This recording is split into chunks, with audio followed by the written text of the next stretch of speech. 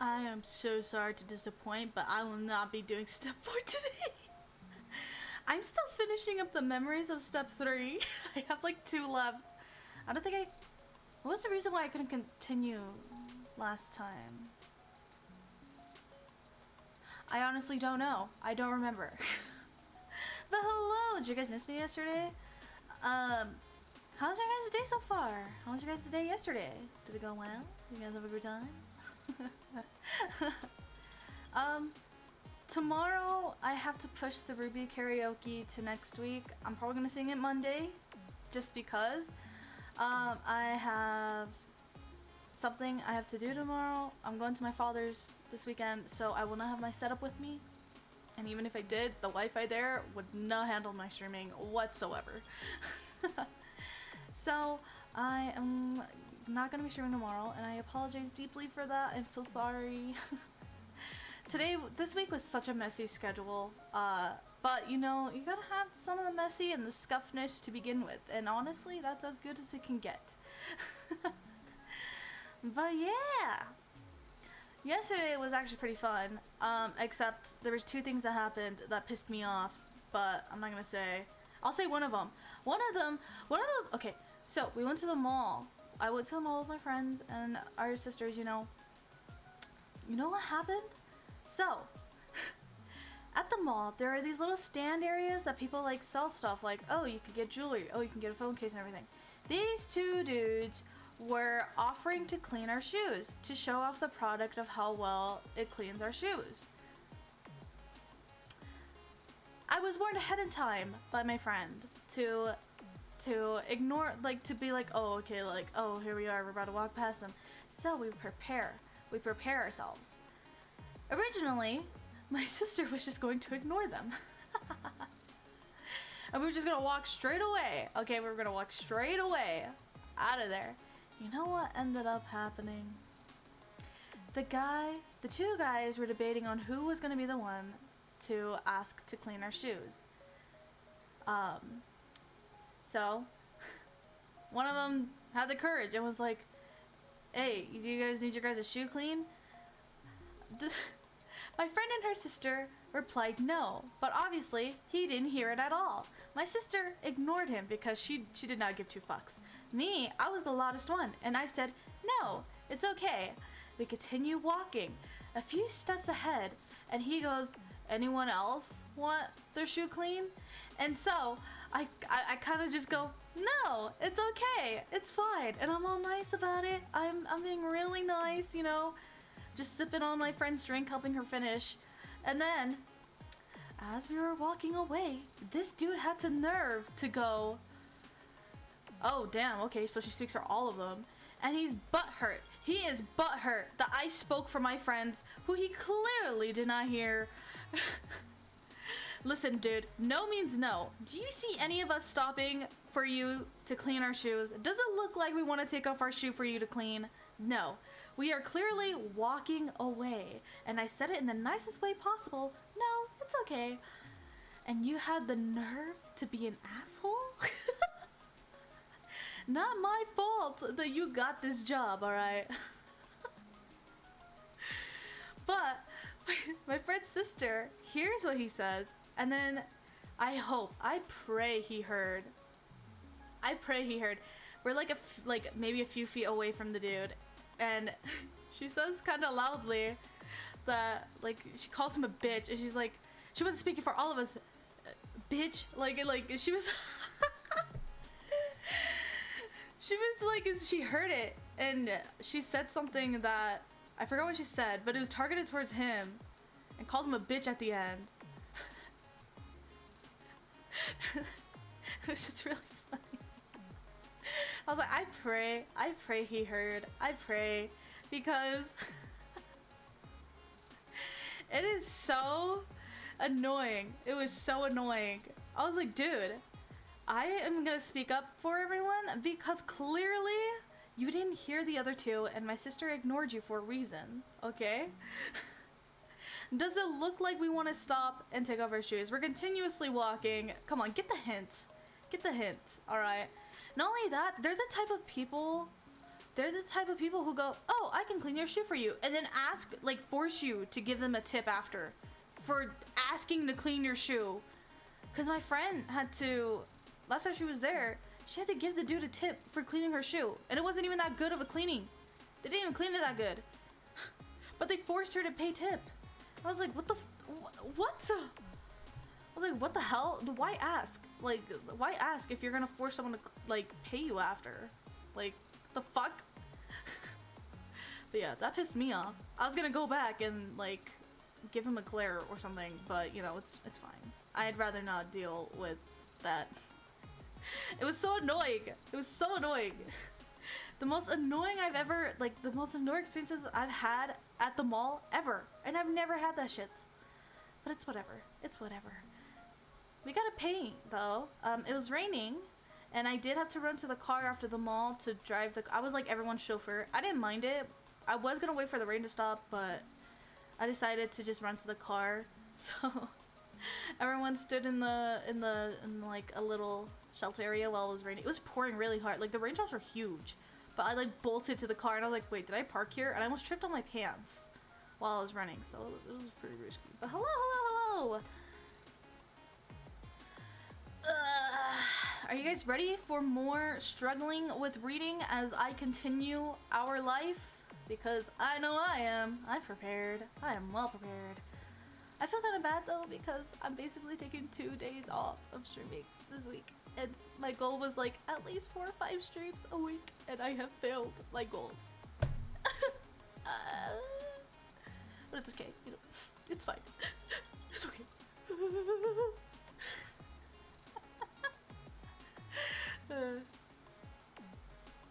Alright, anyways. Shall we begin? How's your guys' day, though? How's your guys' day? Are you guys doing good? Are you guys vibing? Are you guys enjoying yourselves? Are you guys relaxed, you know? Having a great time, you know? You know. Also, I have yet to figure out PC parts, and I have until Friday to buy them because I really need the PC. I'm freezing. Oh, you want to trade places? Because it's fucking hot right now. You want to trade? You want to trade places? We could trade places. You know, you want to trade? Do you want to trade? You want to trade places?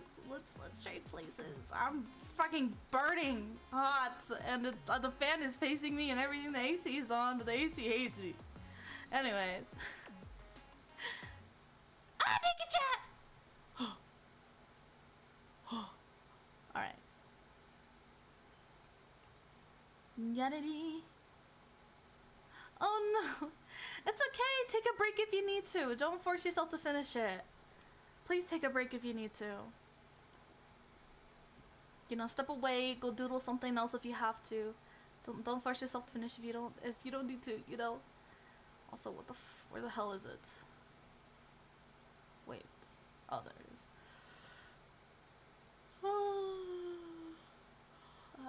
I had to wake up early today because I had to bring the car in for to get it fixed, and I'm exhausted. Oh, whoopsies. That's not what I wanted.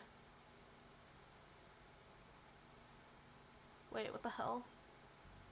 Okay, you know what? I didn't need that. Whoopsies. Sorry. Ignore that.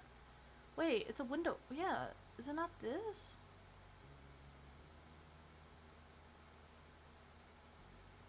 Oh, it is this. Oh my god. I'm so sorry.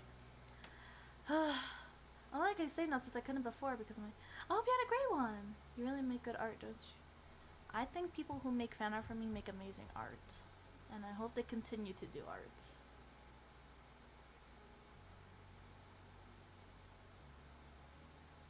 That's good. How's everyone's vacation going? It's summer vacation time.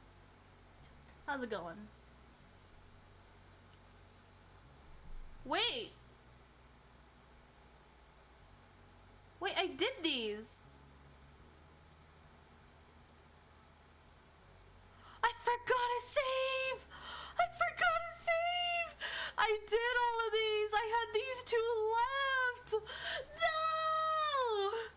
Okay, I don't, oh, no! Okay, will this affect, okay. This is for people who have played this.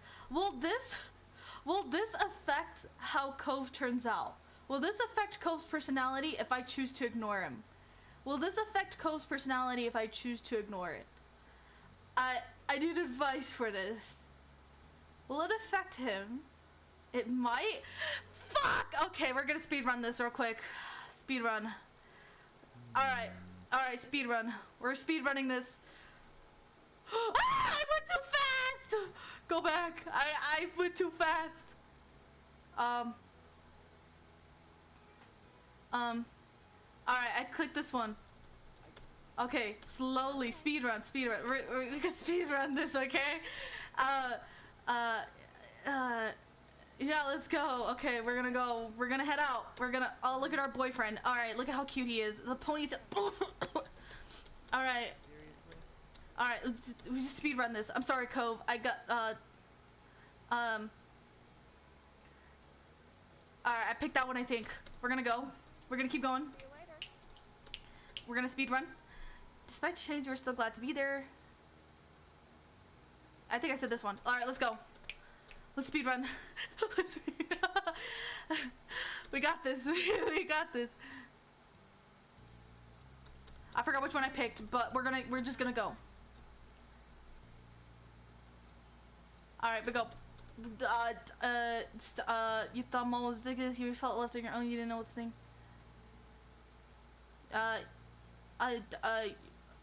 Okay, let's go. Speedrun. You walked up, found a place to sit. You texted Cove to meet up, but that's what we did. We texted him.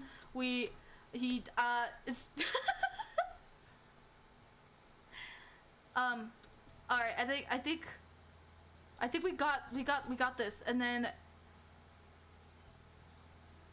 and then we got one for Cove. Alright, we're good. And that was all. And then, does it really matter? Milk and cookies and cream and red velvet and cookies and cream and caramel swirl and white chocolate and chocolate, I don't know. Okay, speedrun. We did this already. It's okay, everything's fine. Oh, let's give a little kiss. I think we did that last time. Oh, look at this. Look at him. Oh, it's just...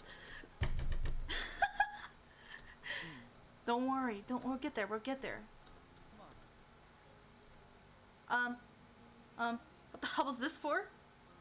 Strawberries, peaches, oranges, apples, peppers, lettuce, tomatoes, cucumbers, carrots, lemons, limes, spinach, potato, fuck the onions, and that was everything.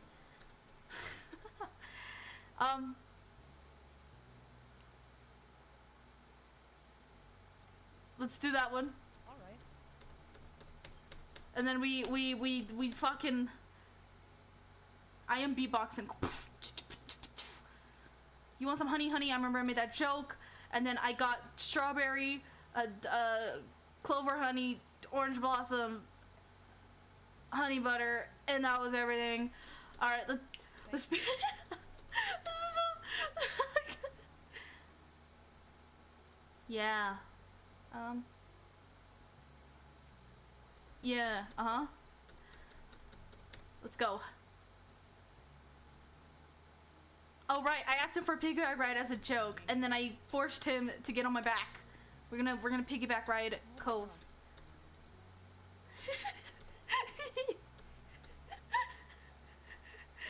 Let's get the fuck out of here. Let's get out of here.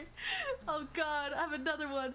You felt the whole mess was like you didn't care about what your mouth said. You were struggling to comprehend the shock was too fresh. Okay. Oh shit. Oh shit, what did he say? It hadn't harmed you in any way. Okay. Are you okay? He asked if we were okay. Anyways. No way. And then we keep going. I think I laughed. And then we met up. And then we shared donuts. And then the mom said sorry. And then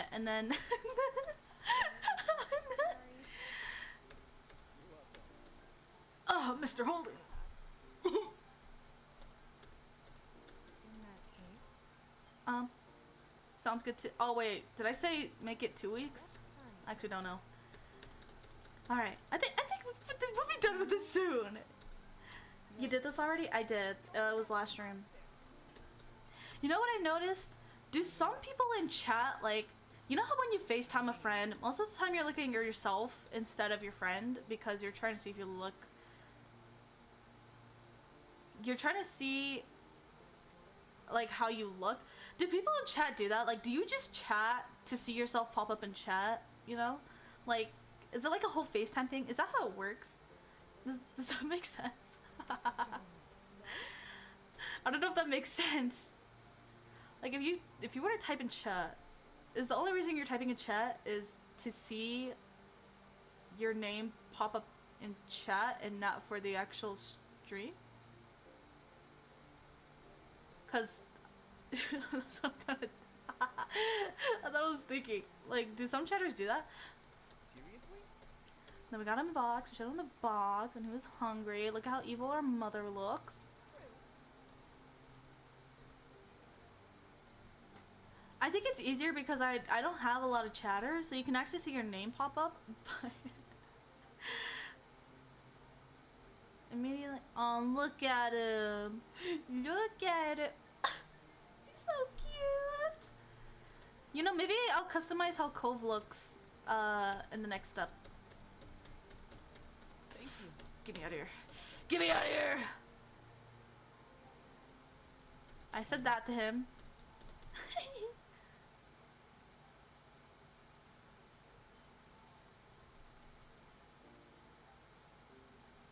I decided to drink it, and I remember.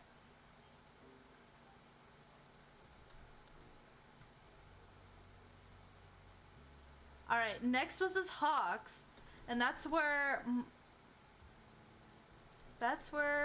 Miranda and I forgot her name. Oh, Terry. I was gonna say Tilly or Terry. It was one of them. No. Alright, we're gonna speed run is the key. It'll be okay. Daijoubu desu ka?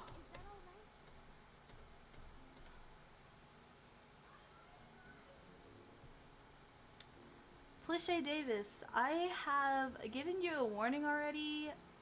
These are my choices. I'm very close to banning you because I think you're like completely ignoring what I've been telling you every time you come into my stream.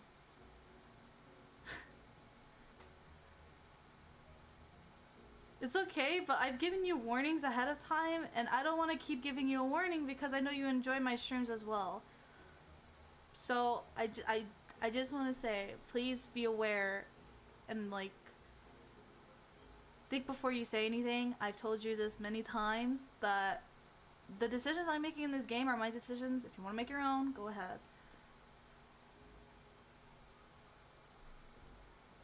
But, you know.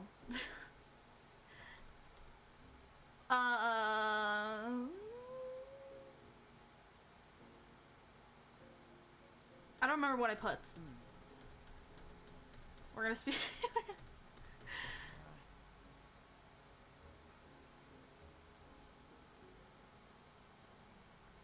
I feel like this is too blunt.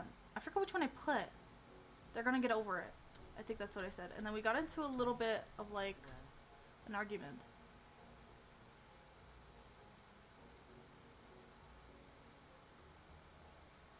You always have to come up with things. We should try to find out Terry's story. I think that's what we did.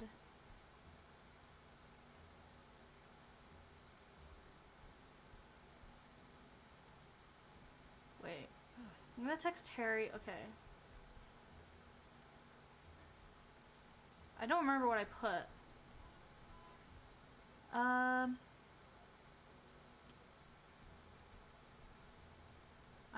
I put? It's okay. So I'm gonna. Oh yeah. Let's smile a little bit. Let's reassure him. And then we decided to do a game night. I remember this leading up because it was a very long game night. I'm speed running this because I've already done this and I'm never gonna save. I'm so bad. I don't want it to affect the way Co's personality ends up being in the next step. I can't risk it.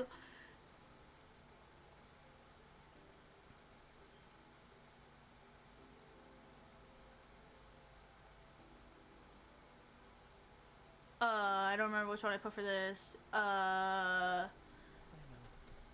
know. Oh, it was so gentle. It was so That's- gentle. Don't worry about it. Chat, my birthday stream is about to come up soon, and I don't know what the hell to do for it. Anyways, hello, how are you? It's going good. I'm struggling. I had to redo this. Let's hug. Because a kiss is a bit weird when you're comforting someone. That's like really weird. That's okay, it's 2 months from now, but thank you. It's in September. Well.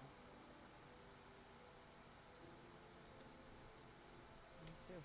But I'm not sure what to do. I'm gonna be completely honest with you.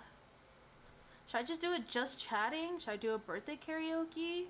The thing is, the birthday karaoke would have to be like privated after the stream is over.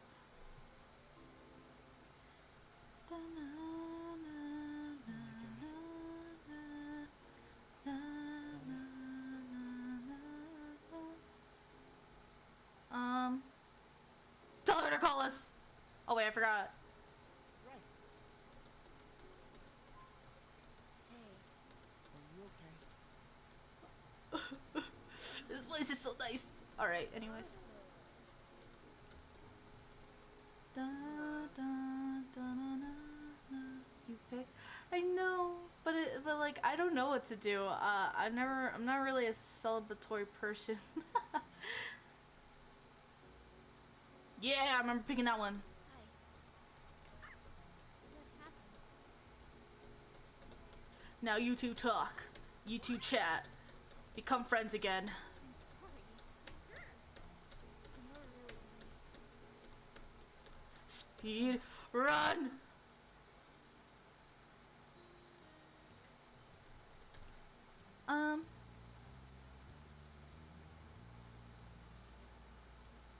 Wait, what the hell? Let me find better ways to.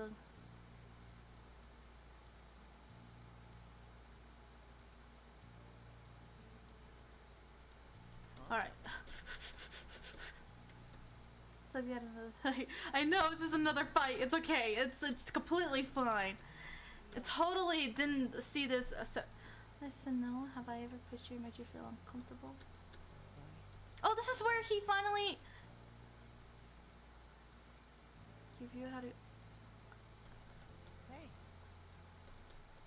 This is where he tells us his sexuality. Speed run!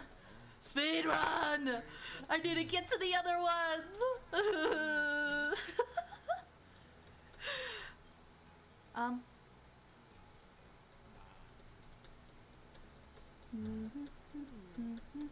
Come on. Everything will be okay. Alright. Just gotta speed run it accordingly. Aha! We have. Hold on, wait a second. Wait, hold the phone. Wait. Oh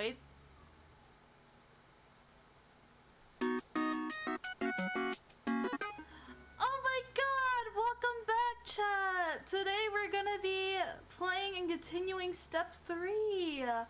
We're gonna continue playing step 3. We left off with talks the other day. Cove finally told us his sexuality. We fixed our friendship. We totally didn't just speed run it just now. You guys are so silly. I'm not saving for any reason at all.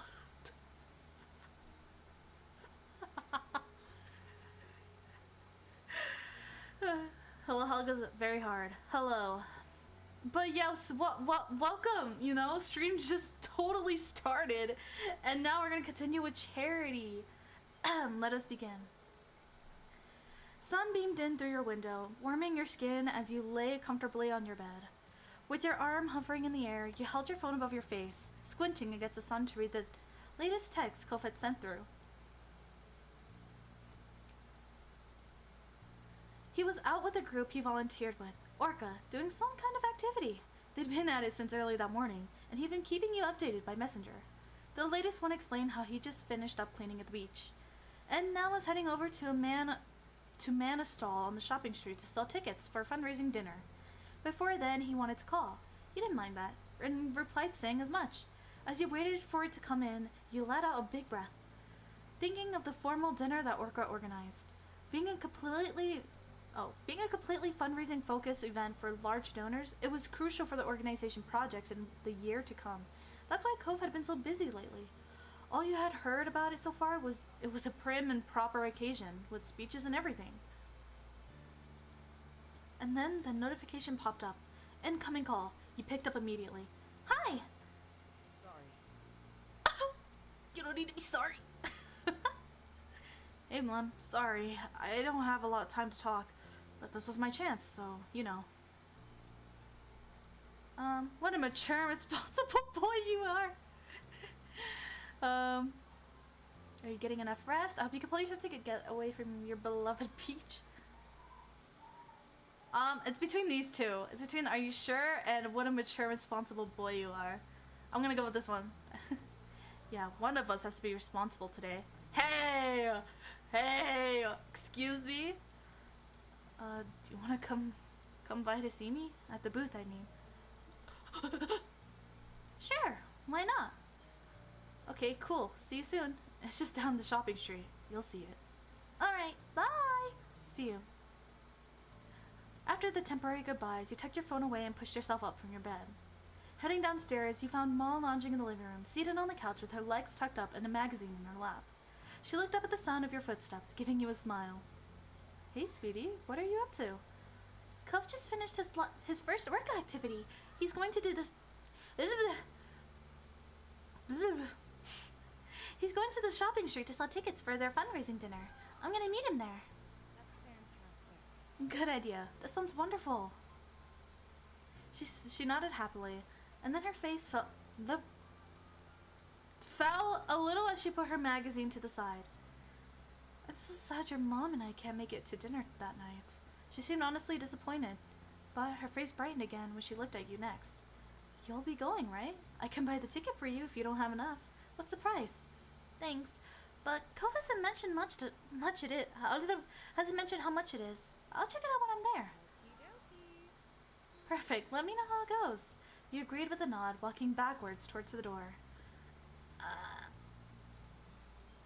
True but rude. Excuse me? I am very responsible. I think. Thanks, sweetie. Have a good walk. And tell Cove I said hello. I will. Bye, Ma. Strolling out the front door, you shut it behind you and let out a deep breath. You had known that the event was coming up and that you'd most likely be going to support Cove, but you hadn't thought about it too much before now. With a small nod to yourself about everything you'd have to do, you began to walk to the shopping street. You hit the shopping street and casually walked along beneath the afternoon rays, window shopping and browsing through various stalls that were set up around the place. It didn't take long until you spotted Cove's bright seafoam hair behind the counter and the banner advertising a fundraising event. He caught your eyes as you headed over and stood from his seat with a smile, pleased to see you arrive. Raising a hand from the clipboard he held, he gave you a wide wave in greeting, inviting you to approach the counter. You came right up to the front booth, inspecting the little plush sea animals that decorated it, before turning your smile on Cove. Lem!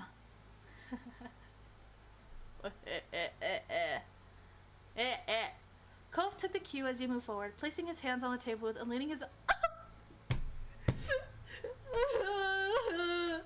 I'm so, like, deprived.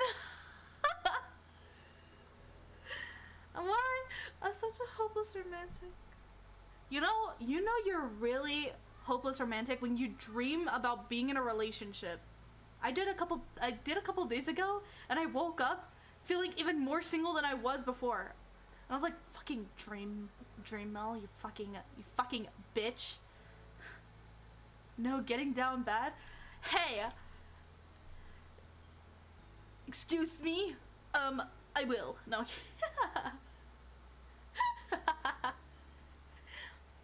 Hold on, I need to put on Vaseline. My lips are really fucking dry.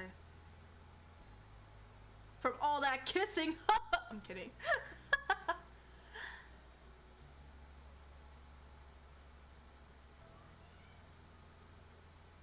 After 35, you won't care as much? I mean, I probably will.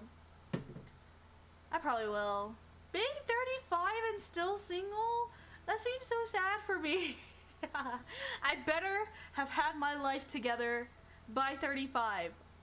I'm praying. I'm hoping. Now that thing got on my tongue. Yummy. It's not. Blech.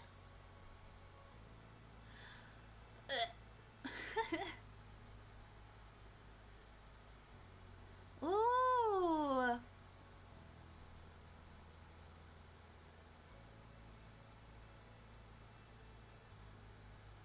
Let's do the cheek! Your lips lightly brushed the middle of his right cheek. It was sweet and short, with a bit of awkwardness given the piece of furniture stuck between you. When you pulled back, he smiled at you sunnily, a pink blush spreading across his skin. On the lips? What? People on their nose. I would do it just for fun, honestly. Like, I just do it just for fun. If I was told that my significant other wanted a kiss, I would troll them and kiss their nose and then walk away.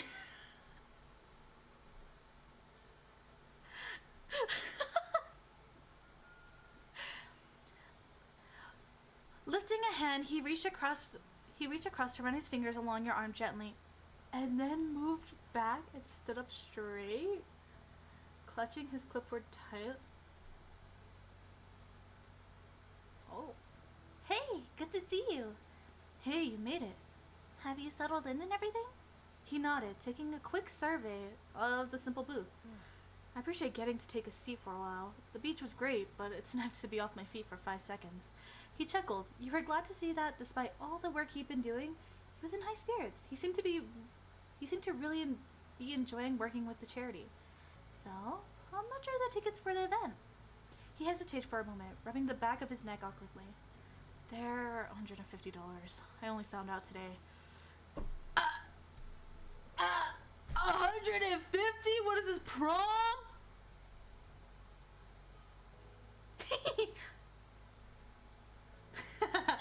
I'm gonna say that. But I guess Circa isn't trying to be the biggest event of the season, so maybe it doesn't need to be a higher amount. Cole shrugged, glancing down at his clipboard as he answered. It's definitely not something I would normally be at, but it seems to fit the type of people who are into that kind of thing. Most people have bought tickets, wrote a check for it. I've never written a check for anything before. You laughed briefly and shook your head at him, and upon seeing the look on your face, he trailed off and cleared his throat softly. A couple of people did have cash though, but yeah, that's the answer to your question. He gave you an affectionate look, his eyes soft as they met yours. Don't worry about it. Not that it really matters. I'll get you a ticket. I just want you to be there.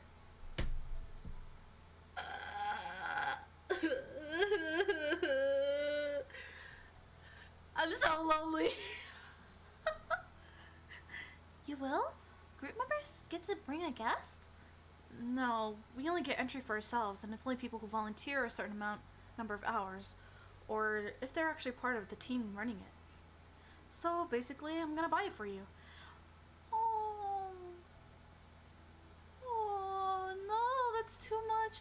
I pay for myself. You were shocked by that. It was so thoughtful of him to offer. No, I'll get my own ticket. Yeah, it's too expensive. I'm not asking my girlfriend to pay $150 to come as my date to dinner.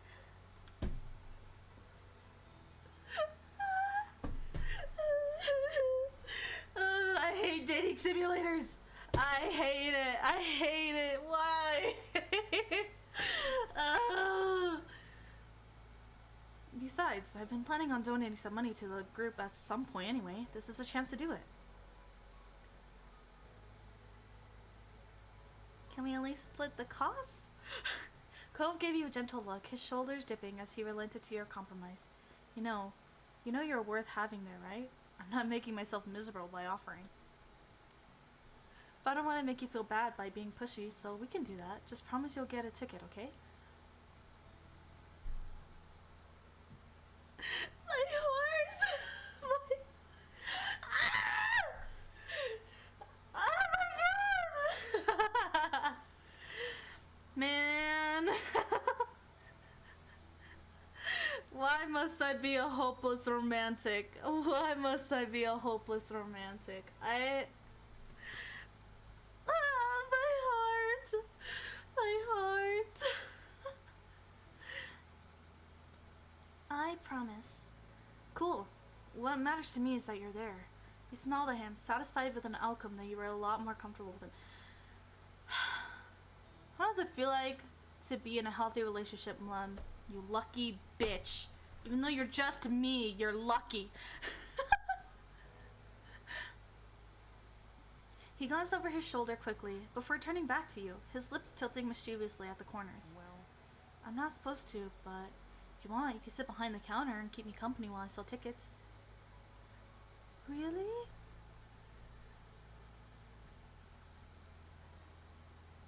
Yeah! He chuckled and gave you a guilty look as you rounded the table and took the extra seat behind him. Oh, look at his little happy face. The afternoon passed in a blur, with you and Cove laughing and chatting in between ticket sales. As the time drifted on and the sun sank lower in the sky, 6 p.m. finally rolled around, and you helped him to get everything packed up to call it a day. As you headed back home, you thought of the fundraiser dinner and how close it was now. There was still plenty to do before the big night arrived. The days continued on in normal flow, and before long, the night of the Orca fundraiser dinner was upon you. It was an early evening, and you were in your room getting ready as the minutes ticked closer and closer towards the time you needed to leave.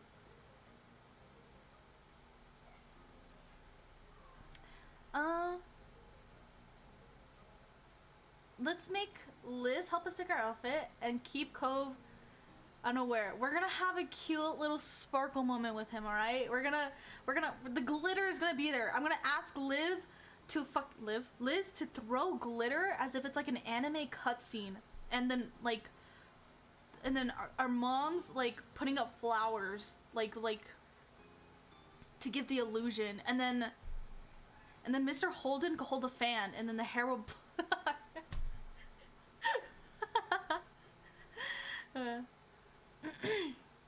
You stood in front of her, considering different items while she sat on the edge of your bed, lips pursed tight. She had given a firm yes or no to each item you showed her, which had now reduced your options down to a small pile to choose from. The event had strict guidelines, and you wouldn't be let in unless you were dressed to code. That meant having to find truly professional outfit, but one that you were also happy with. A chance to dress fancy? Yeah. Okay. Prom was the only thing I was excited for because I finally get to wear a dress that made me feel like a princess for the night. I didn't dance much, and I didn't have a date to slow dance with, but hanging out with my sister and laughing our asses off over dumb shit was really fun, and I was glad to do that in a really pretty dress that people stepped on all night. Sadly. There were a couple outfits that didn't get nearly as much use as you would like, and now has the time to show them off. You smiled as you pick your way through the items, your excitement shining bright. It's fine. You don't need to get too into your head thinking about the look, but you do need to hurry up and pick something.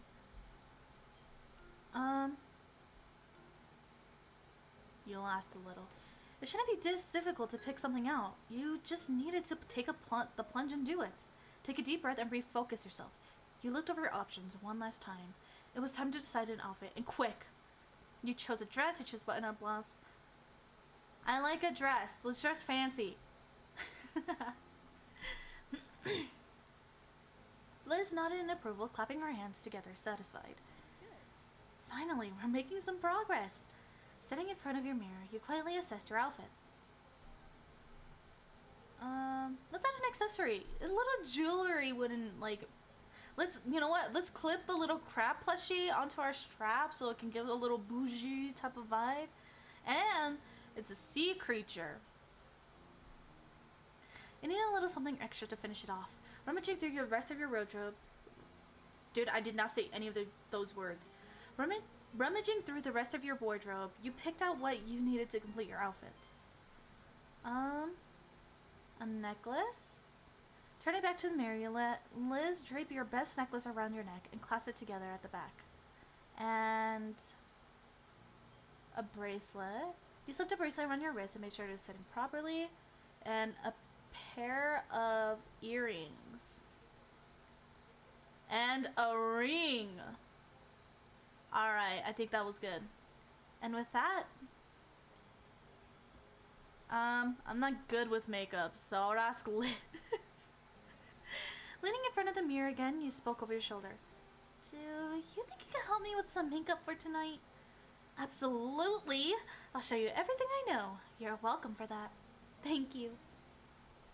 With that, Liz really got into gear. She worked deftly to apply all the details without holding you up too long, all while keeping you informed on what was happening on your face. Finally, you are dressed. It all come together. And now insert that scene of Haruhi in Ouran High School Host Club when she was in that play and she was wearing that pink dress and her makeup was too heavy. Insert that image right now. Right now, Mel. Right now. If you could have clipped this, yes. I don't think I am, but imagine it. Imaginate it. Cole sent through a text saying he was heading to the car and would see you in a bit. When you looked at Liz again, she had a goofy smile on her lips. You look very nice, Mom. I do look good, don't I? I smiled at the compliment. I'm totally 7 minutes late. I'm not. You're not. Yeah, why are you late? How could you be late? How dare you be late? I'm kidding. Taking a glance in the mirror, you knew the outfit you picked was the right choice. Liz wiped a pretend tear away from her finger, sniffling dramatically. Oh, precious Mlem, you're really all grown up. It all happened in a blink of an eye when I wasn't even looking. She chuckled to herself, nudging you towards the door. Time to get you downstairs. Your very official, though still kind of a baby, boyfriend awaits. You carefully headed down the stairs and into the living room, where your moms were waiting for your parents. As you entered, they both stood from the couch and came over to you, smiling broadly. You look wonderful, Mom. Nice. And very mature, too. I know, right? They continued to coo and fuss over you until you managed to brush them off. Ma took Mom by the arm and held her close, the two of them admiring you proudly.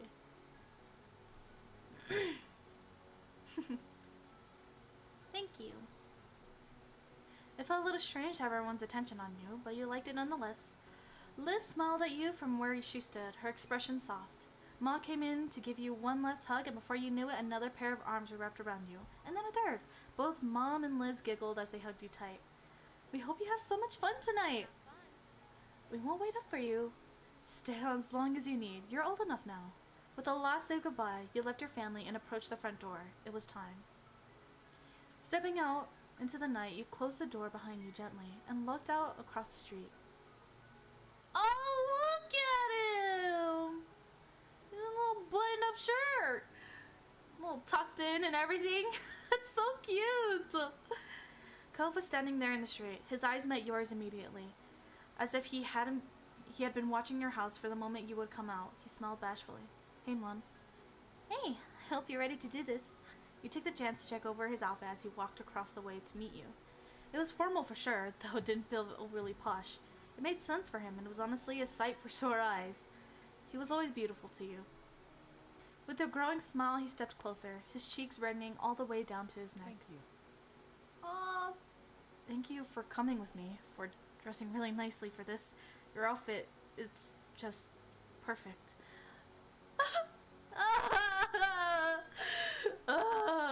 You're so hot right now. What?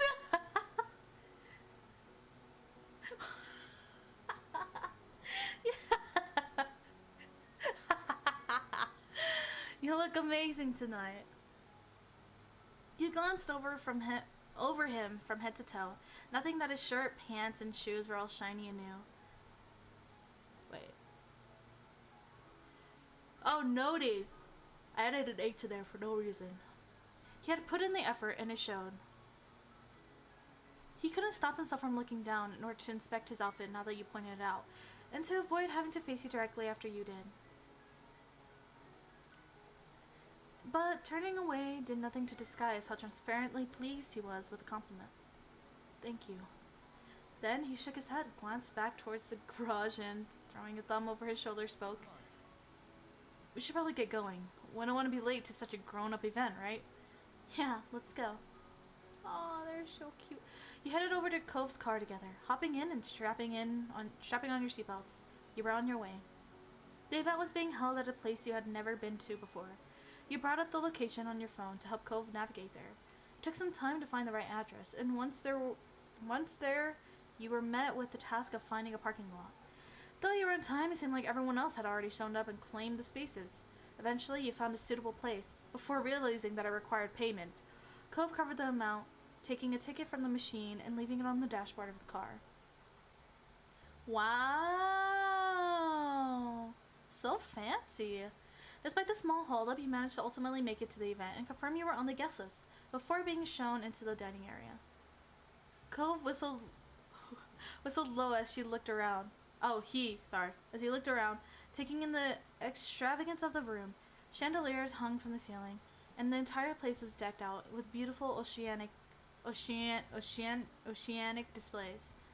You were stunned yourself. It was extremely high class, even more so than you had already expected. Could be worse? For real, wait, this is the best looking event I've ever been to. Your lips parted in wonder smile as you took in the decorations, and the guests all dressed in the nines.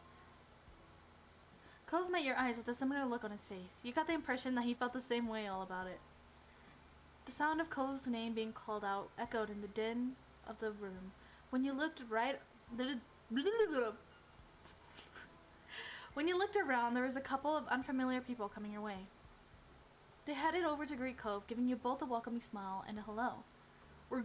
We're glad to see you can make it, Cove, especially after all the hard work you've done to help make this night happen. Definitely. I wasn't gonna miss it. You must be mannn. Cove has mentioned you often. It's so nice to finally meet you. Yep, that's me. When you looked at Cove for confirmation,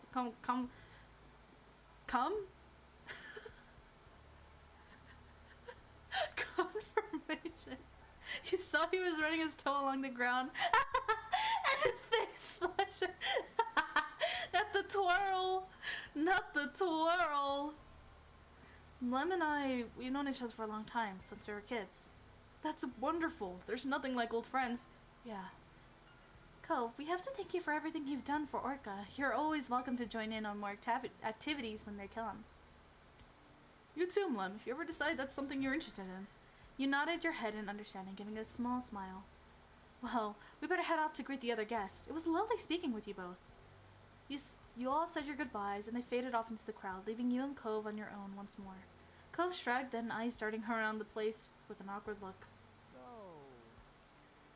I guess we should talk to more people. There isn't much else to do at an event like this.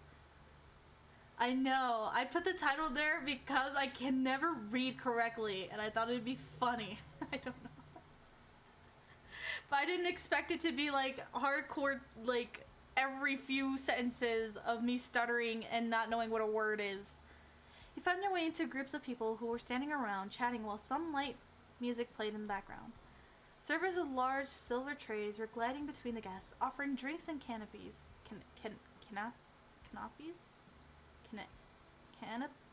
Canapes? The fuck is what is that word? Is this snacks? I'm just gonna say snacks, man. Cove approached various people as you wound your way through the guests. He managed broaching new conversations well. You chat.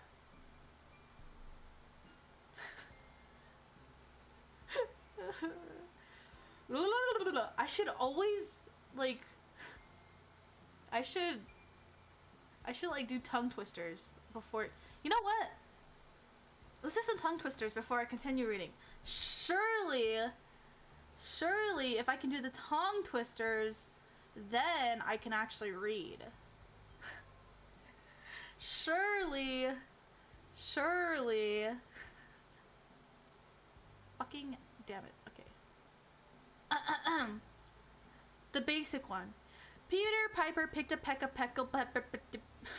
Peter Piper picked a peck of Peter Piper picked a peck of pickled peppers. A peck of pickled peppers. Peter Piper picked a pick of pepper.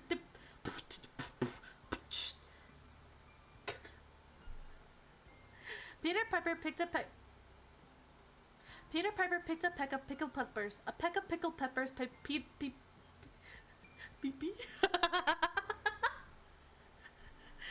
Peter Piper picked a pickle. Okay, you know what? We're gonna go to the next one. Betty bought some butter, but she said that Betty bought some butter, but she said the butter's bitter. If I put it in my batter, will it make my batter bitter? But a bit of butter. But a bit of better butter will make my batter better. So 'twas better Betty bought a bit of better. Oh my god. Oh my, what? And then here's another one. How much would a woodchuck, wait, how much wood would a woodchuck how much wood would a woodchuck how much wood would a woodchuck chuck if a woodchuck could chuck wood? He said chuck he would as much as he could, and chuck as much wood as a woodchuck would if a woodchuck could chuck wood. She sells seashells by the seashore. How can a clam cram in a clean How can a clam cram in a clean cream can? I scream, you scream, we all scream. How's that? That's a. I saw Susie sitting in a oh shit. I saw Susie sitting in a shoe shine shop. Susie works in a shoe shine shop where she shines, she sits, and she shines. Fuzzy Wuzzy was a bear. Fuzzy Wuzzy had no hair. Fuzzy Wuzzy wasn't fuzzy, was he? Damn, I'm Eminem up in here. Can you can a can as a can or can a can? Huh? I've got a date at 7:45. I'll see you at the gate, so don't be late. You know New York. Oh, you know New York. You need. Wait, did I say you Nork? You know New York. You need New York. You know. You need unique New York. You know New York. You need New York. You know you need New York, New York. Wait, unique New York. Oh my god. I saw a kitten eating chicken in the kitchen. If a dog chews shoes, whose shoes does he choose? I thought of thinking you. Huh? I wish to wash my Irish wristwatch. Near an ear, a nearer ear, a nearly eerie an ear. Eddie edited it. Willie's really wary. A big black bear sat on a big black rug. Tom threw Tim 3 thumbtacks. What are these? What are these? I think Pog, you finished the liner? Nice. Alright. I did it. I think I got it. You were enjoying talking to so many different people, both guests and members of the organization alike, and found yourself enjoying the company. The sound of a microphone clacking.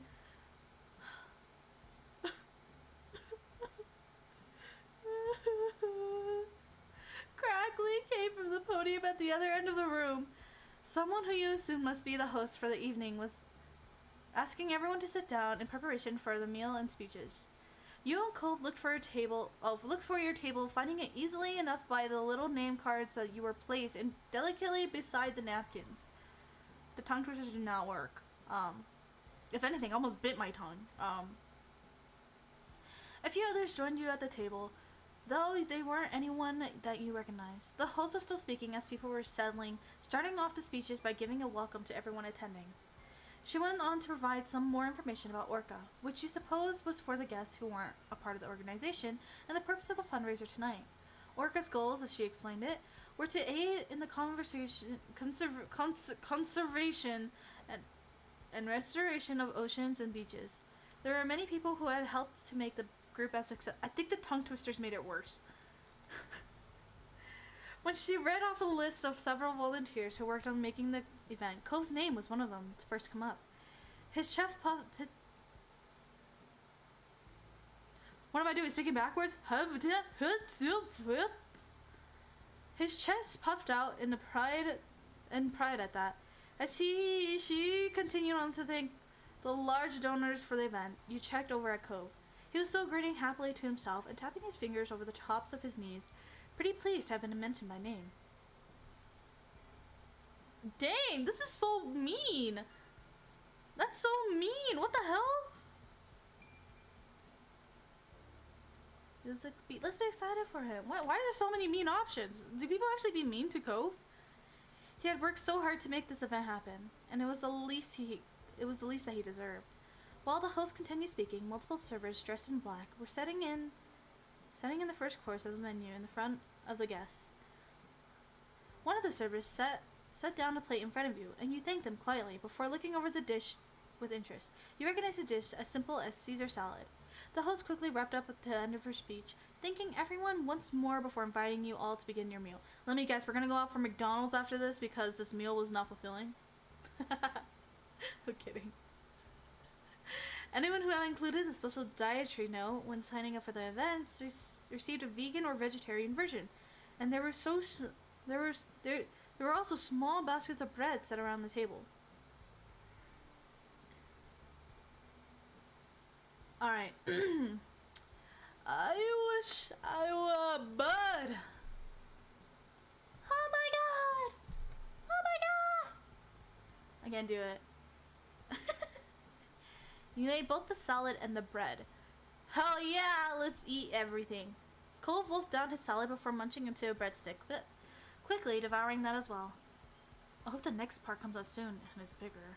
You could hear him mumbling to himself as he reached over for another piece of bread. He glanced over the table. He followed his line of sight with curiosity, noting that everyone else was still eating the salad. Stopping his hand midair, he quickly pulled back and rested it on his lap without taking another breadstick. Oh no! No, eat as much as you want. Fuck these rich people. Eat all you can. It was clear that he was starting to feel unsure of himself, and he looked a little out of place here. He folded his arms and turned away from him. Aw. Hey, did you like the salad?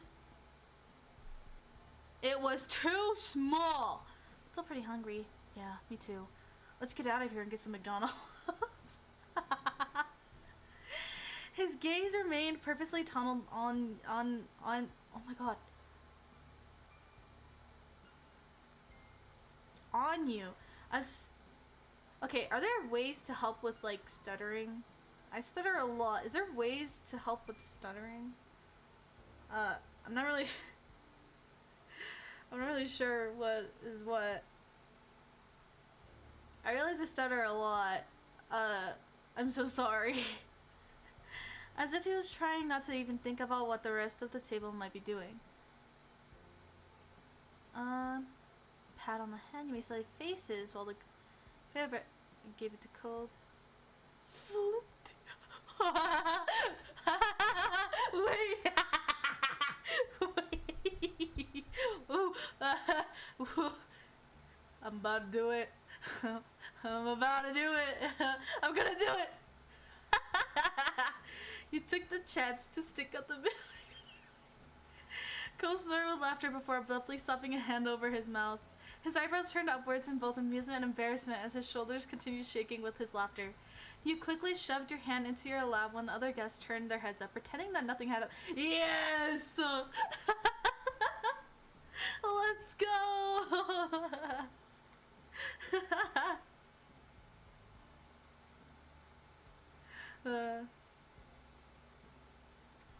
Also, wait, okay, hold on. Before I start, how does my mic sound? Because I'm unaware of how my mic sounds, and I think it's gotten really bad lately. Because I can't tell whether or not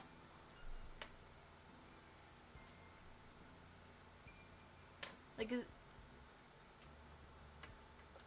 is it just really quiet? Is it peaking too much? I can't. It sounds okay. Does it really? My mic peaks sometimes. I don't really like that. I can kind of hear it when it sounds alright. Oh. Because I don't want it hurting your guys' ears, and I notice that when I laugh, it blasts it somehow. But I have like stuff on to filter it, and I feel kind of bad because I don't want to hurt your guys' ears too much. And I scream into your guys' ears all the time because of my horrors. My horror streams. I think it'll be fine. I think it'll be fine. It's all good.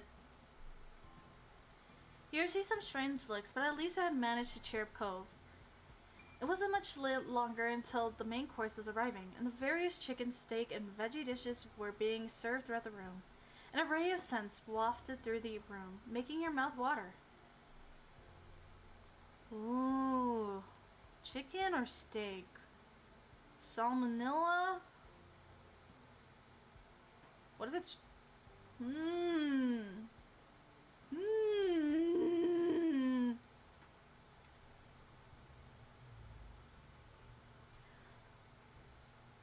Let's go with a steak. It was nice that you had been given the option of how you liked your steak cooked, and the meal on the plate in front of you seemed perfectly to your taste. Cove had gone for the steak, and once he started to dig in, he was completely absorbed by his meal. You put your hand on his thigh under the...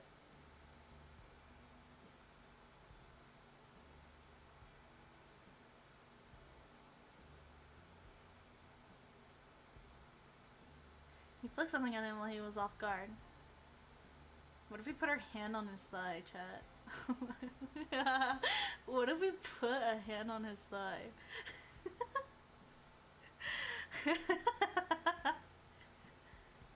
I'm gonna. You couldn't resist a little teasing while he was distracted. Your arm reached forward at a view of everyone else, hidden by the heavy claw. Until marriage? Joke's on you. Too bad.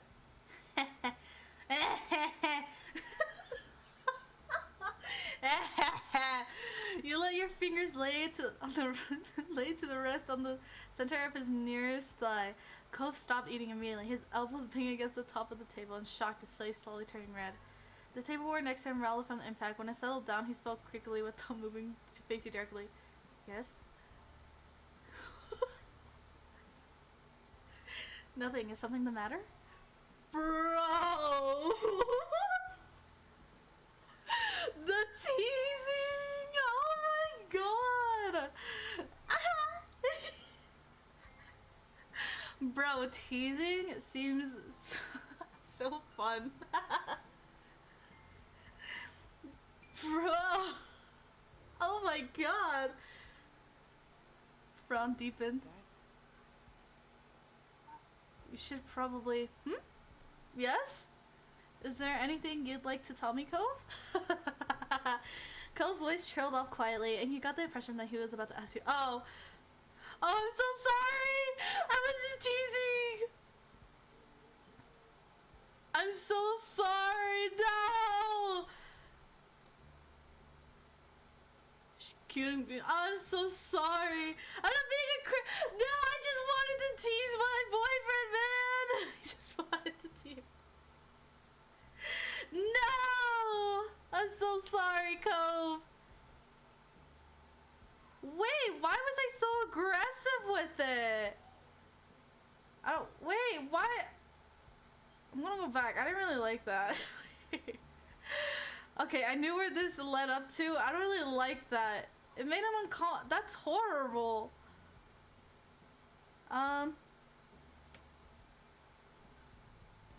Where's the pants in this? That maybe I didn't expect it to go down that lane. You know, I didn't expect it to go like that. That was uncomfortable. You're gonna choke if you're gonna keep it. He was really hungry. Let's focus on normal food. That made me uncomfortable. No. I didn't expect it to turn into, I thought like, oh, man. Man. I thought like it'd be like a cute, like we tease each other back type of deal, and then we end up laughing or something. No! No! Man, that's not what I wanted to do. Oh. Man. Aw. That made me feel shitty. I didn't expect it to turn into that. Was set to high. I know. Because they always end up like teasing each other, you know, for fun. But it didn't do that, and it's going to be a full evening, so you wanted to try and eat something while you could. Dinner eventually ended, and last of all was dessert. A lemon sorbet. What's a sorbet? That had been partially dyed blue. What's a sorbet? Sorbet? What's a sorbet? What the hell is that? Oh, wait, what the? Oh, so it's like, oh, so it's just like ice shavings? Why didn't you just call it an ice cream or an ice shaving thing or a slushy or something? Mix of white with bold streaks of blue made a little scoop look like a ball of roaring ocean waves. The effect was pretty, very pretty, but the serving size was small. Perhaps it was the price to pay for artistry. You turned to Cope to find him pouting a little at the size of it. Digging into desserts, it took him only a few bites to polish it off. Again, the other people around the table had barely even been. Who eats that small? What? They're like taking hamster bites or something. What? Why is it so small? Just, you know, like Kirby it if you have to. I know when I get food, I tend to Kirby it because food is yummy. Digging into dessert, it took him only a few bites to pull. Oh wait, I already read that. An unimpressed settled over me, sat back in his chair, sipping at his water. And oh, it's okay. Don't worry, baby girl. I'll offer you McDonald's after this. You need to savor it. If I savor it, that shit's gonna turn into juice. What do you mean savor it? It's ice. It's gonna turn into juice if I savor it. Just slurping at this point.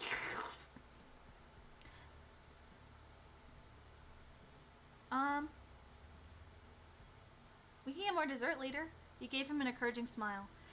He looked at you oh my god, sheepishly, embarrassed to have been caught sulking over such a thing. He fumbled for a defense. It was really good food, that's all, and now it's gone, but I'm okay. With a slight grin, he shrugged to show that he was really fine. Do you want my dessert? You pushed the dish towards him, and his eyes widened in surprise. He looked down at the dessert and then back at you, as if wordlessly asking if you were really sure. It's okay, you can have it.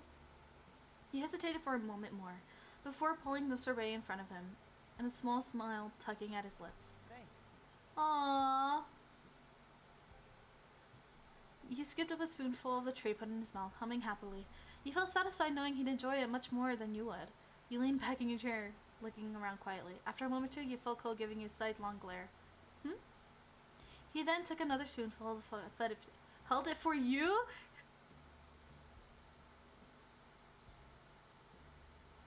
And not from the prospect of the sorbet. He really said open wide.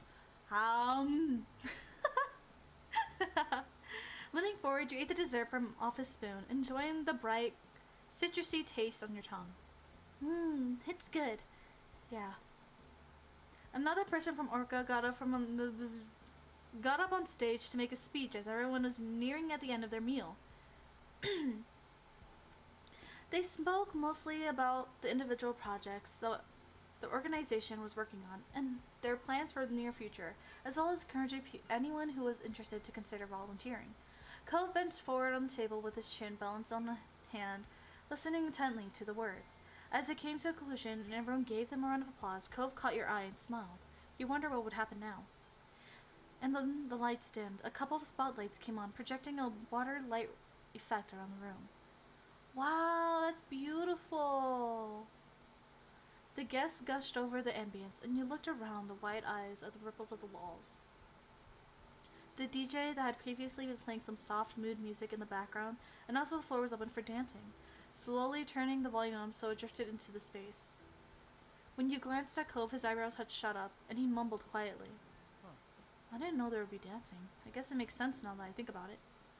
He gave an awkward laugh as you both watched as people rose from their seats, and it was clear now that many of the donors were couples. A small crowd had started to form on the dance floor, and DJ played a romantic song to get everyone started.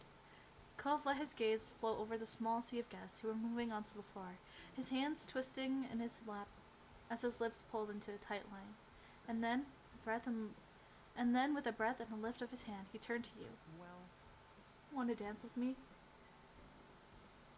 Oh my god, the light is reflecting off his shirt! Wait, that's so cool! I love to. Of course I do.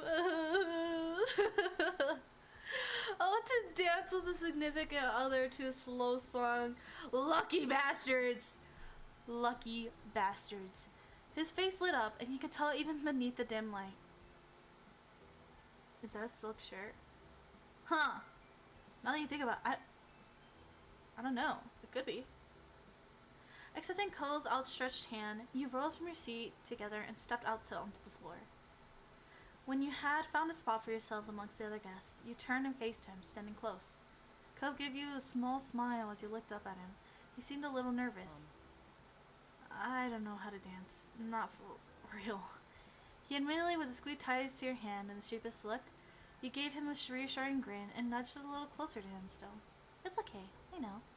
With a familiar face full of affection, he let go of you and raised his arms to both of his hands behind your neck. You wrapped your arms around him in response.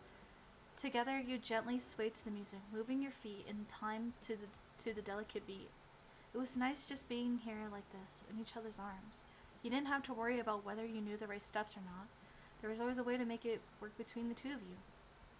Cove leaned his head in nearer to yours, his forehead close to yours, and they almost touched.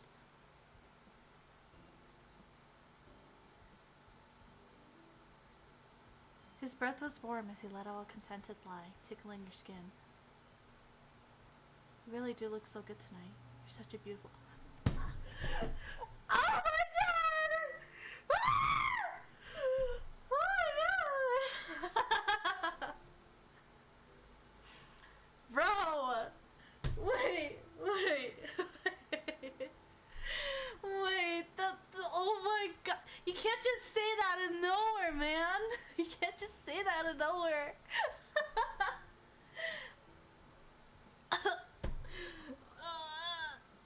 You can't just say that! Thank you! That's all I have to say is thank you! You saw widely, feeling your cheeks hotter at the compliment. Have you had a nice time? I hope you did. I was having a pretty bad time until right now. Well, I've had worse nights. Bro, what? What if we kissed him?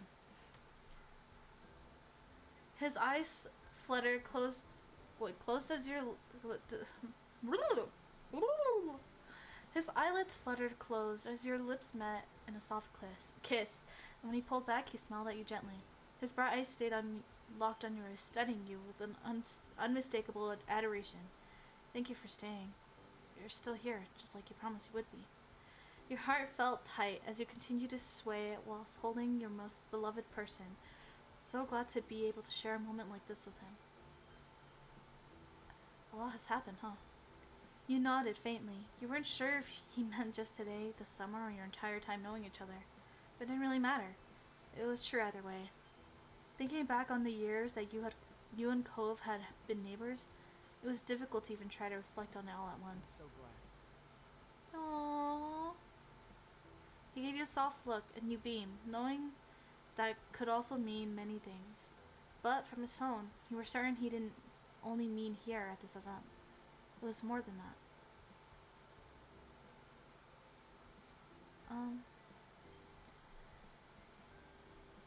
We have to tell your dad things. Bro. Wait. Damn, I don't want to do that. I don't want to do that. There's nowhere else I'd rather be. You loved him, fully and completely. You did. His smile widened, and he pressed his body against yours, resting his head onto the crook of your neck, stroking the back of your head with his... Whoa. You tightened your grip on him, letting your head fall against his shoulder. I'm so single!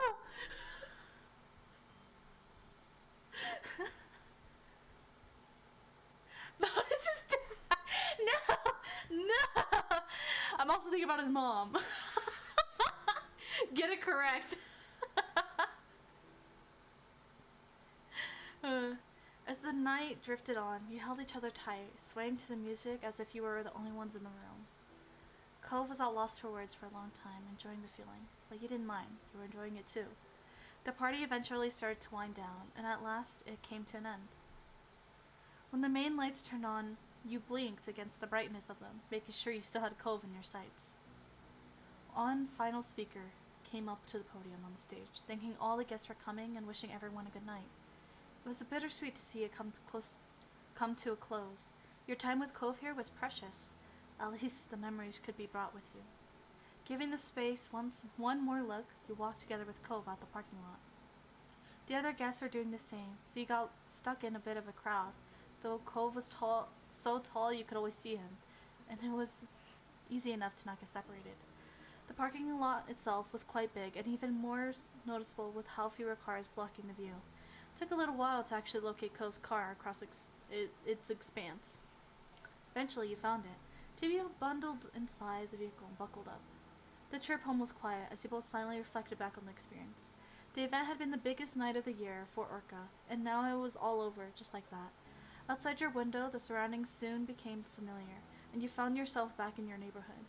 Cove pulled the car into his driveway and put it in park before letting out a relieved breath. Home sweet home. Yeah. After climbing out of the car, you walked slowly down the road, Cove coming over to stand beside you. You stepped in the middle of the street, right between your house and his, and turned to him, finding him in the process of opening his mouth to speak. Strangely, he clamped his lips together, as though he had suddenly thought better of it. This is kind of awkward. Thank you for taking me.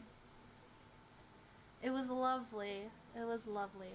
I did accidentally make a mistake with one of the choices I made, but I went back and decided to pick a different one because that one made me really uncomfortable, and it made Cove uncomfortable, and I did not like that one. Why was he so sassy in that one, though? Like, what the fuck? Anyways, thanks for coming with me. You patted him on the arm. Good night, buddy. You gave him a friendly nudge. Good night, pal. You ruffled his hair. You kissed him goodnight. Yes! Needing to be close again before the night ended, you pressed your lips against his in a gentle kiss. He smiled as you separated, running his fingers to the side of your face.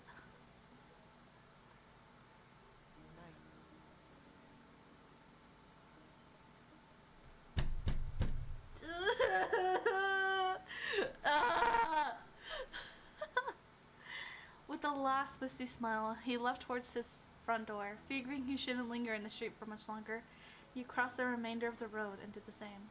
When you reached your house, you pulled out your keys and stuck them in the door, trying your best to be silent about it. Opening the door crack, you turned back and looked at Cove from over your shoulder. Your eyebrows lifted in his eyes to see he was doing the same, holding his front door open and waiting for you to go inside before he did. You shared an amused smile before you both stepped into your own houses, locking the door. Oh, wait, that's so sweet. Oh, it was quite late, so everyone else was already asleep. As quiet as a mouse, you tiptoed to your bedroom and changed out of your formal clothes into your pajamas. Now that you were finally home, you were exhausted. You brushed your teeth and got ready for bed in darkness, before crawling under the covers and letting out a heavy breath. It was still strange to think about how that was it. The build-up to the event had felt like so much. Now it was completely behind you. Your mind was busy with rapid yet muddled thoughts as you faded closer and closer to sleep. As unconscious creeped up on you, you felt more content. It was a big deal, but there would be more in the future. You could accept what it had been, and you could dream about what you'd get to experience next. And then you were taken away from the dreams, right back into reality by a sound. Your eyebrows pinched together, fully unprepared to be part of the waking world again. The day was over, and had been an eventful one. But you heard another noise. It was tapping. Your eyes flew open. The window. Cove! You went over to let the guy in. Bro! What kind of shit is this?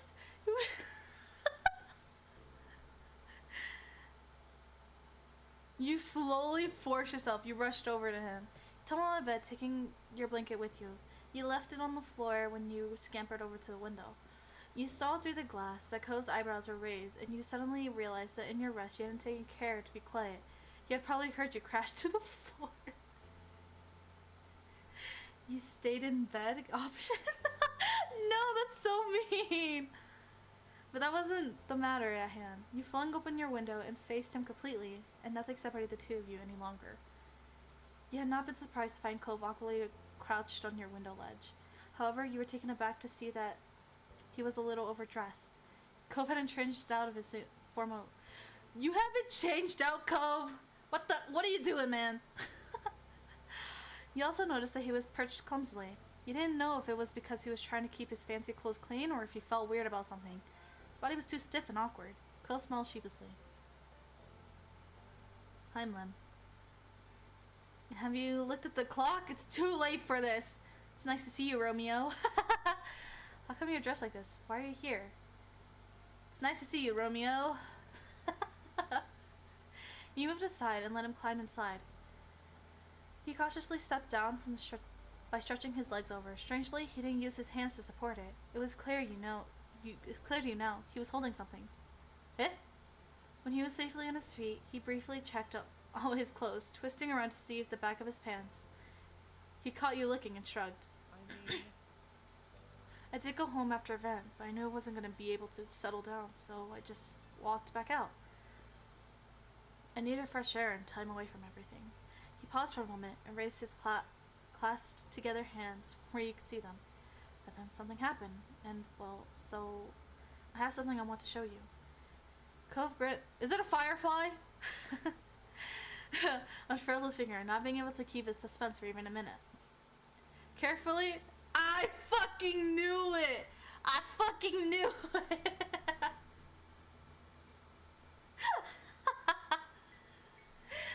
Carefully sitting inside a tiny yellow light, it blinked off and on, then on again. A firefly. Delicately, he moved his hands closer to you so he could see the creature better. They're back. Oh, this is such a cute little scene. What the fuck?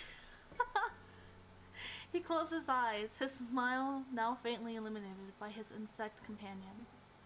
Remember the first time I caught one? I always will.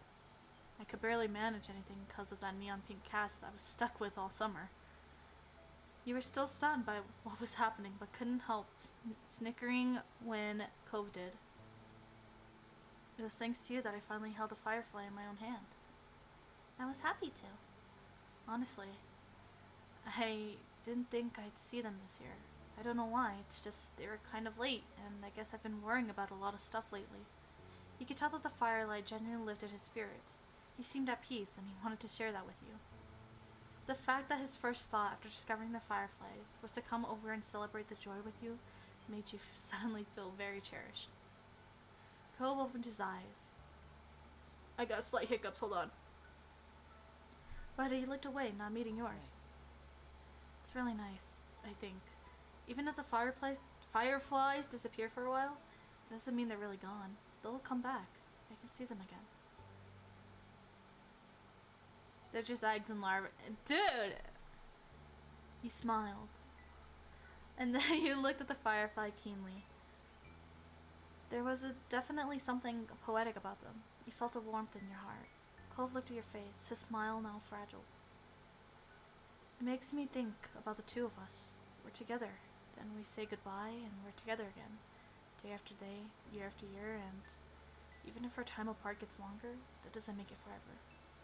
Lem, I'll always be there whenever you want to see me.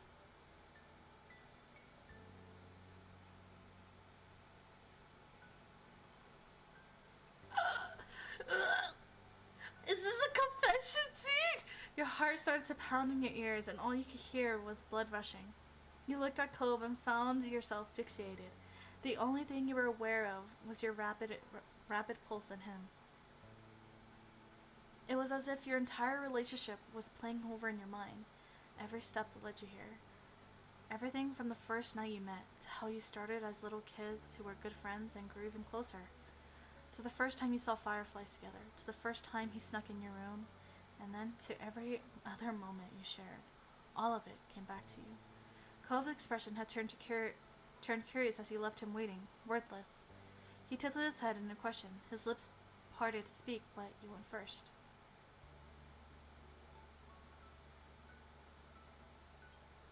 Oh god. Dude, I'm in love with you!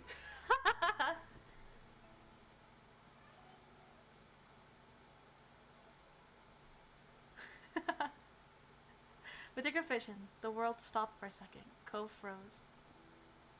Oh, he's crying! No! Then, as if your words had turned a faucet, tears began to fall down Cove's cheeks. He silently mouthed something, but you couldn't make out a word. Cove? You stepped closer and closer, removing the distance between the two of you. He covered his mouth with a hand. He must have forgotten the firefly resting there, and it flew off into the night with a twinkle. He used his other hand to shakily reach over and interlace his fingers with yours. He gripped you tightly as you started sobbing harder. Then squeezed his hand back. You readjusted your grip to something more solid and then held him tightly. Had a feeling. It's okay, Cove. It's okay. I promise. Wait. Oh god. Oh god. Oh god. Okay, this is a bit too blunt. Like, can you tell me how you feel? Like, that's a bit blunt. Like, it takes a. What if I say it again? What happens if I say it again? To his mouth and used it to hold the back of your head. He brought your face to him, bending his neck down to be closer to your level, and your foreheads brushed together. His voice trembled, it cracked and shook. This was raw, straight from his Cove's heart. I love you. Ah! He closed his eyes tightly and repeated himself, but now he could say it firmly. I love you. His aqua eyes sparkled when he opened them again. Fresh tears poured out with an outburst of emotion. Sorry. Oh, it's okay. If you're gonna cry, I'll cry.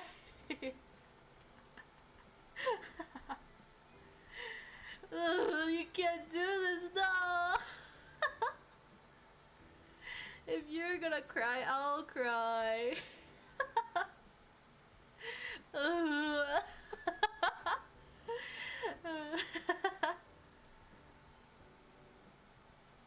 It's just, I tried so much to love you quietly. and secretly, and that being it. But I really wanted you to feel the same. I wanted you to love me back. I wanted to hear you say it. Oh, wait! This is like... I just kept thinking, what if you didn't? Maybe what I felt was too much, and I didn't know how to handle that. I didn't know what to do, but I didn't want to put any of that on you either. You weren't doing something bad. Everything you do is right and wonderful. I'm always like this. It wasn't your fault I had to be like that. I'm just like that. He leaned in closer, hiding his face from view, his lips trailing over to your ear. He whispered, "But you love me. You love me."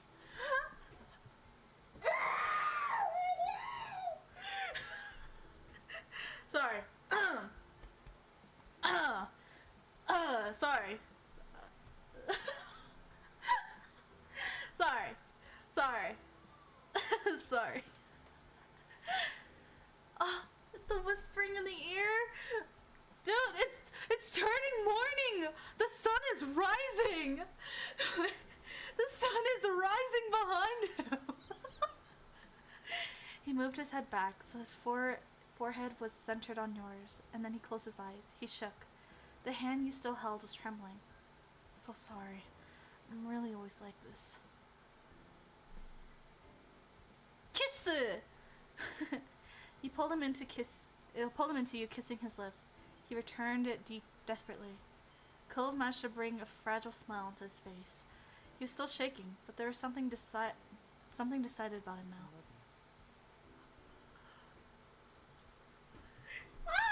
There's a voice! The voice! Can I go back? Like, can I go back and hear that? Wait.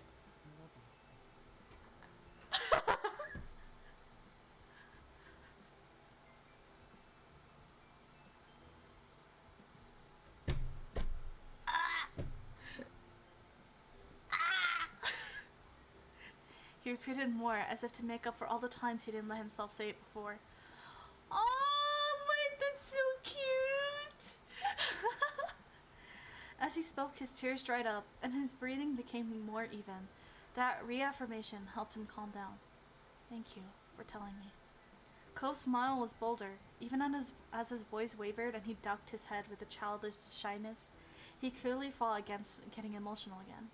His watery eyes, his mussed hair, the tears still drying on his cheeks. He loved him so much.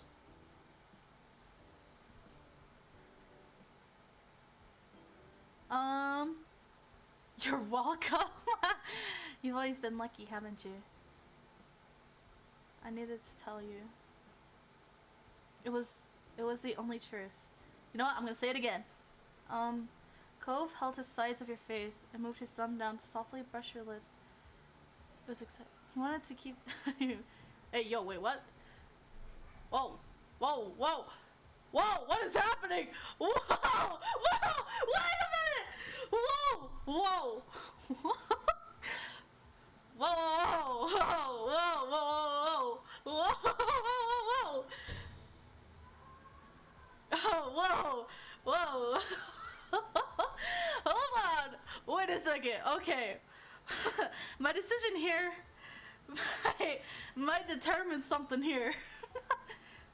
You kissed his neck? You pressed him against the wall? You whisper. What does whispering his name do?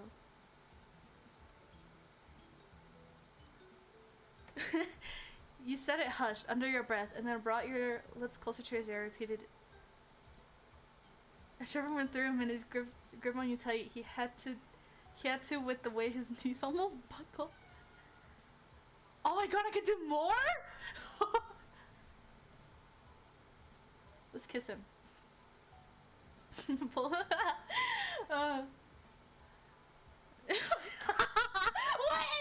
Whoa! And he welcomed it. Both his hands cradled your head gently. He was full of sweetness for you. It didn't take long until he shyly parted. His face was a little red. Cole beamed at you, then kissed you back once more. A brief but solid stamp of his effect.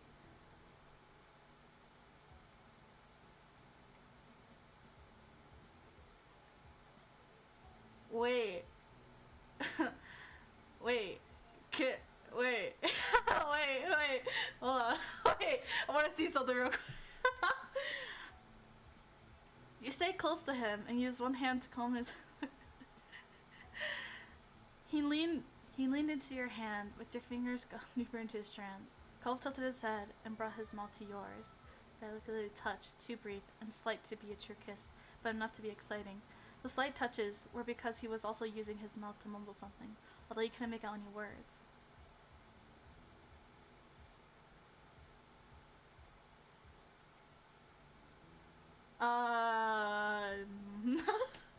Wait, should I I don't know if I want to. I'm a bit scared after the last attempt. After the last attempt to tease.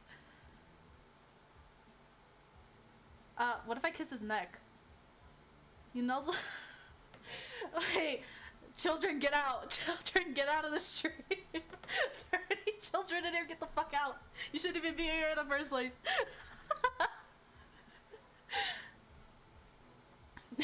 You nuzzled up against him. You could hear his breathing picking up. You kissed across the exposed part of his neck. He made a quick gasp.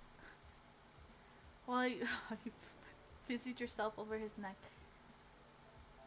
Whoa! Whoa! Whoa! Whoa! Wait. Wait.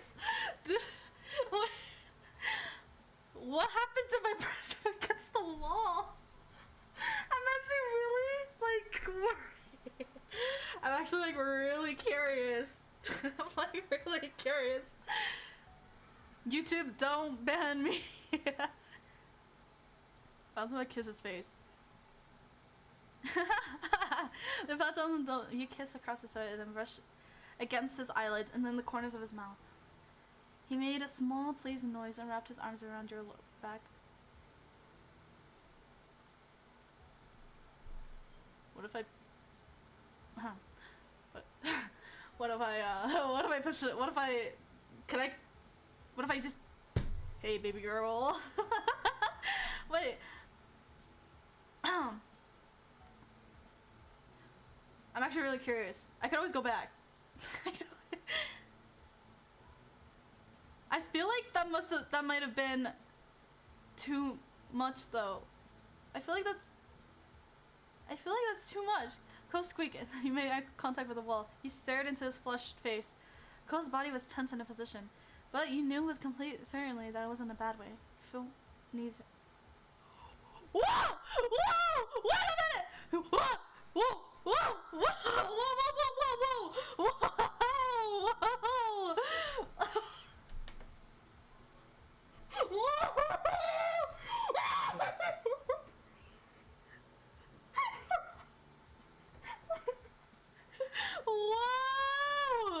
Whoa!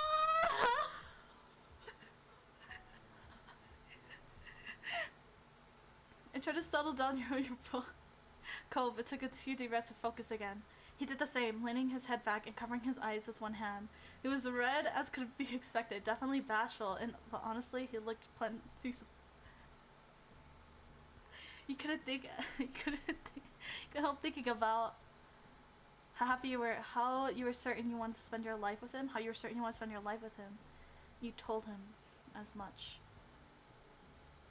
I hope we get to spend our whole lives together. Cole's expression crumpled again. He wasn't able to tamp down the newest wave of emotion. His eyes watered once more. Took a few heavy breaths. Aww. We could be together always. Have a place of our own. Let's get pets. I don't want kids. Fuck the kids. Fuck the kids. I don't want kids. He laughed brightly. Of course, pets too. You think I'd leave Frank with Dad? You felt warm being able to talk about this openly. You liked to imagine the life you could have together, and how you could do it with him. He rubbed at his scarred arm bashfully. You know, I thought having to grow up for real was gonna be hard. I didn't know if I even could, but you? Well, maybe it won't be that possible. Impossible. I mean, I better make sure it's not, huh? I'm looking forward to it. Finally, he was able to laugh softly. The tears were nothing but salty remnants of his cheek. He brightened up as if finally able to process the absolute joy of tonight in full. He felt good too. It took a little more time to spend together, to simply exist in the new dynamic you had stepped into. Cove looked into your eyes with a soft, slightly shy expression. There was hope in his smile. Do you want to go to the hill with me? I bet there's still fireflies. Let's go! Cove brightened. He was practically bouncing at the thought of his secret excursion before he suddenly became bashful. So... How should we leave? We could try the door. We don't have to do the window thing, but maybe that'd bother your family? You both chuckled at how awkward it would be if your mom's, or worse, Liz, saw you going on a midnight firefly trip. You'd sure you would avoid that. Let's leave through the window! Let's create a heist! Let's go through the window. Cove nodded in understanding. You grabbed some shoes and readied yourself for an adventure. You're glad that you were... Sorry, I'm still a bit like... Whoa, after those moments. I did not expect that to happen.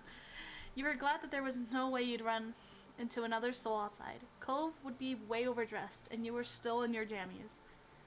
You let Cove go first. He stepped back on the ledge as you carefully followed. He shuffled along, and soon you reached the garage. You planned to use the fence from there to reach the ground. Cove climbed down to the fence. He wobbled once, but he made it without an issue. He leaned against the fence and projected hushed words up to where you were waiting. Are you okay? 大丈夫です. You got to the edge and had let Cove spot your descent. He grabbed you about halfway down and brought you to the rest firmly on the ground. Cove gave you an encouraging smile, but neither of you risked speaking yet. You briskly snuck behind the house and up to the old white poppy hill. And Cove was right. The entire hill was lit up. Insects twinkling here and there in their pale yellow light, and the six-legged little legs and flying towards your face. I'm kidding, I wouldn't do that, but I'd probably get a little bit freaked out if they were crawling on me. Cole let out a contented sigh, finally being able to relax and fold. He strolled further up the hill to better enjoy the view. You walked along as well, letting yourself be surrounded by twinkling display. Then, without warning, Cove plopped onto his back. He paid no mind to smacking his formal attire into the grass. He put an arm under his head and stretched the rest of his limbs out. He was clearly getting quite comfortable in the dirt there. Let's lay in the grass with him. My allergies are acting up. No! You sat down first and then fell back. You could see the stars when you looked up at the night sky. Let's snuggle! It was warm in contrast to the chilly ground. Cove cuddled closer in turn, tucking his arm under your shoulders. I wonder if Dad will be mad about the grass stains. He tugged at the collar for sure. He didn't sound concerned, just idly curious. Maybe you should figure out how to clean it before he finds out. His smile bent a little, and it went silent between you. The only sounds were the rustling of bugs in the breeze and the faraway crashes of waves of the sea. You couldn't help but reflect on what happened. Only a brief time earlier. Between this and your room, this almost felt like a different world. Was it even real? What happened between you two? You could almost be convinced it wasn't, and that you had never actually stopped dreaming. You stole a glance at Cove. He caught you and blushed. The little reddening reassured you. Cove remembered same as you. What you had was real.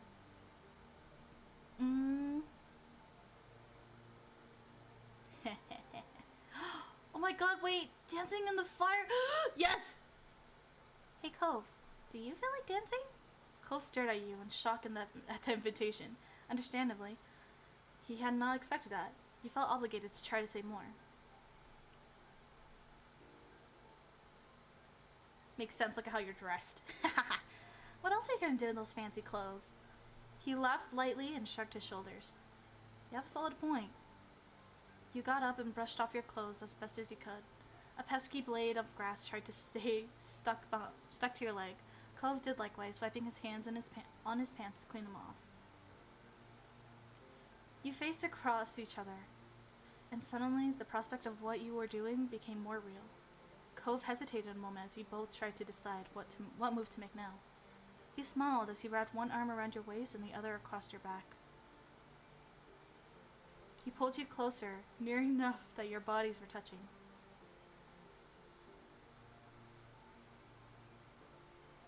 Then you began to sway together, amid the floating lights. Despite the lack of music, you found a rhythm in your movements. Back and forth, step to the side and slide. It was relaxed and freeing.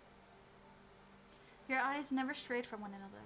For a time, you just existed in the moment, holding each other close and enjoying being together. The hour grew late, and the fireflies mostly dispersed, until only a few stragglers remained. Then even they blinked out of sight, leaving you alone with Cove and your thoughts. Cove stole a second to release the words that had been filling his head during that quiet. I love you, Mom. You felt a great deal of happiness. Cove's expression was completely open and honest. Its full sincerity. He meant every word. He truly loved you. No matter how much it didn't seem real yet, it was. It felt as though this was a night that would never end, but you knew it would have to, all too soon. You were only grateful to have been a part of it. These were moments to truly treasure. You never let yourself forget them. Woo! We got a confession 2.0! Woo! We got that 2.0 confession. Now this love moment is real. Now this love feeling is real. Remember, saying I love you has a very, very deep meaning. I know, I feel like the meaning of love, like I love you, got like strangled like in this generation. People say it so freeingly, but I think as I got older, I found it more difficult to say. Like, with people I was mutuals with, I'll be like, oh yeah, I love you, you know, type of deal. But the more I say it, I was like, dude, that just feels off. It makes me feel like, ugh, because I don't mean it, you know, like deeply, like, mean it in a way. Especially with people I don't even know that well. So it's like really, really deep meaning for people. And, like, I find it really deep. So it's like, it's really cute. We need a new word to separate between the kinds of love. I like you, man. I don't know, that just sounds weird. I don't know another word that could replace love. I don't know. I get. Anyways, on to the next one, and then next week we could actually start step 4. Well, I can go until I achieve like the step 4 sign, if that makes sense. I tolerate you. With the heart, bro. Like a lazy cat, you stretched your arms above your head and yawned, blinking your eyes sleepily. The day was warm and pleasant, and you were lounging on the couch in the living room, finding it difficult to do much in that moment. Your moms and Liz had gone out for shopping, looking for some new items for your sister to take back and decorate her college dorm with. They had asked if you wanted to go with them, but you declined. For you, today was all about relaxation. Cove had dropped by to spend some time with you, content to join in with doing nothing. The two of you had been chatting idly as you lazed around, talking about the other things you had planned for the summer. You were sitting next to him. He sat on one couch while you sat on your own. He sat on the couch while you were fully stretched on the other. Stretched out across him as if he was like, yeah! You had your feet prop up on one of the armrests, and used Cove as a comfy cushion beneath your head, totally settled in. Cove gently wound his fingers through your hair as you rested on his legs, equally at ease. The day dragged on, and you found yourselves yawning more and more often between conversations. You had almost dozed off completely, then suddenly, a buzz rang out, disturbing the silence. Your phone was on its charger in the kitchen, so it couldn't have been that. Cove pulled out his own phone from his pocket and checked the screen. His movement had jostled you, so you tried to readjust your position to get it right again. It's my mom. After leaning forward and setting the phone on the coffee table in front of him, Cove hit the speaker button. Hey, what's up? Mom is here too. Hi, Cove. Hello, Mom. Hi. Hi, Kyra. I'm not laying on your son's lap or anything. I would rather lay on your lap.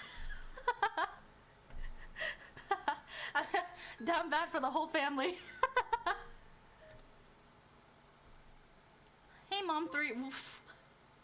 Mom 3.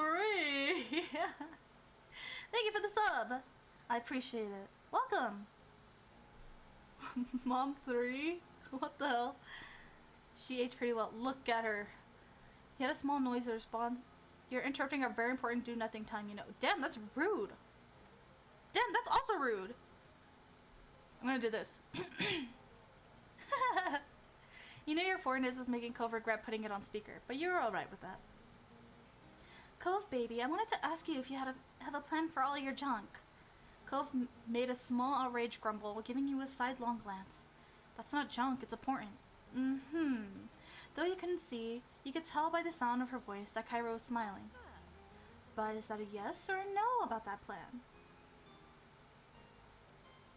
She's man! Chat! Aw. You lucky bastards. It's fine. I get your guys' moms in return. He looked over at you, his mouth pulled into a tight smile. Wait, what? I'm still thinking about it. Mom? I'm gonna take the phone off speaker so me and Mom can go over this. It'll be quick. Cove carefully moved you off him and took the phone from the table before pushing himself to his feet. He hit a speaker button again to turn it off and continued conversation with his mom as he headed towards the door. The lock clicked behind him as he exited the house, and he sank back onto the cushion, idly trying to decide what to do next. After electing to grab your own phone from its charger, you resumed your position on the couch, tapping away at the screen. Your mind drifted from thoughts of Cove and his phone call with all the many ways your device could distract you. That's true. I mean, she's not a Holden anymore. She used to be, but you know, it was effective enough to kill the time. But you had managed to do various little things when the door opened again and Cove returned. He gave you a smile as he approached, as he figured the conversation couldn't have gone too bad. You watched as Cove strolled over to where you were still sitting. He crossed his arms against the top of the couch, resting on them while bending forward to lightly kiss the top of your head. Hey. Aww. What the heck? That's so sweet. I'm back. You put your hand over his?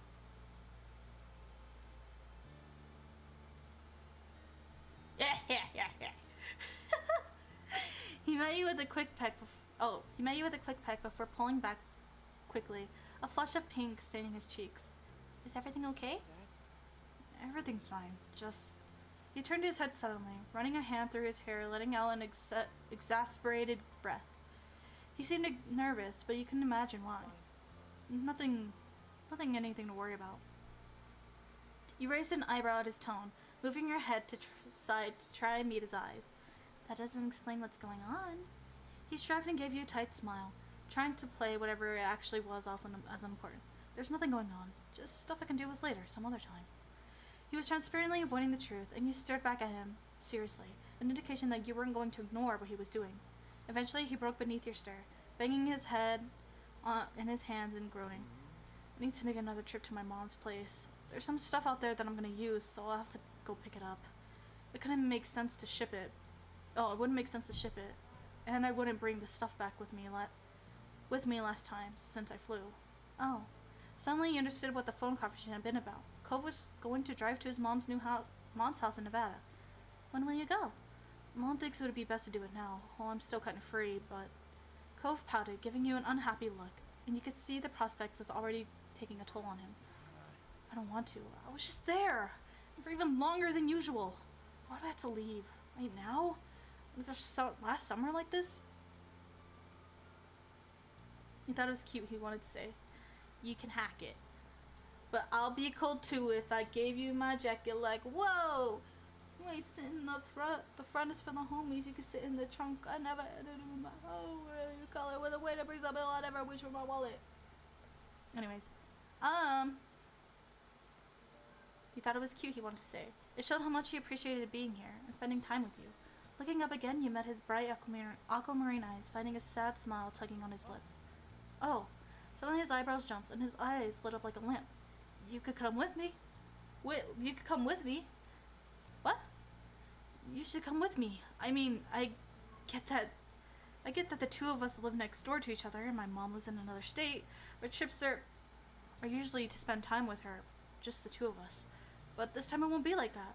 All I'm gonna do is drive over and stay for a night and then pack up the car in the morning and turn around again. Most of the time we'll be spent in the car, so it'd be good to have another person there. Plus, you'd have a chance to see my mom again, and her place. Maybe we could even find something cool to break out on the way.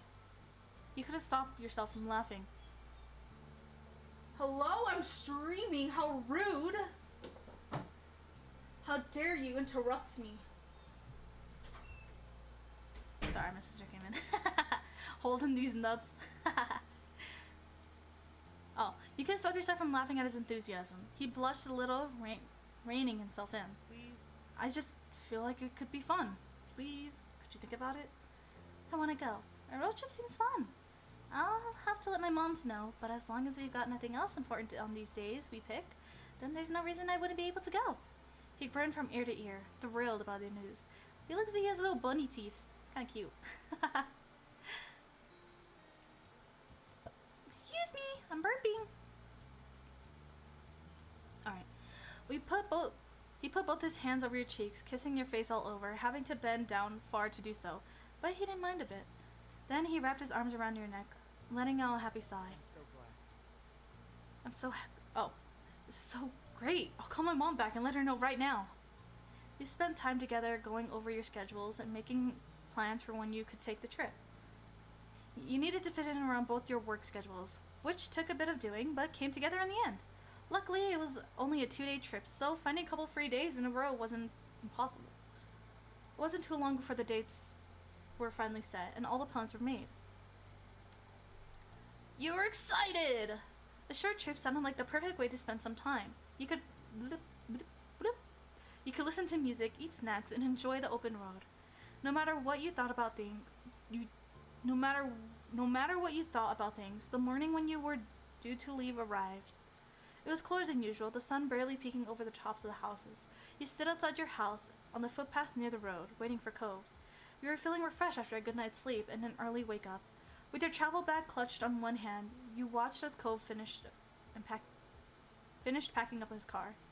He had organized all of his things, water bottles, snacks, and who knows what else. Cove insisted he had everything under control and didn't need help.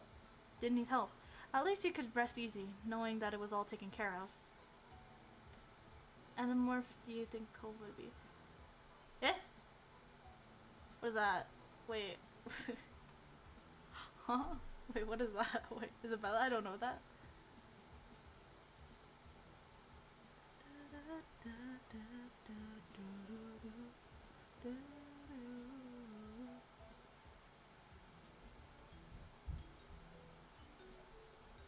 Wait, I'm confused. What's an anamorph?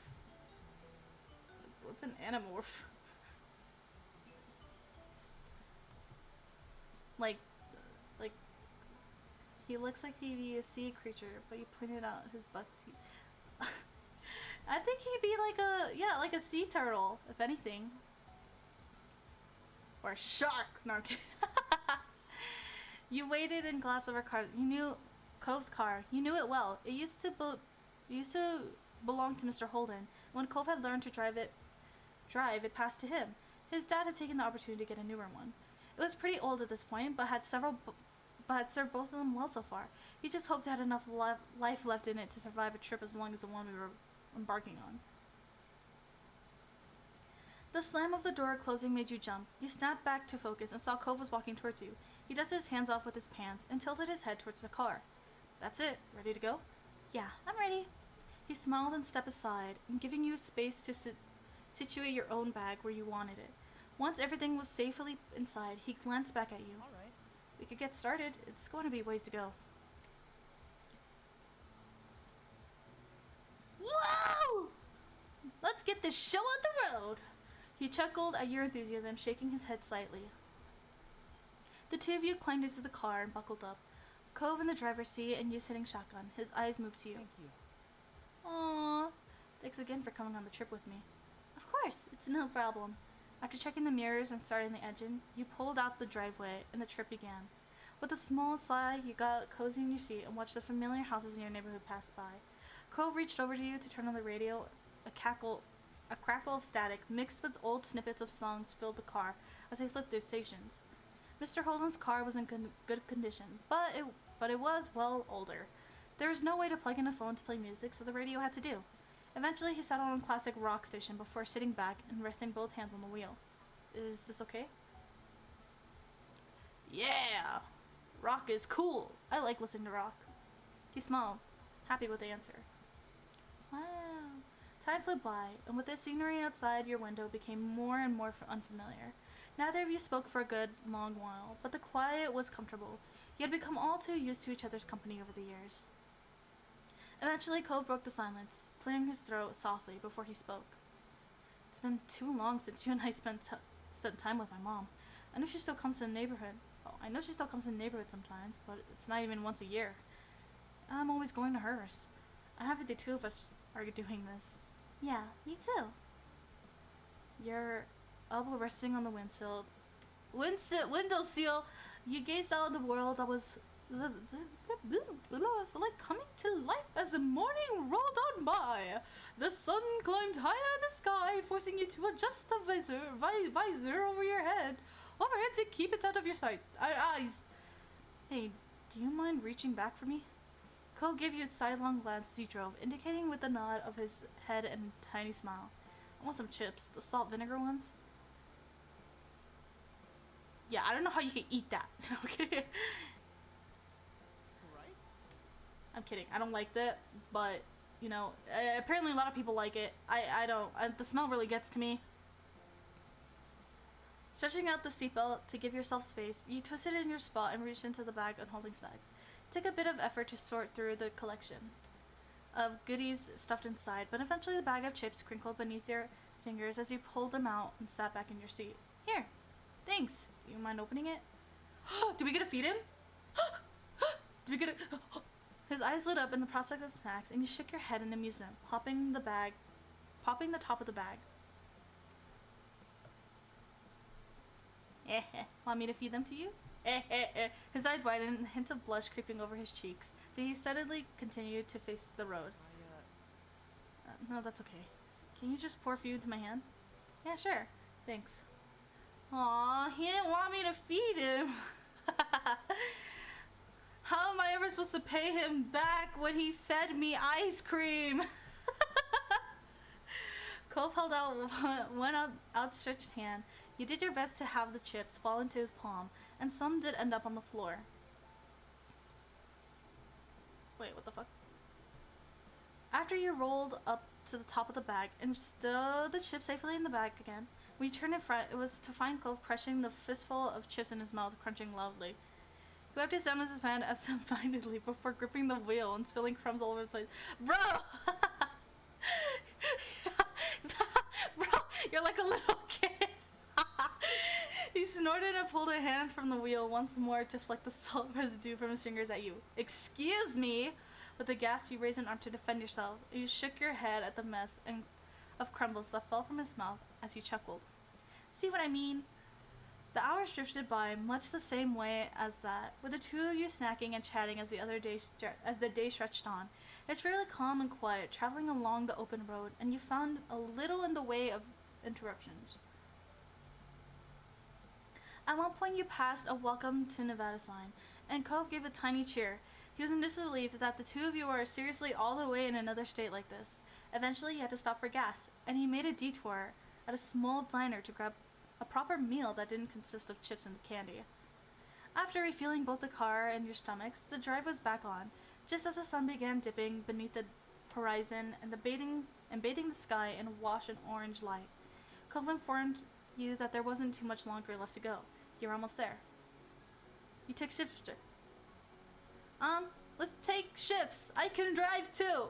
The route was fairly straightforward, and you had enough practice with driving to feel comfortable doing so. When night eventually fell into a blanket of darkness, the drive finally came to an end. Cole pulled up in the parking lot of Kyra's apartment building. The glow of the car lights disappeared as he turned off the engine and let out a heavy sigh. We made it. We're here. The two of you exchanged tired smiles, having successfully and safely completed one half of the trip. You were relieved to have actually arrived and eager to get out of the car and stretch your legs. You took the stairs to the building together. After a knock, you were abruptly met by a flash of green hair as Kyra opened the door and immediately took her son in her arms.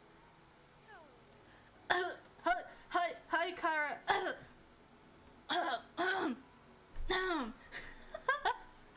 Why, hello there. God damn it, chat, you lucky bastards. There he is, my gigantic baby boy. She squeezed him in for a moment and then pulled back so she could examine his face. Are you even taller than the last time I saw you? Cove gave her a fond look as she patted the tops of his shoulders proudly. You say that every time I'm here. It doesn't even make sense right now. My last visit wasn't that long ago. Kyra simply laughed before letting him go fully and ushering the two of you into her apartment. Then she turned to you, a wide grin pulling at her lips. Mom, it's nice. It's so nice you came along with. Wait, you came along with? And as a bonus, you've both arrived in one piece. Yeah, it's good to see you. It's been a long time. Kyra beamed at you both, and while you would have loved nothing more than to have settled down and rest after a drive, you could see she wasn't going to let you go that easily. So, how was the trip? I admit, I was just a pinch worried.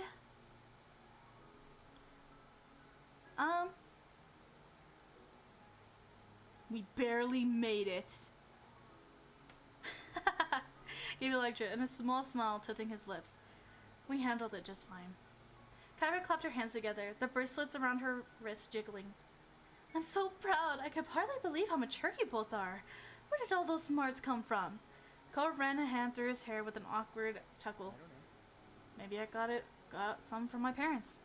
His mom looked up at him deeply, her eyes glistening as she shook the sentimentality off with a wave of her hand. You have to have a sleep already, huh? I don't want to keep you up too much longer. Early morning and any woozies. How do you want to deal with the sleeping arrangements? I've only got my own room in Cove's. Though the living room couch isn't bad. Lum can use my bed. I'll just sleep on the floor in the room. It doesn't matter for me for one night. Kyra laughed out loud, startling you both. You raised an eyebrow at her eyebrows, giving her a quizzical look. Oh yeah, you'll stay on the floor. You couldn't handle that much back when you were 13 with both your parents in the room. Cove blushed a dark red gaped, completely unprepared for her to pull out the embarrassing moment from the past. Sorry, something more like, excuse me. Calm down, chat. Calm down. Hey. Mom. He's had a long day. It's cruel to tease the poor boy so late, even if it's true. Yep, she's right. That's totally what you did. You were annoyed. Dang. I didn't know I could be so mean. Wait, I kind of want to do this one. Cove hung his head in defeated embarrassment while you and Kyra chuckled together. You're right. I'm just so happy you're here. I'll take the floor. I'll take the couch. Cove shook his head, dismissing the idea immediately. You're the guest. I don't want to take your bed. Well, I still don't want to take it from you. And I said it first. The two of you narrowed your eyes at each other stubbornly. Kyra took that as her cue to step in. My house, my rules. And you know who I have to side with. I'd like you to take the bed, Lem. You hesitated a moment, but it seemed you had to accept the hospitality with a small sigh you gave in. Alright. Cool. So. Would you be okay with me sleeping on the floor in the room? I'd rather be there than out in the open and living room, even if there was a couch. Guess. Kyra giggled softly, drawing your attention back to her. All funny stuff aside, you need to get some sleep for tomorrow. Seems like you're setting yourselves up to not get any. I know that sounds really cautious, but I'm a mom. I have to say these things. Come on, we're not little kids having a sleepover. We're responsible adults, remember, right, Mel? Lem?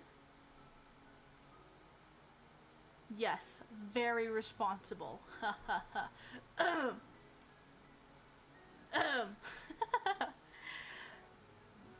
Oh, I burped, sorry. She gave the two of you a suspicious look, and you stood up straighter, trying to prove your point.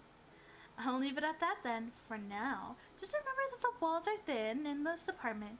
If you can't settle down and sleep, I might have to separate you. We'll be good. Perfect.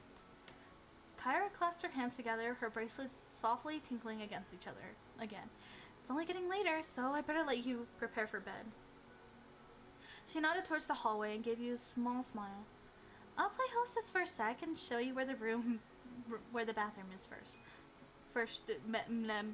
And where you'll be staying the night. Thank you. You hoisted your travel bag back to over your shoulder, followed behind Kyra, and down the hallway. Cove shuffled along behind you, disappearing into the bedroom, while his mom had you go to the restroom. The apartment was small, but nicely decorated in soft, cool colors, with plenty of artwork hanging on the walls to give it character. It was stylish and exactly what you'd have expected from someone like Kyra. After being shown the bathroom and wishing Kyra good night, you headed to the room and found Cove already there. He had changed into sleepwear for the night as well and set his glasses to the side already. Yes. My back. Okay. Looking around, you found the bathroom to look much the same as the rest of the apartment, but with small ocean elements you were sure Cove must have enjoyed when he stayed here. All in all, the room was pretty and clean, though it almost looked more like a hotel guest room than a bedroom. Cove only spent a few weeks Cove only spent a few weeks out of the year there, so it made sense that it wasn't especially lived in. So? The shirt! The shirt! What? It's a bird! It's a bird! What do you think? It's pretty nice, huh? Mom always keeps it clean and everything, even when I'm not here. It's a great room. Cool, I'm glad you like it. He seemed pleased enough with the response and gave you a small smile before opening the zip on his bag. When you went back to the room, you jumped in bed and under the covers, just as Cove was shuffling into his sleeping bag on the floor. You waited until he was settled in before you flipped off the lights, and soft glow from outside peeked through the blinds, casting shadows over the floor. You closed your eyes, blocking everything out. Night, Cove. Sleep well. The room grew quiet as the two of you wound down for the night, and you found yourself listening to the sounds of the city outside the window. The noise out there was so different to what you were used to back home. Cars zooming past and people out having fun instead of crashing waves and the ocean winds, cocooning your house in the embrace. Cove shifted around in his sleeping bag, making fabric crinkle loudly. I've outgrown this thing. I should have checked it earlier. The trip was kind of short notice.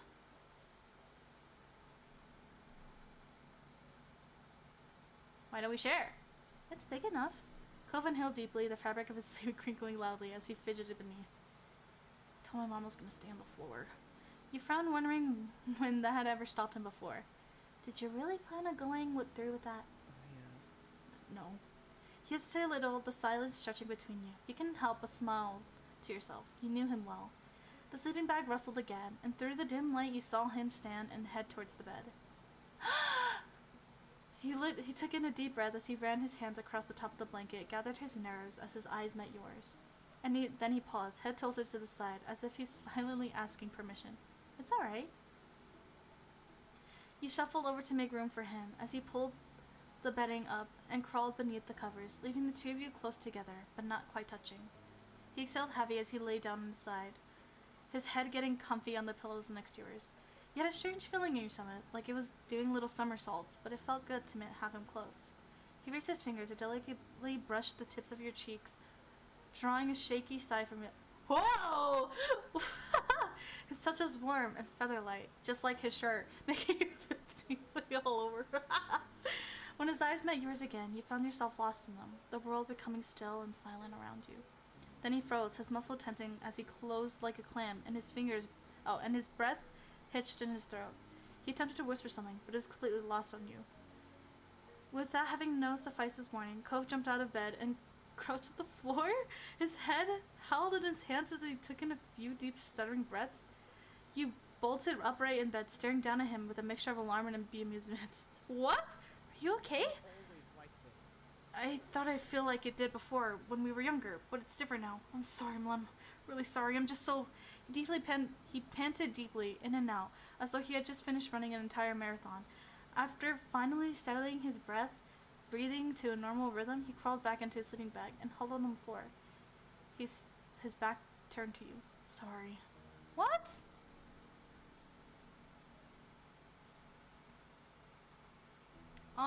Well, it was, yeah. It was kind of flattering, and you understood. I'm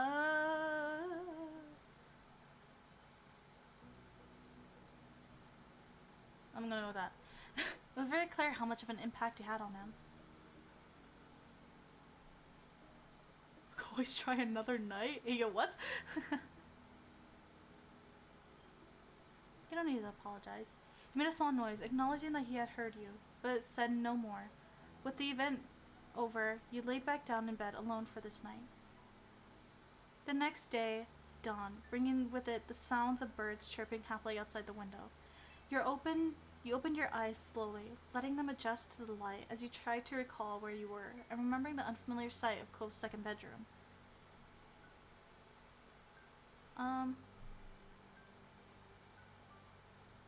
Woken up on me own. I'm on my own,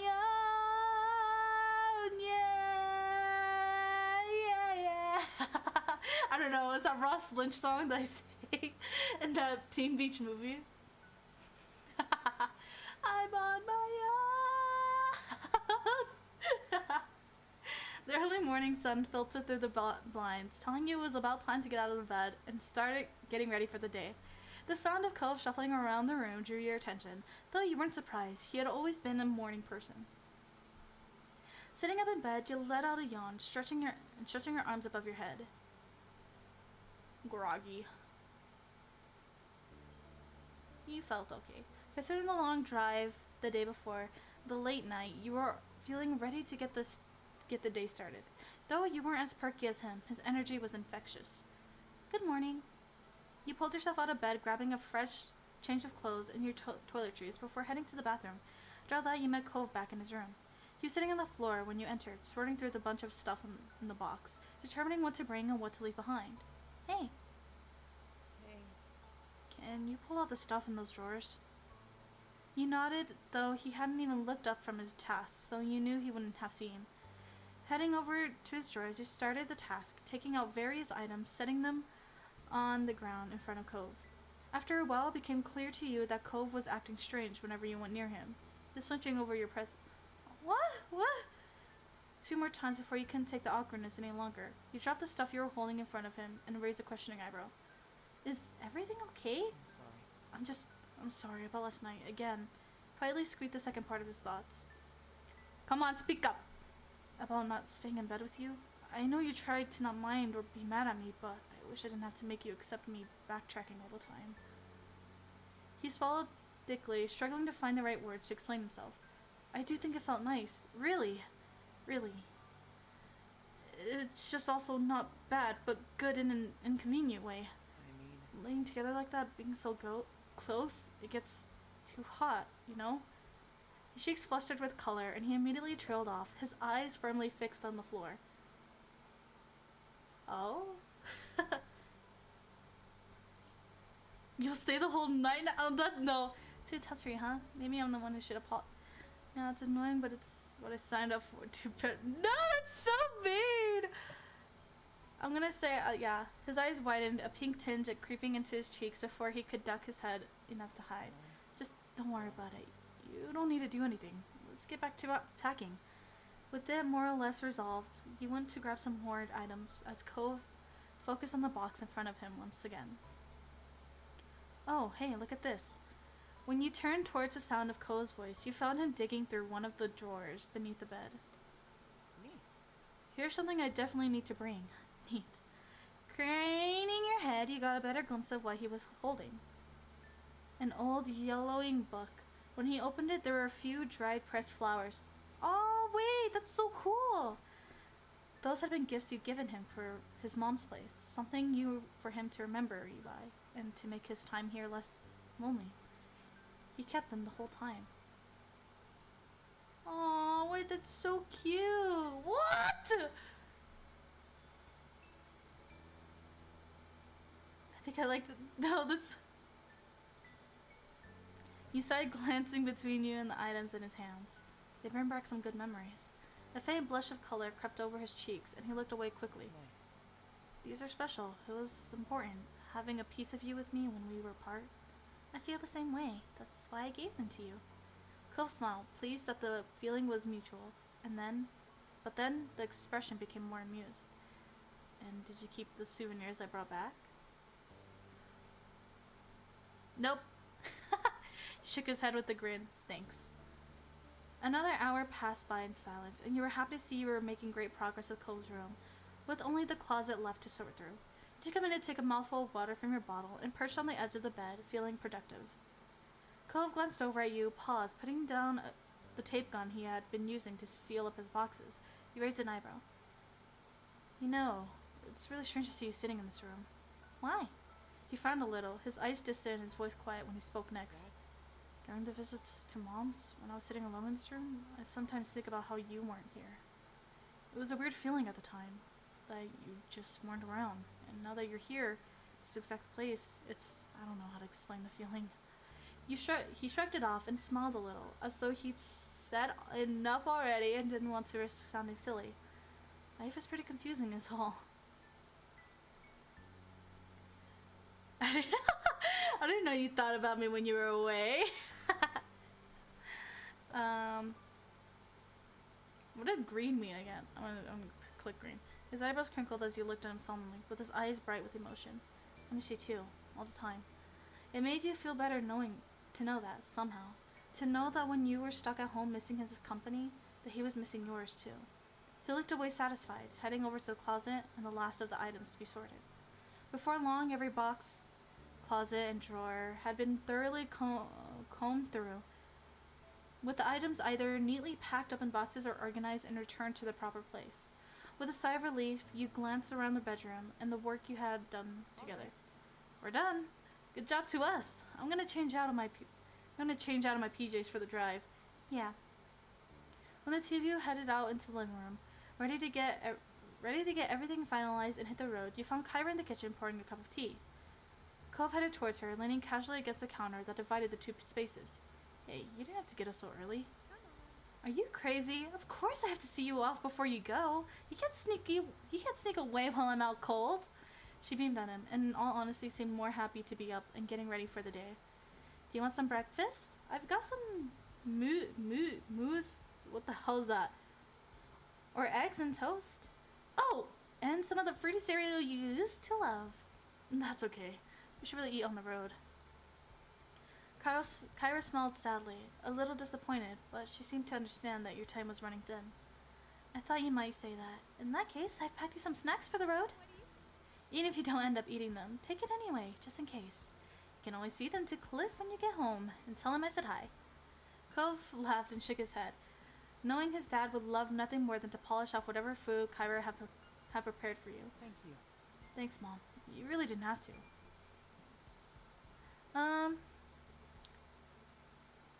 I'll definitely eat it. Better save some for me too. Kyra giggled, hiding her mouth behind her hand. There's plenty there for both of you. She returned your smile with one of her own before putting her cup of tea aside. Sorry, I'm swinging back and forth in my chair. Have you seen my model moving? That's why. I'll help you get to the car pack. I'll get the car packed. There we go. Sure, thanks. The three of you got a move on, taking the boxes from Cole's bedroom and heading down to fill the back seat of the car until there was barely an inch of space left in the back of the trunk. With all of you helping, it only took a couple of trips to move everything, and you were done before you knew it. Then it was truly time to say goodbye. You convened back inside the apartment, where Kyra looked over the two of you with a quiet smile. It was great to see you both! Thank you for coming! She gave each of you a hug. You felt a little sad when you hadn't been able to spend more time with her. It was good to see you too, Mom. Cove embraced her in return, the two of them holding onto each other for a few seconds longer. I'll miss you, but I'll visit again soon. Of course. You better. Hey, we should make plans for you to visit us too. I'll let you know when it's settled. I'd love that. Kyra bundled all the stuff she prepared into a bag and handed them over to you. You took a quick peek at what she packed. There was fruit, nuts, seeds, hard-boiled eggs, and some veggie sticks. Cool. Oh, good to see we've got some fresh food options now. The snacks I brought weren't. Kyra shook her head at him and let out a soft laugh, as though she wouldn't have expected anything else. I seriously hope you're feeding yourself better than that at home. Yeah, of course, just not on the trips. I can live with that then. She looked over him fondly, her eyes at last focusing on his face and feeling with emotion. I'm gonna miss you, baby. Me too. Me too. It's so weird saying baby. Thank you for letting us come. No problem at all. You're welcome anytime. Kyra put an arm around you both, pulling you in tight to her sides for one final squeeze. Have a safe trip! We will. With a last goodbye, you exited the apartment though Cove hesitated for a moment in the door, his expression distant. You weren't sure what he was doing, though you tentatively took a step towards him. Everything okay? You forced him to bring him back to earth, and he shook his head to clear his thoughts, his green hair swaying from side to side. Come on. Yeah, let's go. The two of you headed back down to the car, ready to make the long trip home. Soon enough, you were on the wide road with a car full of Cove's things and only one destination, Sunset Bird, California. The drive went as smoothly as could be expected, with the morning slowly creeping into midday as the miles flew by. After a while, you switched places with Cove and took over driving for a couple of hours. The day flew by in a whir of open road and sunshine, and before you knew it, it was early afternoon. By that point, you had already crossed the state line. Cove announced that he had planned a little stop on the way home. He was quite pleased with himself as he arrived at the the Redwood National Park. Shaded beneath a canopy of enormous redwood trees, you drove along. When Cove parked the car, you pushed the door to get out, and the first thing you did was look up. Enormous redwood trees surrounded you all sides, their massive trunks shooting straight up into the canopy of foliage overhead. There were too many of them to count, stretching on and on as far as you could see. You squinted against the sunlight that was peeking through the leaves and dancing the paths around you. It's great, right? He smiled at you from over the roof of the car before glancing around the place fondly. Remember the trip our families took here that one summer? It was cool going on a journey and seeing the forest in person, even if we didn't stay very long. So, And I guess we can stay for even less this time, but oh well. It just seemed like a good time to stop by. Who knows when we'll be able to get another chance. His voice got a little softer at the end. It seemed to be bittersweet for him, being in a place where he was fond of, but not having the time to appreciate it fully. I felt pleased. It was a beautiful place to stretch your legs and take in some fresh air.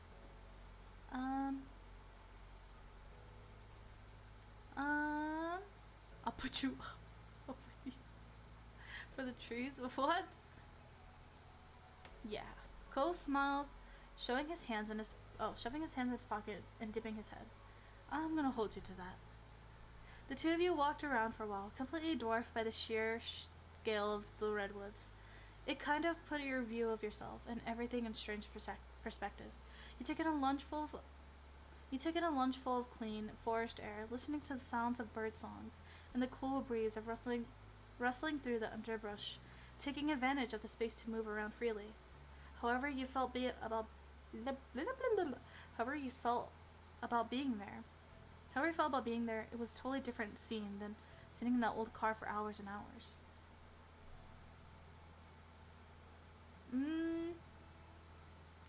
Took Cole's hand. He seemed tense at first, but he didn't let go. Eventually, he intertwined his fingers with yours, slowly relaxing. Being there again, you couldn't help but reminisce on what else had happened during the trip you had taken here all that time ago. There were a lot of things that had reminded you of it recently. You looked over at Cove, who seemed to be lost in the peace of the place, and you wonder if any of it crossed his mind. Smiling at the sight, you thought back on what had happened, what had been on a highlight of the long-gone vacation. You know, we spent the night in the loft. Oh god. Oh, bird stole your dad's lunch. Yeah. Cove instantly started laughing in the memory of the bird taking off with Mr. Holden's sandwich. After all these years, it was still a once-in-a-lifetime sight. Poor Dad. He could never catch a break. You continued chatting about the trip a little longer. About the things you had seen and done and even eaten. A lot of the memories Cove had of the trip were similar to your own, but you were also surprised to hear a few of other things from his point of view. So much had happened that there was no storage of things to talk about. The place certainly had a nostalgic quality about it. Your spirits were light as you ambled past information boards and picnic areas. Before long, you decided it was time to bring this short trip to an end and head back to the car to get on the road again. Cove sighed when you finally reached the vehicle, jingling the keys in his hand before unlocking the doors. Well, I wish we didn't have to go, but we're gonna be responsible and not stay any longer than we should. How grown up of you. He smiled slightly, and with that, the two of you jumped into the car, buckled in, and he put in drive. You were getting closer and closer to town as the sun started setting, though we're still far enough away that the radio stations are unfamiliar to you. Wow! So pretty! He's so pretty. Cove twisted the dial this way, and that before stumbling onto a channel of a song he seemed to like. That was a rare gift from the fates in a sea of static, strange radio jockeys, and grating tunes. Look at his bracelets! Wow. His face immediately brightened at the sound of it, and he drummed his fingers along the bottom of the steering wheel happily. Sitting back in his seat, he bobbed his head and shimmied his shoulders in the time of the tube, all while melding along to the words. Occasionally, he even lifted one hand from the... you know what I'm thinking that is playing? I'm super shy, so I make you mine. That's what I feel like is playing, and he's just like jamming out to it. Occasionally, he lifted one hand from the wheel to gesture with his fingers for a specific line. You smiled. Got the impression that he was pleased to be heading back home after everything. The song ended, and Cove reached over to start cycling through the radio stations again. Upon finding nothing tolerable, he flipped the dial off in defeat and leaned back in his seat with a sigh.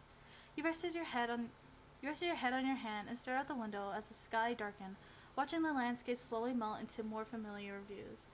The miles went on, and any energy you had earlier was beginning to drain away. You imagined home and your family. You'd be there together soon. You know, I spent all these years living in Sunset Bird and taking a few weeks each summer visiting my mom in that second room. That's not gonna happen anymore. Not really. I mean, I can still see my parents, but the way it all works between us has changed forever. He paused, the silence stretching. A serious look settled on his face, his thoughts far away. I feel the same about my parents too. I know they'll always be there for me, but we don't really have the same relationships we used to. Kozan's turned to a tight line, and he gave a small nod. You got the feeling that he understood how you felt. Kozar stared straight ahead, down the long, long road. The path looked like it'd never end from where you were, but it wasn't true. Eventually, he found a few more words to say. I'm so glad. I think it's good we were able to do this trip, without any parents or chaperones. It's just us. We did it all. I don't know, I feel a little more independent now. A little more ready for what's ahead. Right.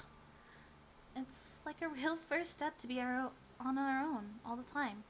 We'll be here before we know it. The topic seemed to wear on Cove, and he made an attempt to find something else to speak on. So I'm kind of sad about getting back. I miss having you right there tonight. He cleared his throat quietly. Oh? Though said nothing more. You smiled to yourself a little, and hearing him say something like that out loud. I'm gonna miss it too.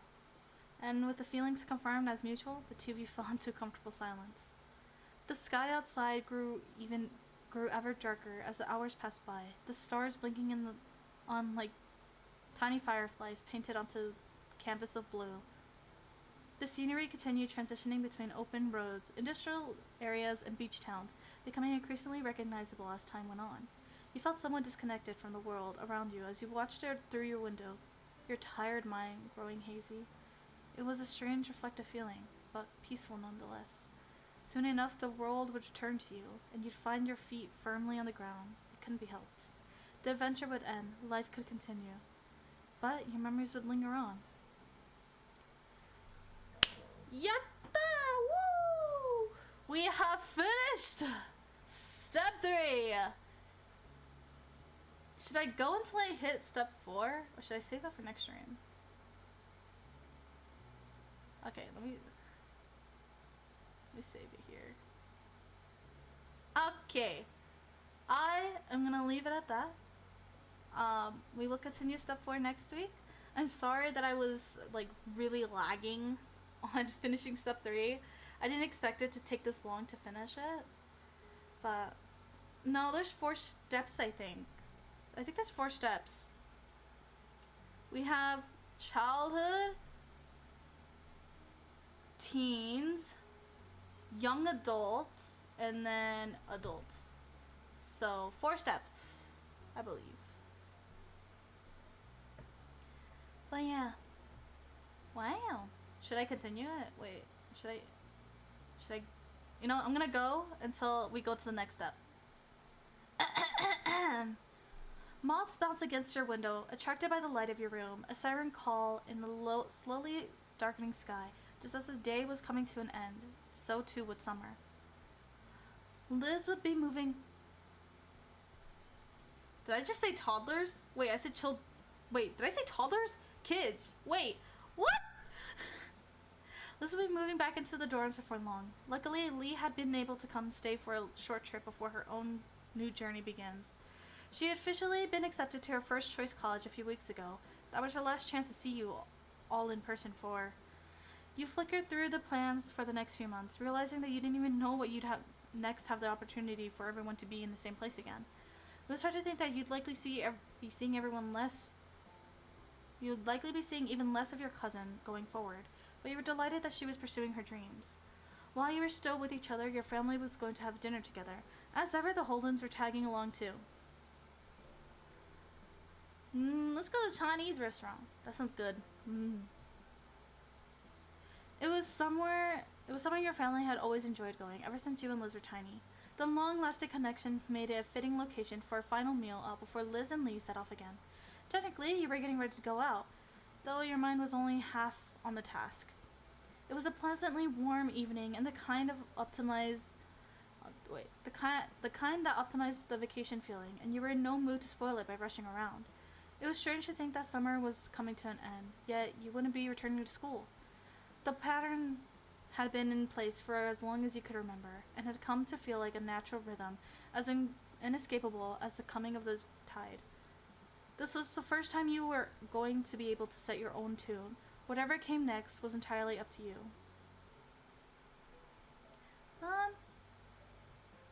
Couldn't wait to start your new life. You finally had the freedom to discover what you had wanted to do with your life, no longer shackled by the commitments and constraints from before. Mom called from downstairs, tearing you from your thoughts as she told you it was time to head off. You raced downstairs, looking forward to the evening. Everyone pulled into the car, while it was marketed as being suitable to hold 5 people. In practice, it made for a very tight fit. Your mom sitting in the front were fine. You, Liz, and Lee were squished in the back. Lee in the middle, wedged between you and your sister. But Mom was an excellent timekeeper. Thanks to her efforts, you pulled up near the restaurant on time. The process of getting out of the car was slightly easier than squeezing into, with much less coordination required to release seatbelts than secure them. You gave Lee a hand as she clambered out from the middle seat, then headed to the building as a group. A waiter greeted you as you entered. Ma let him know how many of you would be in total, and he went to arrange the table that met your needs. He returned promptly to guide you safely to your seats. You perched comfortably in your chair, your head held aloft as if today's good fortune. Your family settled down around you, all cheerful and looking forward to the evening ahead. Your soft drinks order... Oh, your drinks... Where did I see soft? Oh my god, I'm hallucinating. Your drinks ordered had just been taken when the Holdens came through the door. They were pointed in your direction, though with Mom waving an arm in the air was hardly necessary. Cove and Mr. Holden came to join you at the table. As greetings were being exchanged, Cove took a seat opposite to you. It had been left empty by unspoken acknowledgement that you and Cove would be wanting to sit together. Mr. Holden sat beside him. It's great to see you! I'm burping, hold on. Okay. Glad you could make it. Hello everyone, you wouldn't believe how hungry I am. You came to the right place then. There was some laughter, though Liz groaned playfully, shaking her head at Mom's sense of humor. Growing up, she'd have complained, and Mom would have responded by making another comment. Liz had mellowed over the years, but she still made a show of despairing at Mom's jokes. Her reaction to them had become a joke in its own right. Menus were soon passed around, and a temporary hush fell over the table as everyone read. It didn't last long, punctured by comments about what people had eaten here before and light chatter about what people were considering tonight. Once the waiter had disappeared with your orders, Cliff piped up. Okay. So, I've got some good news. Kara's making a trip out here tomorrow. Cove nodded, turning from his father to the rest of the table. Yeah, we talked about it and figured this was a good time for everyone. Very nice. That's great! Everyone reacted positively to the news, though Ma looked wistful. It's a shame. If only we'd known. Here we are, having a big meal without her. If we waited one day, she could have joined us. Mom patted Ma on the back, gently nudging her from the realm of possibilities and what-ifs back to the evening that was going so well. Chin up. Lee and Liz will still be here tomorrow. We'll just have to throw another great get-together and keep the fun train chugging along. Ma smiled warmly, taking Mom's hand in hers. That's true. There's plenty to celebrate right now, but there will be more good news and good times on the horizon. Right! Speaking of, that's not all we're got together got either. Mr. Holden's eyes were alight as he sat up straight in his chair, face angled towards the sun. He barely let a beat go before nudging Cove with his elbows, pushing him to follow up on the announcement. He was the very picture of a proud papa. Cove shied from the limelight, ducking his head down and staring at his lap as he spoke. Well, it's just I've switched over to working full-time instead of only part-time. Plus, I've been looking at apartments. There's a few I can choose from. He flicked his gaze up at everyone around the table, a smile creeping over his face. I'll be pretty busy going forward. Apartments? He was moving. Cove was going to move out of his dad's house. After 10 years, he wasn't going to be your neighbor anymore. Mr. Holland gripped one of Cove's shoulders and gave it a loving shake. His excitement couldn't be contained. Incredible! Cole's going to make it to adulthood. It's a miracle. Mr. Holden leaned back in his chair, staring at the ceiling in mock wonder. I wasn't convinced I'd be able to rear a kid all the way to this point, but thankfully, I lucked out. Got the best boy a dad could ever ask for. Dad. Cole blinkered his vision with his eyes on the side of his face, temporarily blocking his father from sight. Despite a genuine bashfulness, which left him unable to meet anyone's eyes after all the attention thrust his way. He was happy. Thanks. I was really lucky too. You're a good dad. Aw, come here. Come here, sport. Mr. Holden threw an arm around Cole's neck, pulling him into as close as a hug as the seating allowed. He rubbed his cheek on top of his son's head while Cove chuckled, accepting the affection with good humor. You looked around the faces of the company here. You'd been on this journey with everyone for years, seen them falter and grow. They had watched you go through the same. Now you were striking out a new path. Cove was leaving his family home. Liz was heading back to college, while Lee was starting at hers. You were all heading in different directions, to different destinations. Some near and some far, wherever you are. I believe that the heart will go on.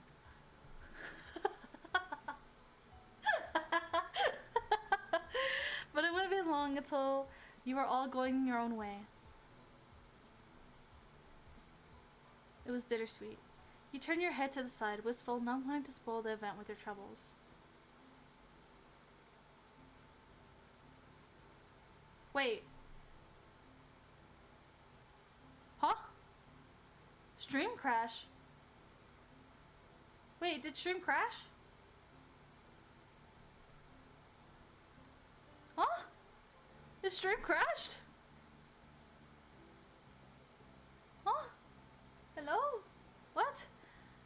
No stream crash? Am I just being trolled?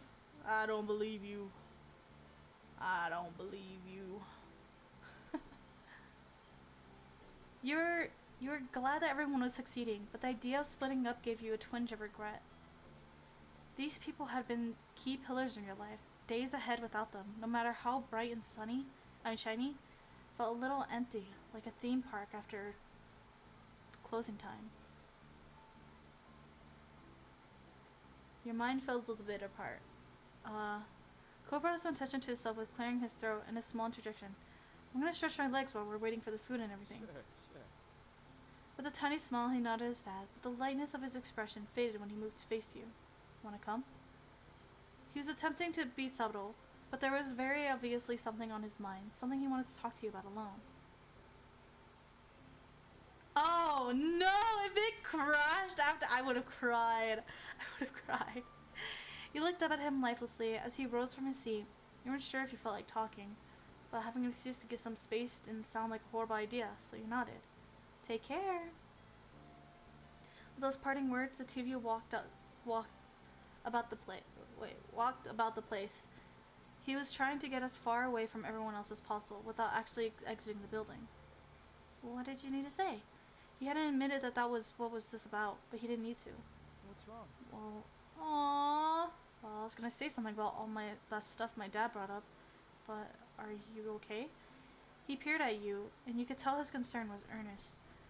You were being distant, and he had noticed. I'm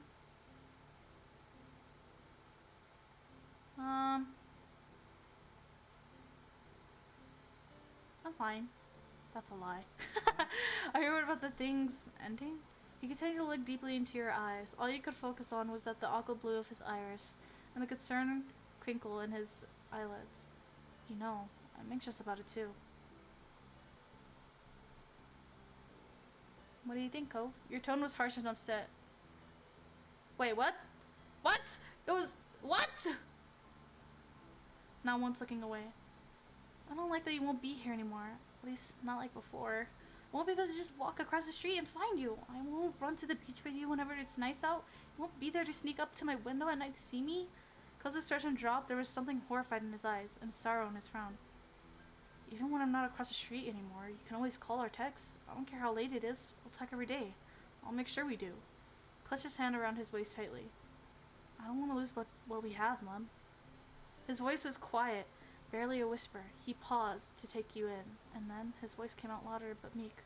This really matters to me, a lot, more than anything else. There was steel in his eyes, a rare firmness that you didn't see from Cove often. You continued to feel upset. Your feelings had been dragged out, and you had no chance of calming down now. I'm so sorry. Oh no, it's okay. I don't want to make you feel bad about bringing this up. I don't know what I wanted, but I felt I had to say something about this. If not now, then when? Out of the corner of your eye, you had noticed nearby table people were just staring. Cole's outburst had attracted attention. The eyes on you just made things worse. Felt was smothered by everything going on. You couldn't handle this. Oh no! No! The problems begin! He didn't protest when you brushed past him and left the restaurant. There was nowhere else to go out. No! Thank you for the sub. But no! The first conflict begins. The conflict arises. And thus, pain. You stepped onto the sidewalk. A couple cars drove by on the main street and the breeze hit your face. The breeze. You took a few deep breaths now that the conversation was no longer suffocating you. You weren't quite sure what to do next. Gaining space had been the only plan. You patted your sides on your reflex and pulled out the spare key of your mom's car. Walking fast, you went down the road to the part of the street where your parents had parked. You were going past a particular building on the way into the restaurant and managed to backtrack your way back to the car without incident. Shaking a pushing button, the headlights flashed. You opened the car back of the doors, tucked yourself inside, shut the door, and the car beeped when you locked it again. While putting the key away, you switched out your phone. There were some messages from friendly. Were you okay? Was something happening? Another text came in from your sister at the moment. You didn't respond to any of it and held down the power button. Whoa, whoa, whoa, are we taking the car? Whoa, wait a minute. Whoa. Wait. Think about this. Think about this. It's okay. Take a deep breath. I stared at the black blank screen. You could see part of your face reflecting back at you. Then you dropped your phone on the seat. I think we need a good cry. Your eyes burned and you blinked softly. You felt warm tears drop down your cheeks. Your breath hitched. Suddenly, or maybe not so suddenly, as this had been building for a while, you started to cry. Then you tried to... Let's work through our emotions. You did your best to reflect on the situation and sort yourself out. A few minutes passed by. You breathe in the quiet. Wait, what? You breathe. The car started to get warm, but you couldn't feel like turning on the AC, going or roll down the windows.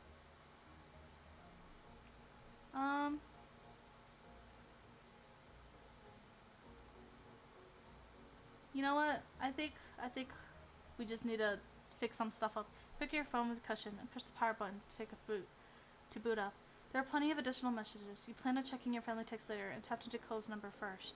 You knew that you didn't really want to be away from Cove. Sure, you needed some space, but that could only last so long before you wanted him with you once more. Hey Cove, can I see you? I'm at the car. Let me know. Cove texted back quickly, almost instantly. Okay. That was a relief. Another message followed shortly after. What? When you looked up at your phone at the window, nothing stood out as obvious as Cove's shape. He wasn't easy to miss.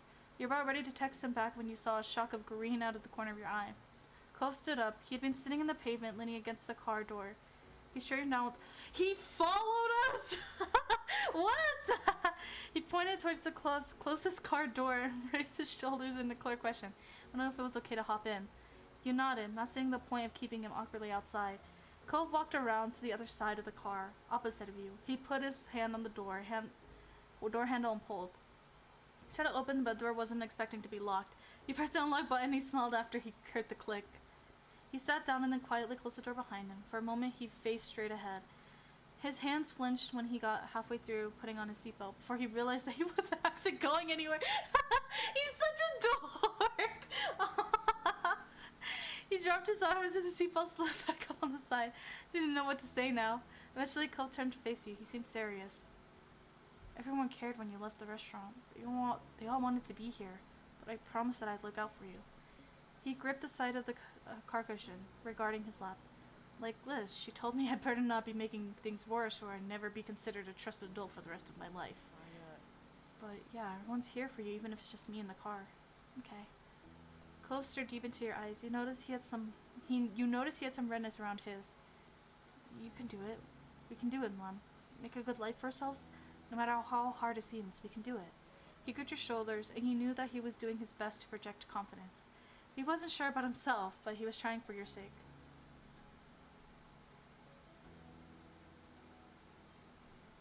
He nodded and seemed almost larger than life. That was something about Cove. He could bring out the best parts of you. Cove then studied you from his shoulder, with a soft expression. He twisted his body to the side and held his open arms. You raised your eyebrows. Come on, I'm gonna hug you. Aww! You pulled yourself towards the middle seat so that you could reach him properly. You had to climb over one of his legs that he had resting across the seats. He turned so that he completely sideways on his seat, back pressed to the car door, and made space in front of him for you. You settled down against him and leaned against his chest. You wiggled in to fit comfortably. He wrapped both his arms around you and rested one of his cheeks on top of your head. It was very smug. He kissed your forehead gently, and you relaxed into him.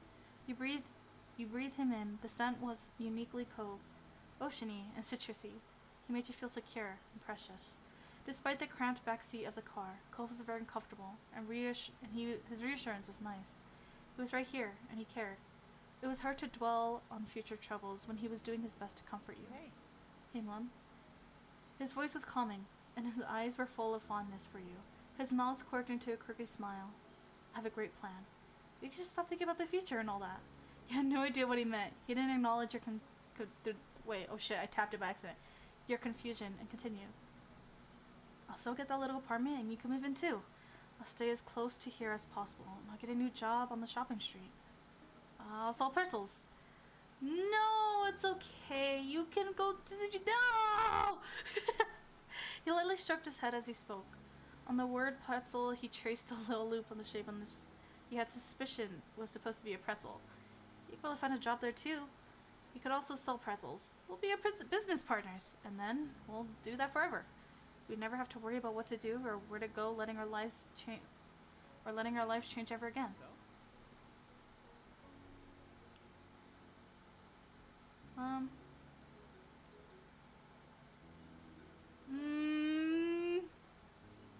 Let's laugh through the tears. It was just so ridiculous you can help a laugh even if you could feel your eyes water. It's perfect, you're a genius! Appearing childlike too innocent. I'm pleased you agree, I can't wait. Pretzels and you. What kind of pretzels will we sell? All types. Cheese pretzels, cinnamon pretzels, pepper pretzels. Never heard of pepper pretzels. You'd seen spicy pretzels before, or jalapeno cheese pretzels, but just the phrasing of pepper pretzels made it seem weird. Cove waved off your misgivings. Pretzels already have salt. It makes sense we'd go for pepper next. It was fun to not be serious for a bit, though soon Cove's tone changed. He started to speak, but drifted off. All the sounds of the world aside were muffled and distant. In this space... Hello, Rhombus. How are you? In that space, in that moment, it really felt as though there was no one except you and Cove. Cove softly ran his hand up and down your arm. It was reassuring. Finally, he was able to continue his thoughts. No matter what, you can count on me whenever you need something, or even if you just want it. You become more independent, but you're never actually alone in this world. I love you so much. Sounds like I'll never be rid of you. You consider the thought of living with Cove in his tiny apartment in the pretzel plan, or just in general. You still want to have a life together, even if it's not selling pretzels? More than anything. I feel the same way. Cove beamed. You felt much better than you did 5 minutes ago. He was your ray of sunshine. Cove turned red but met your eyes. He was happy, even though his blush took over his face. I guess we should be able to head back without carrying the weight of all this. It's important after all. He paused with a smirk. You anticipated a joke, or at least an attempt at one. Our hands will finally be free of other things, like eating our meal. So that'll be nice.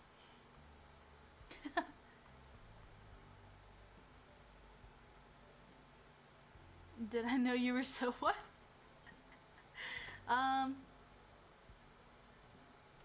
You appreciate him being there. It meant a lot that he cared enough to go after you. He smiled, pleased at how everything turned out. With that, you happily stepped into the world again. You made sure to grab your phone and the key on the way out. Cove's stomach rumbled after you locked your mom's car back up. Looks like we're heading back just in time. Yeah. It was a short walk back to the restaurant. It felt like you blinked and then suddenly you were retaking your place at the table. You felt nervous. You didn't want to explain what happened yet. Liz took in your appearance with a grateful expression. She was surprised you seemed alright with letting your disappearing act go. Thank goodness you're back, mannn. You had to back me up here. A hair elastic is called a hair elastic. It's a hair tie! Even just coming into the argument, you could tell they were just joking around. Neither Liz nor Lee was taking this semantic discussion seriously. Then Scrunchy. Traitor. Your mom's laughed, and you felt your discomfort subside a bit. Ma caught your eye. Are you alright, Mom? You nodded. Throughout the next few minutes, anemone, you found yourself drawn into different conversations, each one where everyone checked on you in their own way. The warmth of everyone's love comforted you. You decided to tuck this treasured feeling close to your heart. You wanted to remember it for a long time. Night fell soon after everyone finished their meals, and before you knew it, you were standing in the parking lot, saying goodbyes and packing up the cars to go. After the last of the chores were done, your family spent some more time together. The rest of the night felt like it was just going by in a blink of an eye, and somehow the time came to retire to your room to sleep. You pulled your covers up under your chin, settled down for the night, getting warm and cozy. As your head sank into the pillow, you closed your eyes. Your mind drifted back to everything that had happened that day. You could see it all now, behind your eyelids, as though you were experiencing it all over again. Then the image of Cove popped into your head. You smiled softly to yourself.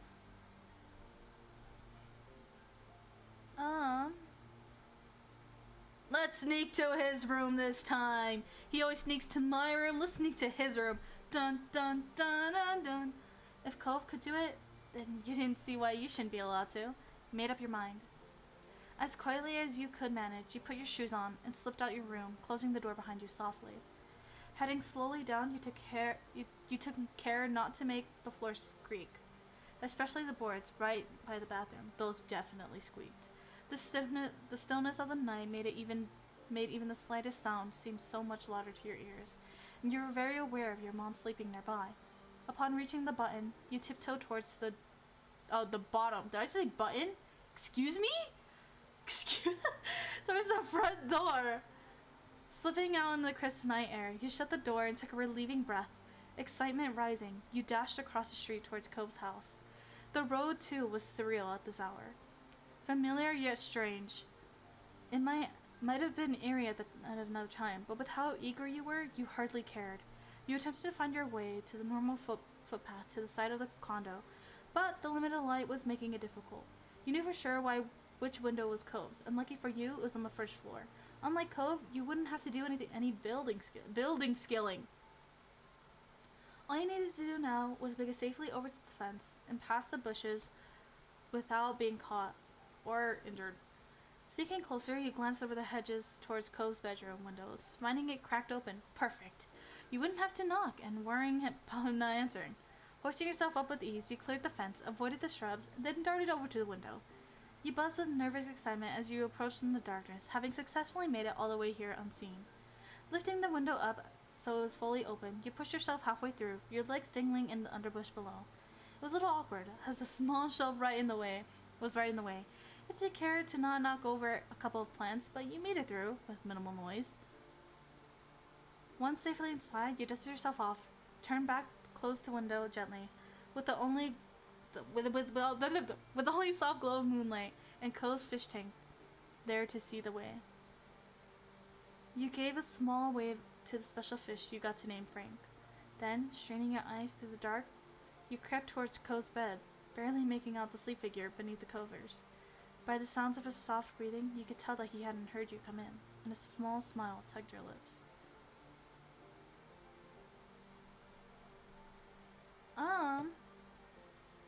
Let's whisper his name. Cove, wake your ass up!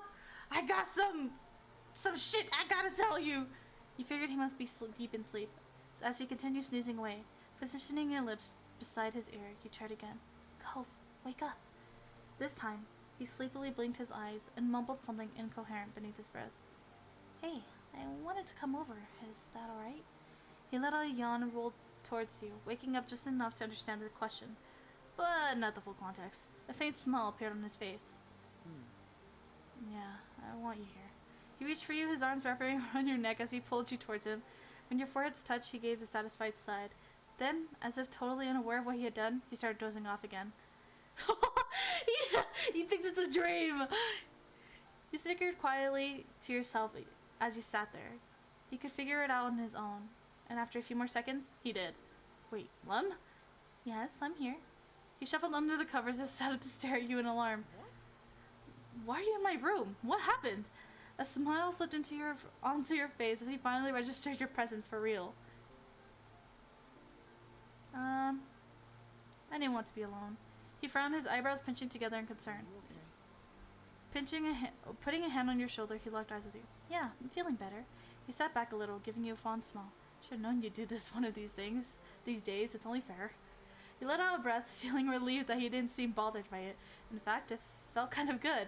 He thought maybe this enthusiasm was why Cove did it so often. I can't read. Hold on, I need water. Stay hydrated, chat. He pushed himself up fully, swinging his legs over the side of the bed and leaving a spot for you beside him. His hand shook where he held them in his lap. He was nervous. You can stay as long as you want. Really? Yeah, really. Can I stay the whole night? Of course. He smiled, feeling relieved that he had agreed, and he grinned back. You could always count on him. I've secretly slept over in your room before. It's fair you get to do it too. He snickered, feeling pleased with your decision to do this. Well, it looks like you might be getting the floor yet again. Yeah! Here we go again. You rolled your eyes and let out a soft laugh, which Cove returned as he rubbed the back of his neck.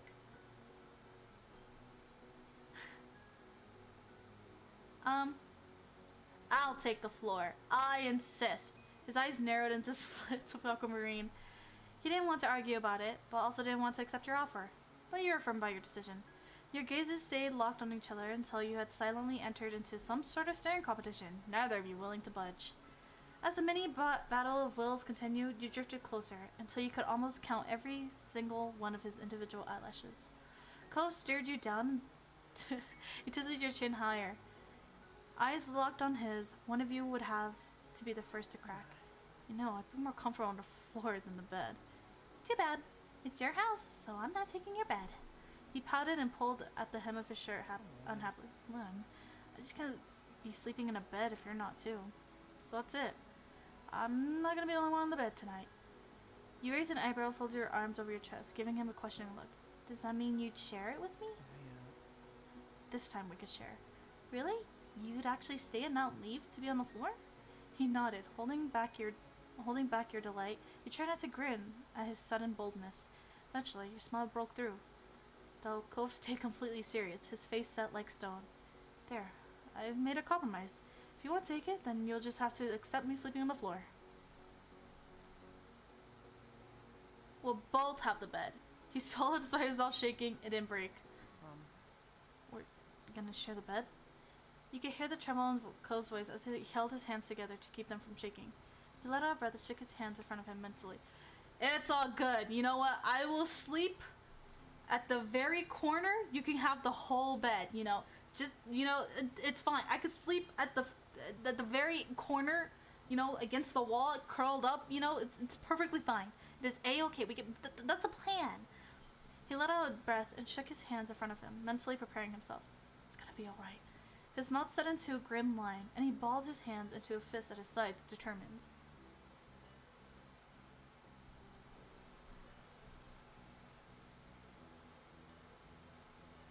It was an important step in your relationship, and he seemed to understand that. It took a couple of moments longer before he turned to you, attempting a weak smile. Ready? Yeah, let's get in there. You took a deep breath, and you slipped under the covers, making room for him to get in after you. Laying as straight as a steel rod, Cove tensed up beside you. So still, he was barely breathing at all. You rested on your side and faced him. Your eyebrows pinched in the middle as you watched him. He looked back at you deeply. Do you need more time? I can leave until you're more set up here. Oh, please don't go. I just want you to stay with me. Ever so slowly, he began to relax, his fingers tentatively brushing up and down your arm.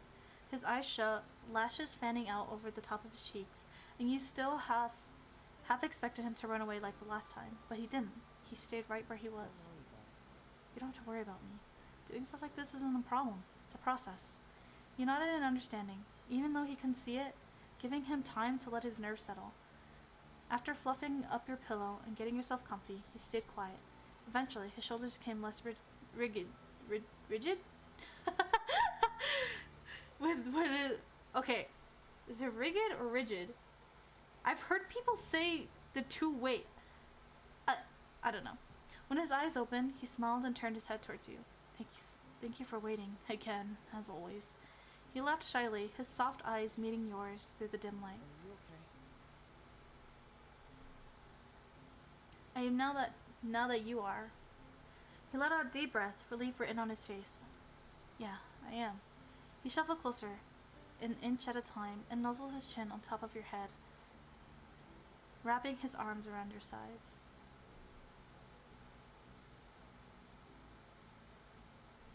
Your fingers gently brushed up and down his back as you held him close. The way the room grew quiet around you.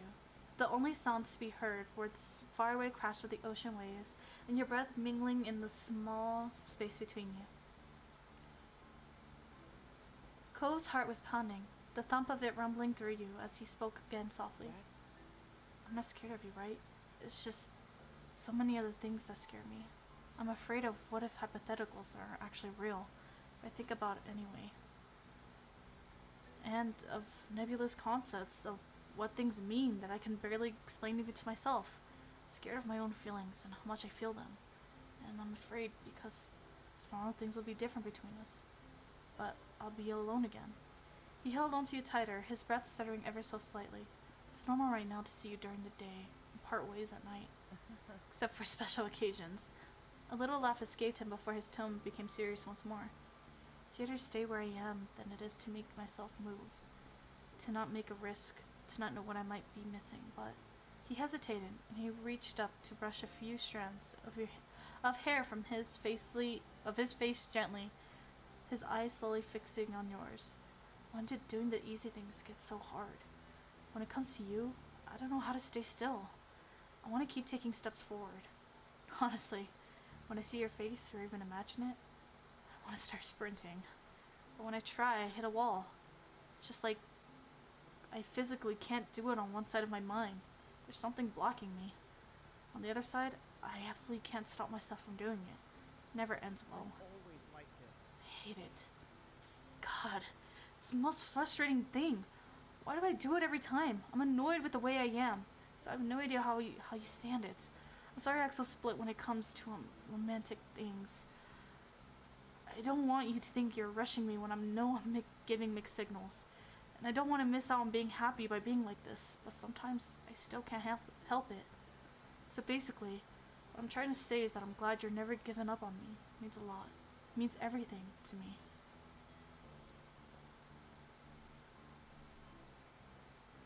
It's who you are and I accept you. Yeah!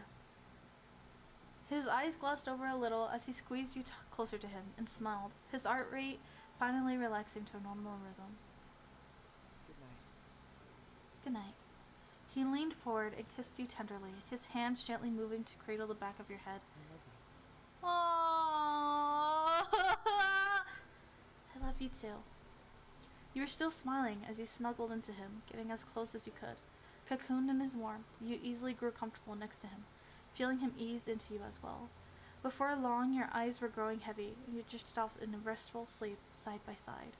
The next morning, you woke slowly from a comfortable dream. With a small stretch, you opened your eyes fully to the sun shining in the window. Shuffling onto your side, you noticed Cove still beside you in the bed, sleeping soundly. His arms continued to be draped around you listlessly as he snoozed. Oh my god, his arms must be fucking asleep right now. Like, they must be like pins and needles. He must have fallen asleep that way. You smiled, remembering the prior night. It had been nice to spend the night together. Getting to be with him in a whole different way. You could definitely get used to it.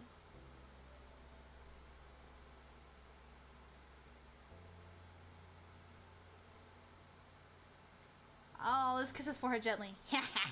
Be careful not to wake him. Being careful not to wake him, you bent over, pressed your lips against his skin. He stirred a little in response, a small, sleepy smile appearing on his face. Then a loud noise suddenly startled you. You snapped towards the sound of the sound. No, wait. There's a door opening, but... Yeah, it's into... Oh, fuck! Get your butt out here, sport. Mom's here. Oh my god, wait! No! I forgot Kyra was coming! Also, the team made eye contact and he froze where he stood, the smile slowly slipping from his face. Well, that's not what I usually walk into. I clearly should have knocked this morning.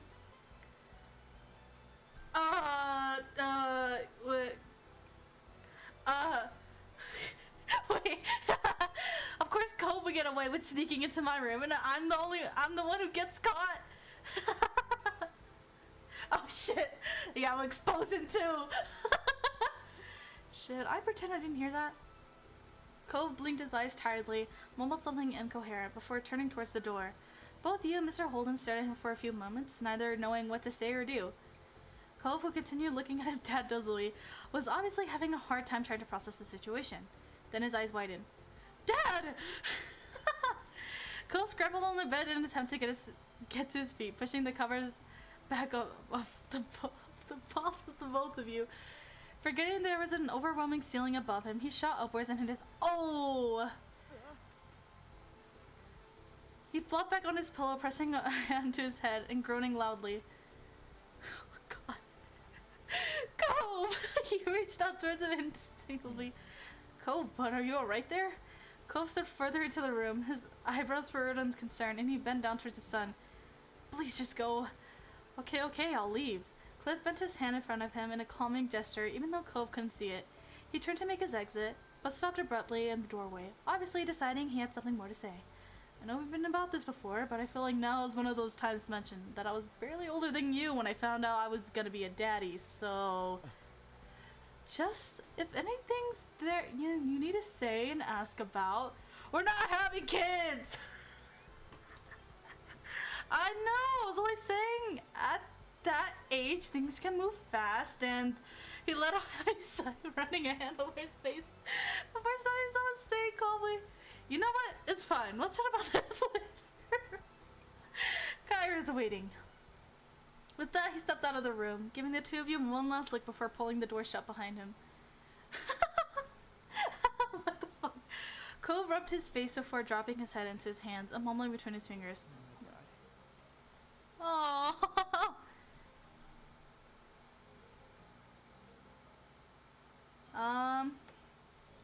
He patted him on the leg. It's alright, things like this happen. With a heavy sigh, Cove forced himself to sit up again. He frowned hard, staring over the closed door. Sorry. Guess we can't just hide in here now. Gave you a sidelong glance. Despite his displeasure at the situation, a small smile quirked his lips. Nice. Too bad. It had been really nice. Too bad is right. I hope we get the chance to do this again soon. You found yourself smiling along with him. The two of you took a few minutes to get up properly and get yourself as ready as possible. Cove put his glasses back on before heading out to see Kyra. Kyra was awaiting patiently in the living room. She was in high spirits, with eyes set on the hallway. Her amused smile widened when you and Cove froze. It didn't take long for the realization to sink in that the same scene must have been loud enough for her to hear even from here. Cove tried to look unimpressed, eyes narrowing over Kyra's smug delight, though his face was already turning red and his mom hadn't even said anything yet. He squared his shoulders, lifted his head, and strode forward. Hey. Hi, Mom. Hi, baby. And hello to you too, Mom. Her tone cracked in her greeting, and then she just gave in and laughed, unable to keep any of it in. Cove frowned at that, and his eyebrows furrowed. Sorry for the interruption. I didn't know you already had guests. His frown wobbled as he became even more embarrassed by this moment. He couldn't muster up any words to defend himself. I'm sorry. The words left your lips quietly. You were upset and embarrassed by this whole situation. Oh no, don't be! Cove was still unable to say anything. Other than his teeth biting into the side of his cheek, he stood there frozen. Kyra studied you both for a moment. My nut's a little Mr. is spreading his wings. I can't complain about that. She slightly tapped the tip of his nose. That got a tiny smile out of Cove. Despite being much taller than Kyra at this point, he still seemed like a little kid in front of her. You released the air you were holding in your lungs, and then Kyra's gaze locked onto you. You know, we're just about to go over to see Pam and Noelle. Are you two coming? I'll go. He stretched his arms for a moment and yawned, trying to physically shake off what happened. Sounds good. Yeah, that sounds good. You're great. It was then that you noticed Mr. Holden standing on the other side of the room. You figured he must have been trying to create some space for everyone during the last conversation. You could tell he felt a bit awkward, but he tried smiling reassuringly as he scratched the back of his neck. His attention went to Cove. Bud, do you want to get changed first? Cove looked down in his pajamas for a moment. He shook his head. No, we don't have to wait for that. Are you sure? It's only a trip across the street. Don't worry about it. I'm alright. Besides, Munn is going in pajamas too. He just pulled an Adrian from Miraculous. He just Marinette showed up to his house in pajamas, and Adrian decided to change out and go in his pajamas so that she felt Fair point. Hi, Gio. It's going good. How are you? Cove then leaned in closer to you. He grumbled quietly. And your mom's gonna figure out what happened anyways, so... yeah. Away we go! With that decided, I'm tired. Oh no. You should sleep if you can. With that decided, the four of you headed out across the street to your house. Felt strange waiting there while Mr. Holden knocked on the door. That's good. Hi there. Mom answered the door, her expression brightened even more seeing Kyra there. She moved to pull Kyra into the hug when her gaze fell on you. Lem? Hi, Mom. When did you get out there? Why are you still in your pajamas? Mom's eyebrows raised as she gave a deep, examining stare. Meanwhile, you and Cove shared a slow slide glance with each other. Before you could answer, more heads popped into view around the doorway. Mom, Liz, and Lee were chuckling. To be honest, I always assumed Cove had been the one sneaking around. Her eyes sparkled with amusement, and you had to look away. You noticed Cove's face was burning red again. It was a solid theory, Lanny. Most likely, they've been breaking and entering. I couldn't put it past my baby. He takes after his parents. You're right. I can't believe my Lem has been getting up to all the mischief, too. Mortified, Clove looked like he wanted to disappear, while the adults chuckled and discussed what you and him may or may not have done. Fortunately, they left the conversation there. Enough of standing out there. Come on in! Mom moved aside to usher the group in and guided them to the living room. Before anyone could get settled in, Mom spoke up. You're all welcome to stay for breakfast. We still have some great spices and stuff from farmer's market. Yes, we'd be thrilled to host you. There were eager nods from Mr. Holden and Kyra, but Cove looked around the room filled with familiar faces before speaking up. Maybe instead of staying here, why don't we go to the beach? A scenic picnic, eh? Mr. Holden crossed his arms and contemplated the idea happily. Excited, Kyra clapped her hands together. Oh, we could really make a day out of it. Might as well enjoy the ocean while we can. That sounds lovely, Cove. Everyone else put in their agreement with Cove's suggestion, but for long, both parties dispersed, getting everything ready. Sandwiches had to be made, water, sunscreen, towels, and more needed to be gathered and packed. Plus, you and Cove both took some time to get dressed for the day. An hour later, both of your parents and Coves were walking down the old path to the beach. The morning was already turning into a bright and beautiful day. You honestly couldn't ask for better weather for a beach trip. The moment you lay your eyes on the full view, the ocean you stopped and stood there with memories. It didn't matter that you grew up there. The sight always filled you with wonder. Hey, Mom. So? I was thinking about calling Terry and Miranda, see if they can come too. Everyone else is pretty much already here, so would your family mind? That'd be cool. I'd ask him. I'll ask. You already get so excited at the prospect of seeing your friends today that you immediately darted away in the direction your moms went. Behind you, you could hear the familiar sound of Cove's laughing. I have a question. Would it be alright if Terry and Miranda came by? I don't see why not. Mom looked to Mom to see what she thought, and she nodded in agreement. Mom then shot a glance over at Mr. Holden and Kyra, knowing that they had likely heard everything.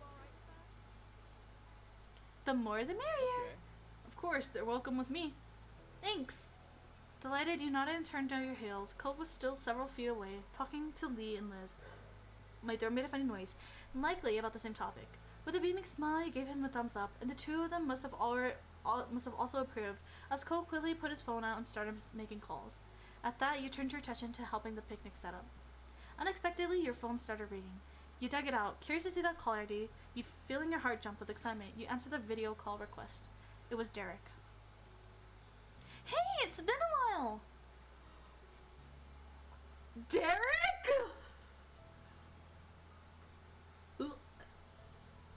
What? Whoa, he grew up! What the fuck? What?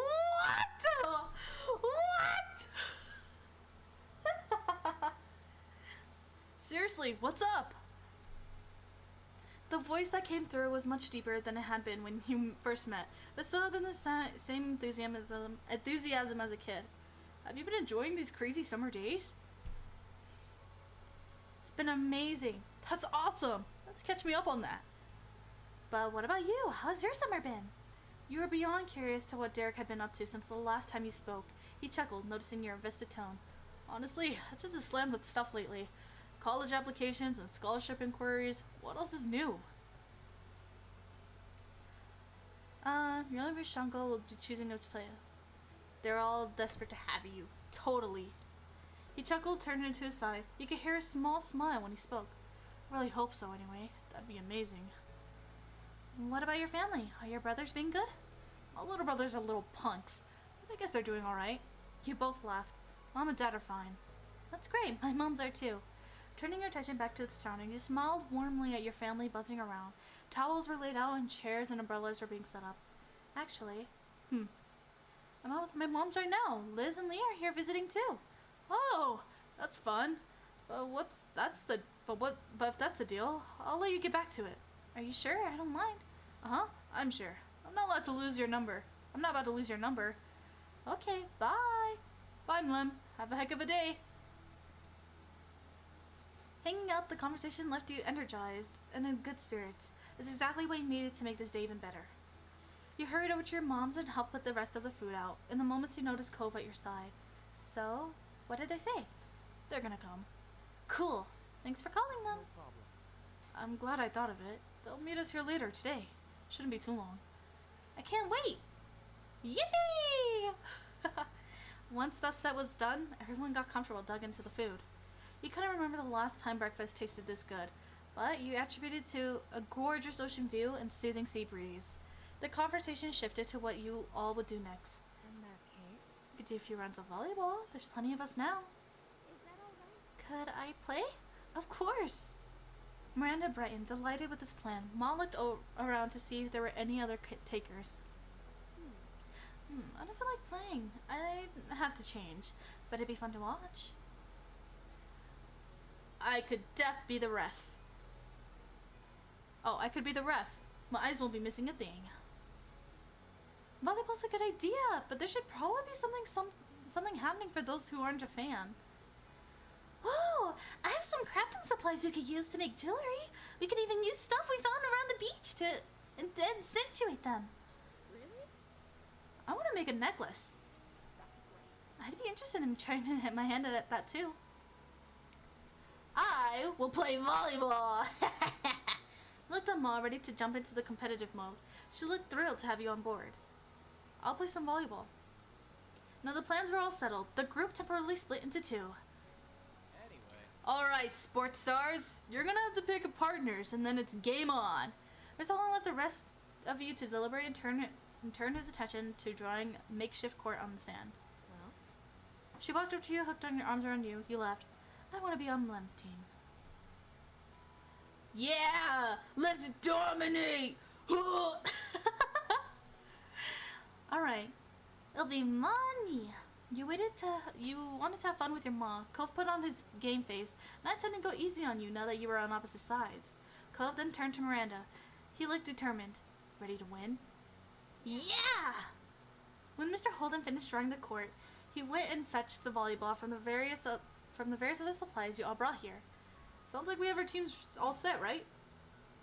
Good, good.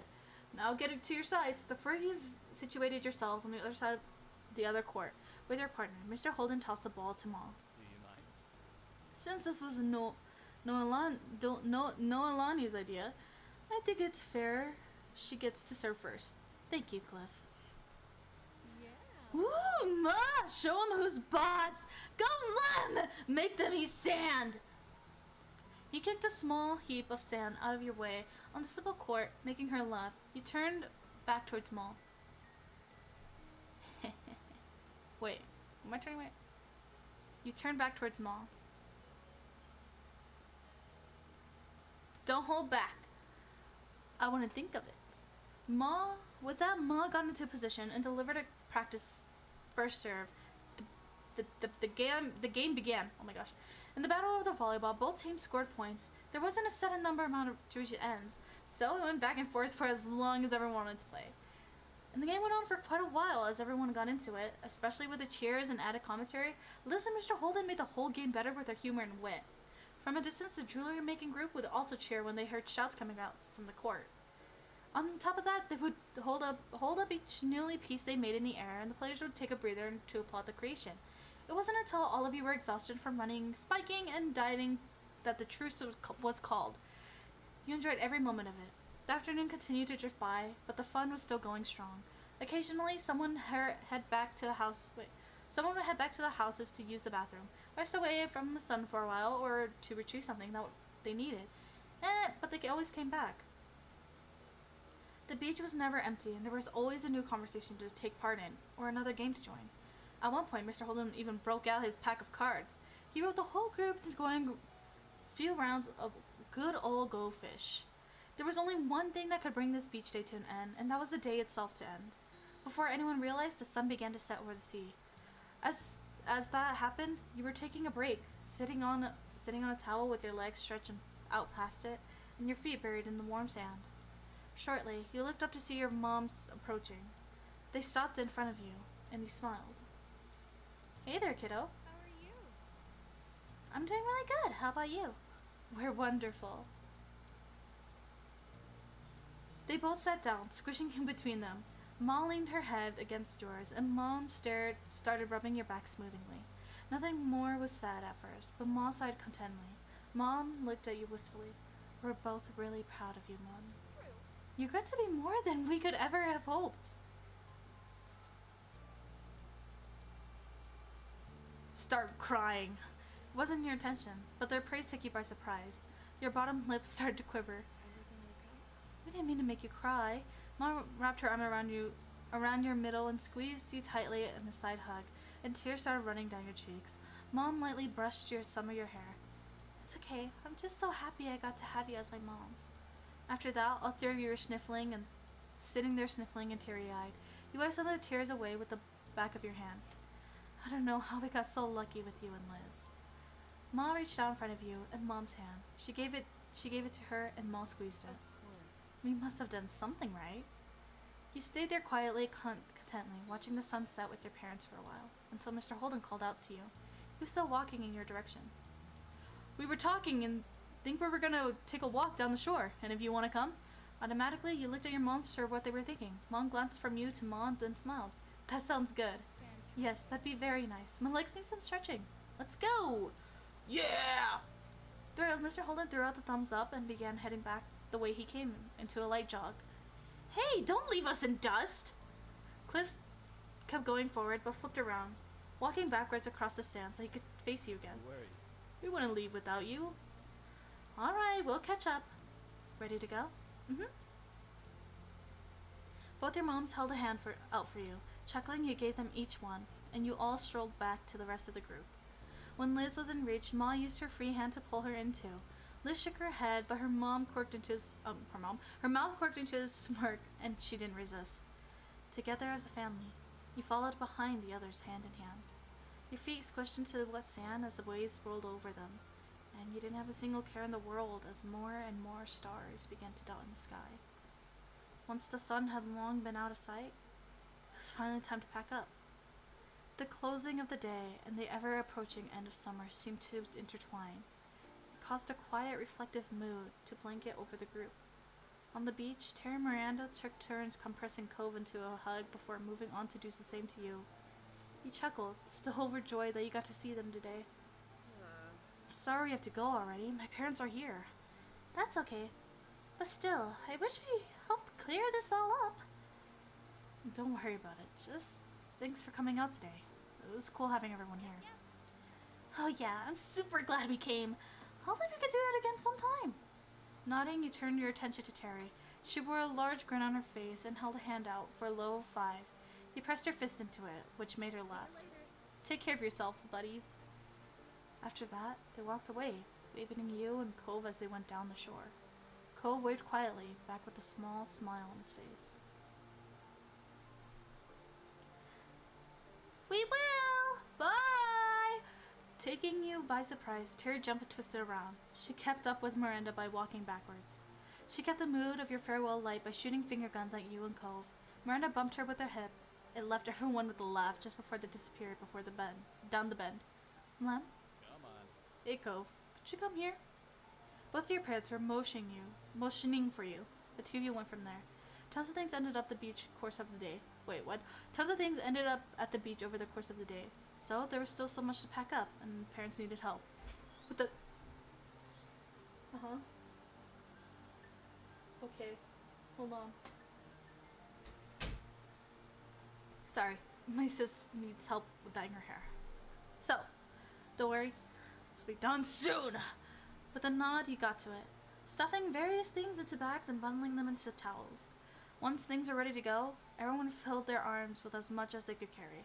Absolutely no one wanted this to be a back and forth kind of task. They walked back home, ended up being mostly quiet. Each person seemed to be feeling the effects of the day. Cool breeze carried you across the sand and onto the road. There was a sigh of relief from what felt like the group as a whole when they arrived back to the neighborhood. Well, hello everyone. Glanced to the side and spotted a very recognizable face walking down the road.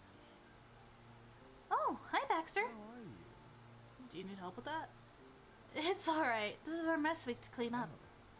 If you're sure, then I was simply heading home after getting some fresh air. The season's almost over after all. Yeah, Baxter was only a tourist. He wouldn't be in town much longer. You knew that, so did he. If you have a minute. I'm not caught up with the series. How many years have you gone through? Game. So far, we are still stuck on the previous ones that have been last two streams. So we're still like 18, 19? We're about to start the actual adulthood area because, yeah, I'm just finishing up so that when we start next week, it's a full-on step 4. Yeah! Didn't he have black hair? No, I don't think so. I think he's always had this hair. If you have a minute, I'd just like to say it was a pleasure getting to know you both this summer. His head tilted up towards you and he smiled warmly. Baxter offered you his hand.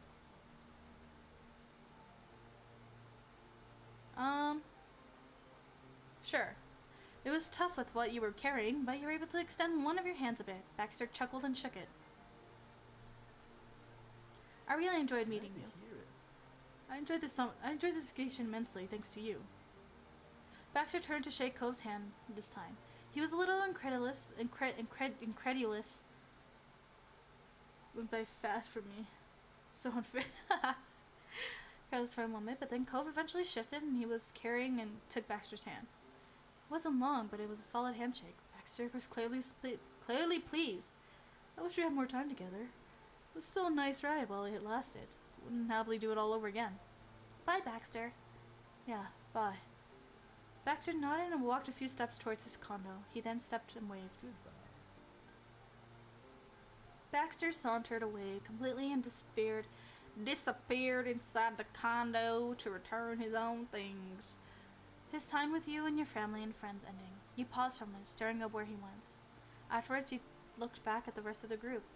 Lee and Liz were just going inside of your house. You couldn't spot Kyra or Mr. Holden anymore, but the door to their house was wide open. Mom approached you with an amused look on her face. Seems like you're holding on to some Holden things. Surprised, you glanced down to quick inventory of what you were holding. Mom was right. Some of it belonged to the neighbors. Would you mind dropping it off for now? Can do. It's not a problem. Thank you very much. Cove took a few steps towards his house and stopped waiting for you. Good night, Cove. I'll see you inside, Mom. Night. You caught up to Cove together and you went inside his house. Walking in front of the door, you saw Kyra and Mr. Holden busily unpacking everything up. Things were scattered on counters and they were moving around each other, putting the items away. They both lifted their heads when Cove closed the front door. Hey, it's nice seeing you again already, Mlann. Her teasing tone brought a slight smile to your face. You hefted the stuff in your arms a little closer. I ended up with things of yours from the beach. Oh, thanks for getting that to us. You can put in here on the coffee table. Mr. Holden pointed on the surface he was referring to, and you immediately left what didn't belong to your family there. Cove had his own thing on the floor, just at his feet, wading through everything stone about to reach his parents. Putting your family stuff on the ground for a moment, you dusted your hands off and straightened up. You needed a second to rest and a minute to reissue all up. Went over to where the others were too. Kyra opened her arms wide, waiting to hug you. You accepted. Happily, you went to her. She held on tight. Over the years, you were able to form a good rapport with her, and you were grateful for that. You could feel in her hug how much Kyra had grown to care about you. It brought an affectionate smile to your face. Thank you so much for hanging out with me today. It was a blast. It's no problem. I had fun too. Kyron eventually released you. The patted tops of your shoulders as his final gesture. Every time I've gotten to come by, it's been an absolute joy. Things really shouldn't have worked out better. Mr. Hall took a step closer to you. Kyron moved aside to let him say goodbye too. He grinned. Thanks for always being such a friendly neighbor. And not just right now, but for as long as I've known you. I didn't always make it easy, but you and your family are good people. I really, truly appreciate Thanks it. very much. Thanks again, Lem. So much. After that, Mr. Holden reached over and gave you a soft pat on the top of your head. I'm really glad that you're my neighbor. Furrowed with emotion. Your words really did touch him. Oh damn, it's really windy outside. Me too. Mr. Holden was staring at you, but his gaze seemed far away. Maybe he was looking back at who you used to be. That 8-year-old he had asked to be his son's new friend. See you. Bye, Mum. He smiled softly. Then Cove took a step forward. He gestured to his pile of things he had carried into the house. Don't worry about all that. I'll just put away in a few minutes. Right, I need to go do the same with my family. I figured. Cole walked you to the door and held it open. Take one last check around to make sure you had all your things to bring home. You went into the road. He leaned his body against the door frame, not allowing you out. Oh? So this is it, huh? Actually, that's not what I meant. I meant? His expression twisted and he shook his head a bit, like he was trying to banish the pensive thoughts. I'll just say bye. Bye. I'll see you soon. Your mouth pulled into a soft smile, and you weren't sure who you were trying to reassure more. Cove reached forward and gently cupped your face with his hand. His thumb trailed across your cheek for several heartbeats. Mesmerized by his blue eyes, you stepped forward, delighted to oblige the request he was silently asking. He met you halfway as you smiled into the kiss. It was soft with longing, and your chest ached knowing that there couldn't be anything more than this, at least for now. One of his hands grabbed onto the door handle and firmly held it. He was stopping himself from coming along with you. As you walked over to your front door, you stopped. Turning around, you spotted Cove right where you left him. You laughed quietly to yourself. For a small pause, you both stared at each other from across the street. Yeah! You put the remaining stuff on the beach down to the step and almost tripped bolting across the road. The next thing you knew, you were diving into Cove's arms, wrapping your arms around his middle. The force of it all knocked you both loudly into the doorway, but neither of you cared. You both held each other tight, and you could feel Cove resting his cheek on your head. Oh, this is so cute! He smelled like salt water and sunscreen, and like home. It was a while until either of you thought to separate. Slowly, you made the trek home and collected what you left on the step into your arms again. Things couldn't be dragged out any longer. After one more shared smile, you opened the door and went inside, shutting it behind you. A few steps in, you saw your family gathered in the living room. They were still busy unpacking and cleaning. You added the things you brought to the pile onto the kitchen counter. Mom stood up, rubbing her eyes a little bit. She yawned loudly. I'm bushed. How about we finish the rest of the chores tomorrow? Yes, honestly, it's too late for this. Please and thank you. Mom put her hands on her hips and turned to assess the room. Mom was not one who liked to leave a mess about, but she sighed. I suppose we could make an exception for the usual rule. It has been a really long day. Liz grinned contently. Lee wasted no time in skipping over to you and hooked you into a side hug. Good night. I hope you had the loveliest of dreams of you-know-who. Lee ended the sentence with a wink and nearly laughed, and hearty laughed. She let you go. I hope you have good dreams too. Lee's smile widened until it went from ear to ear. That would be a fantastic way to cap off today and start tomorrow. Here's to us, Mom. Tonight, tomorrow, and forever. Family forever! Yeah! Lee leaned in close to whisper in your ear. You didn't fail to catch the teasing look on her face. Exactly. There's no escape. That got a laugh out of you. You lightly pushed her shoulder. Lee stretched her arms over her head, yawned loudly, and looked up at you with tired eyes. I think that's my cue to head to bed. Bye. I think so too. Have fun sharing the room with Liz. She left with that and Lee shuffled off towards the guest bedroom. Before you had a chance to do anything else, you could feel the top of your head being tapped. You turned around to see Liz smirking. Nighty-night. I'm heading to bed too. It's been a long day and I have a lot to prepare for tomorrow. Exhaling, you automatically started fixing the back of your hair.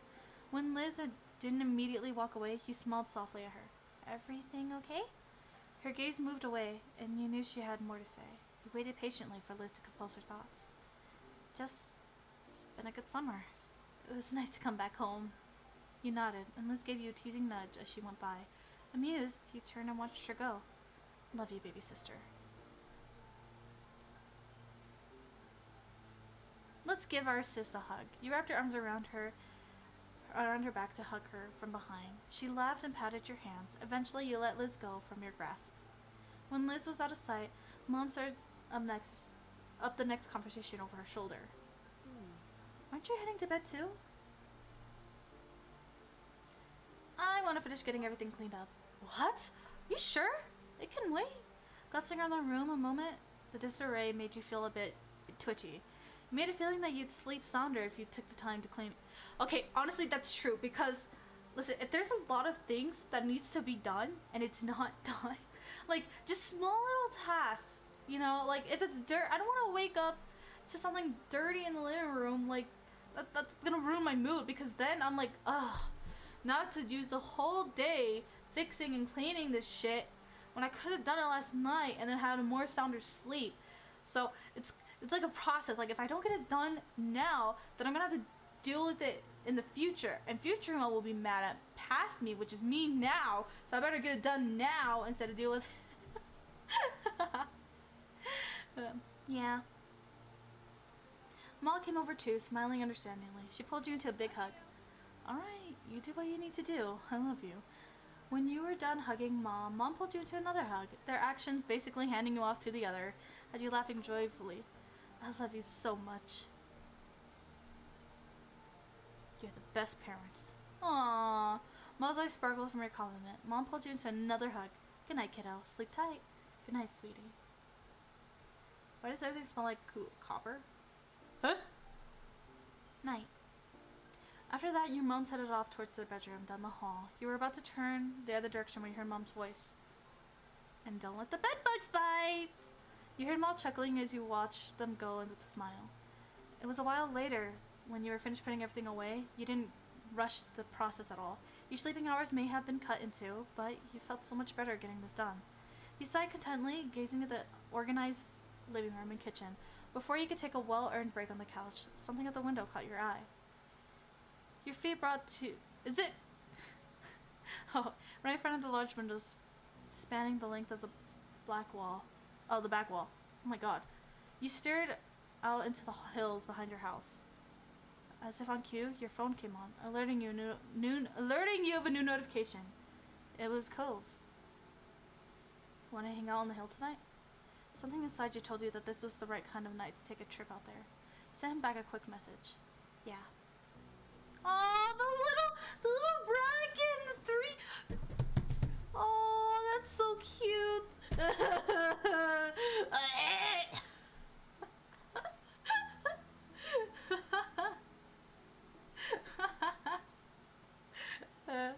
My throat.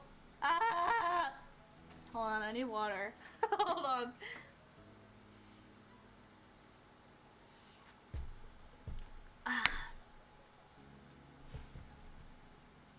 Okay. You went over to the front door, stepping out over the threshold. You gave the living room one last glance over your shoulder. Then you put the door behind you. Shut the door. Silently, you made your way to the poppy hill. With the light steps in the dark, you walked across the hills behind your house. Up ahead, at the very top, silhouetted beneath the night sky, was a familiar figure already waiting there. Smiling, you wondered just how he always got there first. You even had the advantage of living closer. Then again, maybe it was only in your mind, but somehow Cove was linked to this place. With all these years, it'd be weird to scan this horizon and not find him there. As surreal as the shore without the sea, the distance between you was growing shorter by the distance. Hearing the grass and earth crunch at your feet, Cove turned, a grin spread over his face as he saw you. You took your place standing behind him on the crest of the poppy hill, looking out over the ocean. same as you'd done on countless times since he'd first arrived, when you'd found him on this very same spot. Lem. He had officially broken the silence, the spell that had held you both in place. You looked at him expectantly. There's something I've always kind of wondered about. He cocked his head, giving you a sidelong glance. What did you think about me when we met? I was just a kid you'd never seen before, bawling his eyes out on the hill next to your house. He chuckled, his eyes drifting towards the sea beyond, before flicking back towards you. The way his gaze pulled back to you made it clear that he was genuinely invested in the topic. Luckily for him, you remember what initially struck you in that moment. It was as if it had only happened yesterday. Well, I remember noticing a sad look on your face. Cove replicated the frown for you right now, looking grave at your reply. Guess that would have been kind of hard to miss. Sighing a bit, you continued to reminisce about the first meeting. I also remember feeling bad about what was happening. I remember that, too. You ran a hand through his hair, and you knew his line of questioning wasn't at end, even before he spoke again. I mean, Do you remember what you thought about me? You know, as a person? Was I annoying, or mean, or... I wanted to get to know you. I didn't know what the feelings were at the time, but I thought you were cute right away. I thought you were special somehow. I was worried about it, because you were sad.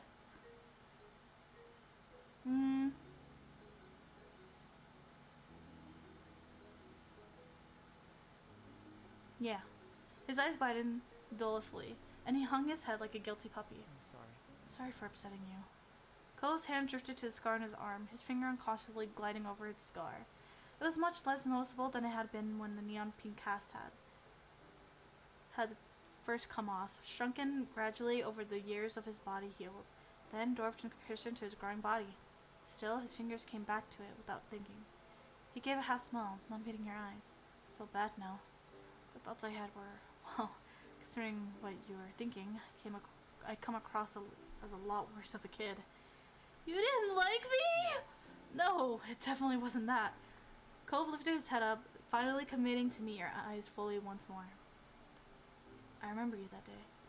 I remember it really well. I don't think I'd ever be able to forget. I could picture the way you looked back then, when I first saw you standing right here. I still know the expression on your face when you chose to sit with me in the grass. He chuckled derisively, interrupting his own monologue. You scared me at first. I figured I'd be alone out there until I had to face my dad again. And suddenly another kid appeared out of nowhere. It was startling, but I got over that fast. You were a strange person in a strange place, but in that moment, you were exactly what I needed. Somebody I could talk freely about what was happening and how it made me feel. And you listened to me. You stayed with me. He sighed, then bit his lip as he gave a small smile. I was a little spoiled growing up.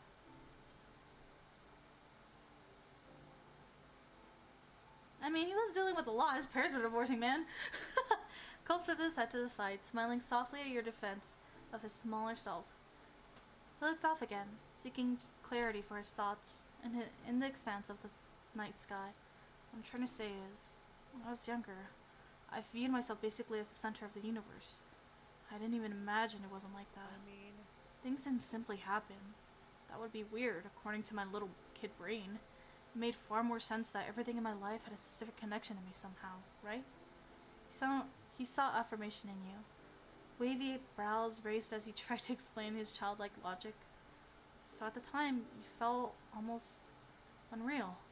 Like you weren't just anyone. Some other kid who happened to live in the neighborhood with your own whole life that wasn't connected to Cove Holden.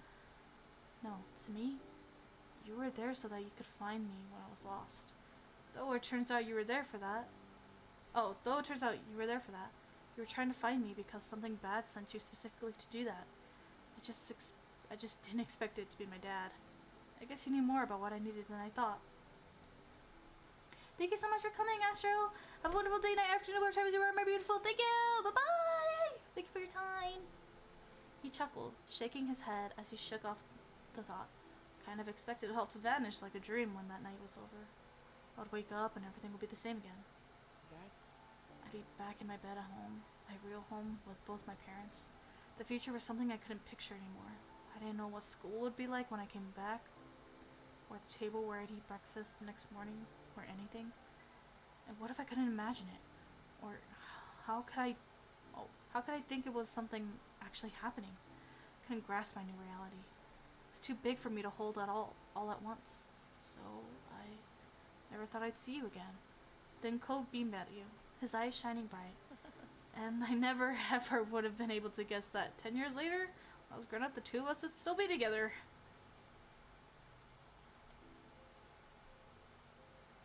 Yeah! You've been joking, but Cove nodded in agreement. You are. You exactly are. But the smile faded from his face as his brows drew together. That was the worst day of my life at the time. The day my family broke apart. It's too heavy for me to even think about. I felt that way for I don't know how long. He held a hand for his heart, connecting the pain he'd felt as a child. He looked at you earnestly. But that was never really true. Things have gotten better with me, and with Mom and Dad. It was the change we all needed. His eyes were growing misty. So, I remember that time right now. It's not the point that my life was over. It's only the moment that I met the woman I love. I was crying to a stranger over what I thought I'd be lost. I didn't have any idea that she would be the one thing in the world that I actually wouldn't be able to live without. Oh, what the fuck?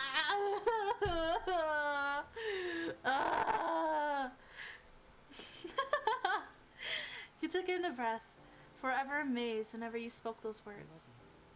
Oh.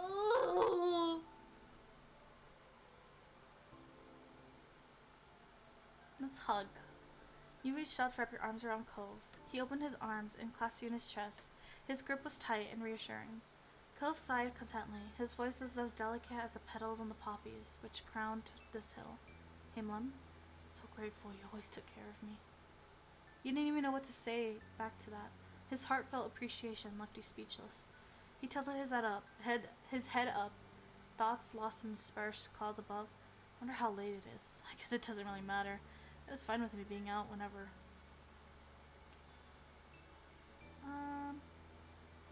I know, kissing, like, all that, like, that's really weird.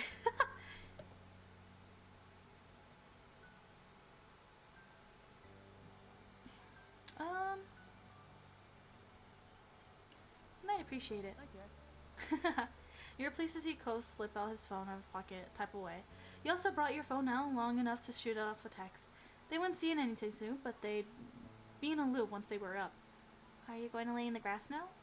Wow, how'd you know? Lucky guess, Cove. With a chuckle, Cove plopped down onto the ground and laid on his back, his usual way of spending time there. Yeah! You lowered yourself against Cove's side in the grass and wrapped an arm over his chest. Cove smiled at you and used his free hand to cradle your face. The both of you fully relaxed on the hill. It felt just like the beginning of one of your nightly outings. Then you realized the sun was peeking over the horizon. Cove spoke up with a disbelieving tone. It was really late. Your neighbor wasn't a stranger to being awake at dawn. However, not like this. He was normally an eager sleeper, early riser. This unexpected sunrise particularly awed him. The two of you watched on silently as the sun began to light in the world. Cove then propped himself up on the back of his arms and looked at you with a soft expression on his face. Do you want to go back home? I could carry you if you're too tired. I'd rather stay longer. You couldn't resist a yawn, but you were serious. It couldn't be the time to go already. Cove chuckled affectionately and gripped you a little more. I get it. Okay, but it's been a long day. We've done a lot of things. Like, really a lot. It has to end sometime. I know, you're right. Yeah, too bad I'm the one. I am on that one, huh? Wait, what? Too bad I am on that. Yeah. Well, we can't stay if you want. Cove smiled brightly at you, as warm as the new rays of sun that were trickling your skin. In that moment, you couldn't have appreciated him being there more.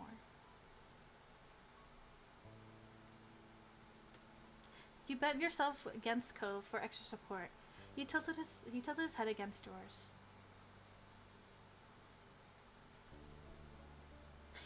Good night, Cove.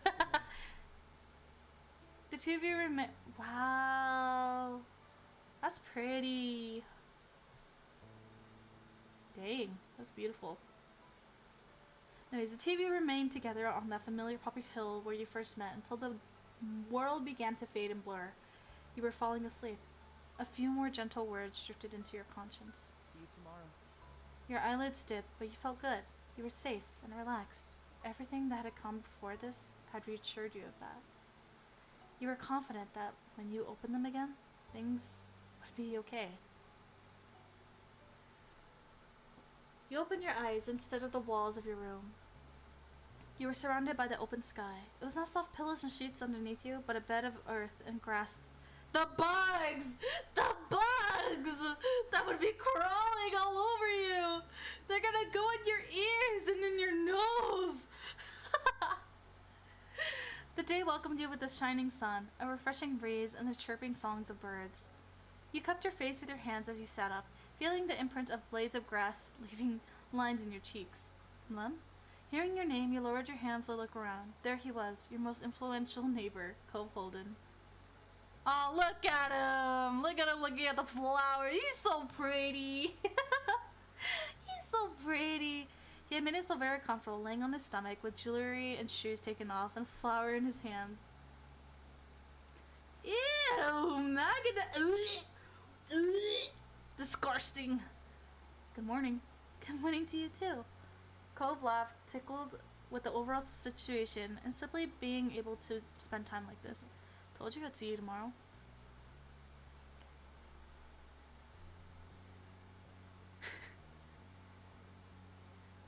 I'm glad you were right. Cove's face lit up in a broad grin. Me too, but there wasn't really any doubt. Cove turned his head up to the sky, his expression content. Looks like it's gonna be a nice day. We'll have to come up with something to do to make the most of it. He trailed off, blinking slowly in the sunlight. Someday when we're even older than we are now, I wonder what we'll end up remembering this moment for. What will we feel when we look back at it? Will it be the same as what we're feeling right now? It's nice. Can't wait to see the future, what the future is gonna look like again. But I think that's alright. I think I'll mark another new start. Cove's eyebrows lifted as he turned to look at you. That's a good one. I want to think about it like that too. He eyed the hill sprawling out before you, and down below, where the wild hill and nature gave way to civilization. Your home and coves lay down at the bottom, neatly filed among the other houses in the neighborhood. Hey, Mum, but I could beat you in getting back to the road. You laughed amused by the wager that reminds you of so many moments in your youth. As much as I like it here, it's okay if we leave now. We can always come back to see the poppies and the fireflies again, right? Cove met your eyes, waiting for what you were going to say in response. Oh, look how red he got! Cove blinked slowly, his eyes locked on you. But you didn't need to see his face and know that he adored you. If there had been any room for doubt, the tender way he spoke would have filled you up. You're really irreplaceable, huh? Then he got the dogs out and everything! Cole viewed his expression unlike any other, who warned when you first found him. Got the dog. I couldn't help but glimpse that boy once more underneath his bright expression and his matured faces. Come on. He offered you a hand and you accepted it, your palm fitting around his. Cove lifted himself up, pulling you along too. Our parents probably aren't gonna come running for us this time. We're gonna make it our own call, and I say that we can't hide away forever. Uphill's just one part of things. There's more out there for us than this time and this place alone. Let's enjoy it.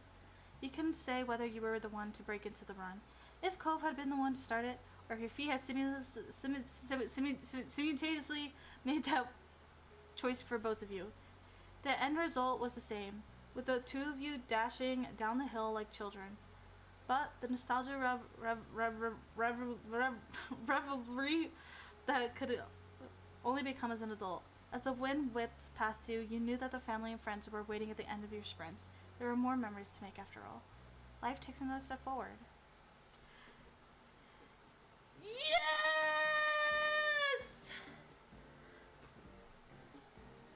Oh shit, wait, that's the actual end? I thought there was 4. We did it! We did it! We finished!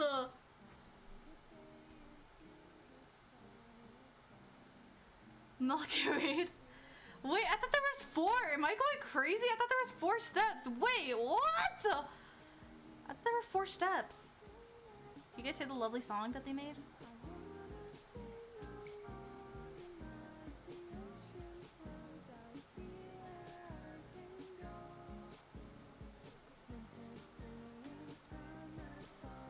There's 3. Oh, I just misread it then. Man. We did it!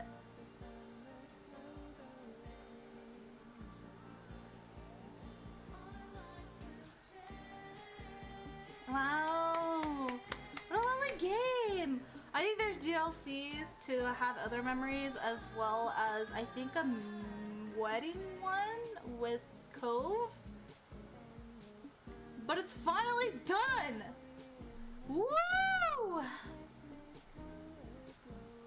Wow. Look at all the supporters. Wow, that's a lot of supporters. I had a great time playing. The art was lovely and beautiful. Eh? Wait. What the hell? In between. What the hell does that mean? Wait, what does that mean? Wait. What the hell does that mean? Wait, what? What is happening?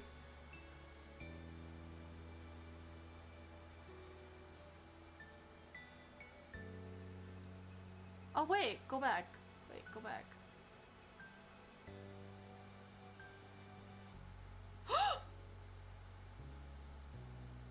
Oh my god, I went forward. Oh my god, wait, I went forward. I went backwards. Wait, I'm so confused. What's in between? Wait, huh?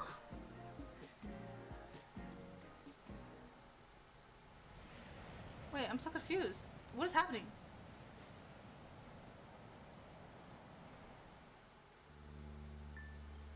I think there was something I wanted to take off. Braces I could take off.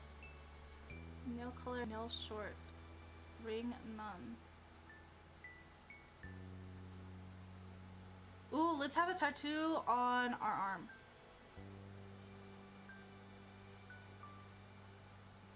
Wait, relaxed, love? What does this do? This is a step 4! I've been lied to! Anyways, let's check. What kind of hair does... Oh my god, that's so cute! Oh my god, they're all so cute! Look at the long... look at the long hair! But also, okay, I'm gonna go with this one. Ooh, what if we don't make him wear any glasses? Well, it's gonna look weird if he doesn't wear glasses. Oh, can I have earrings? Yo! Yo! Tattoos? Body type buff? Slim? Buff? I like buff. Yo! Oh, I think that's good. Necklace?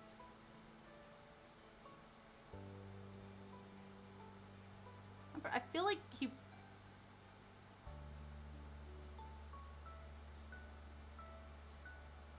I think that's good. What's high initiative? Alright. I am gonna save that. I'm gonna save that here. We will leave that for next stream. I have been lied to. There is another one. And chat, you've lied to me. You have lied to me. You have lied to me.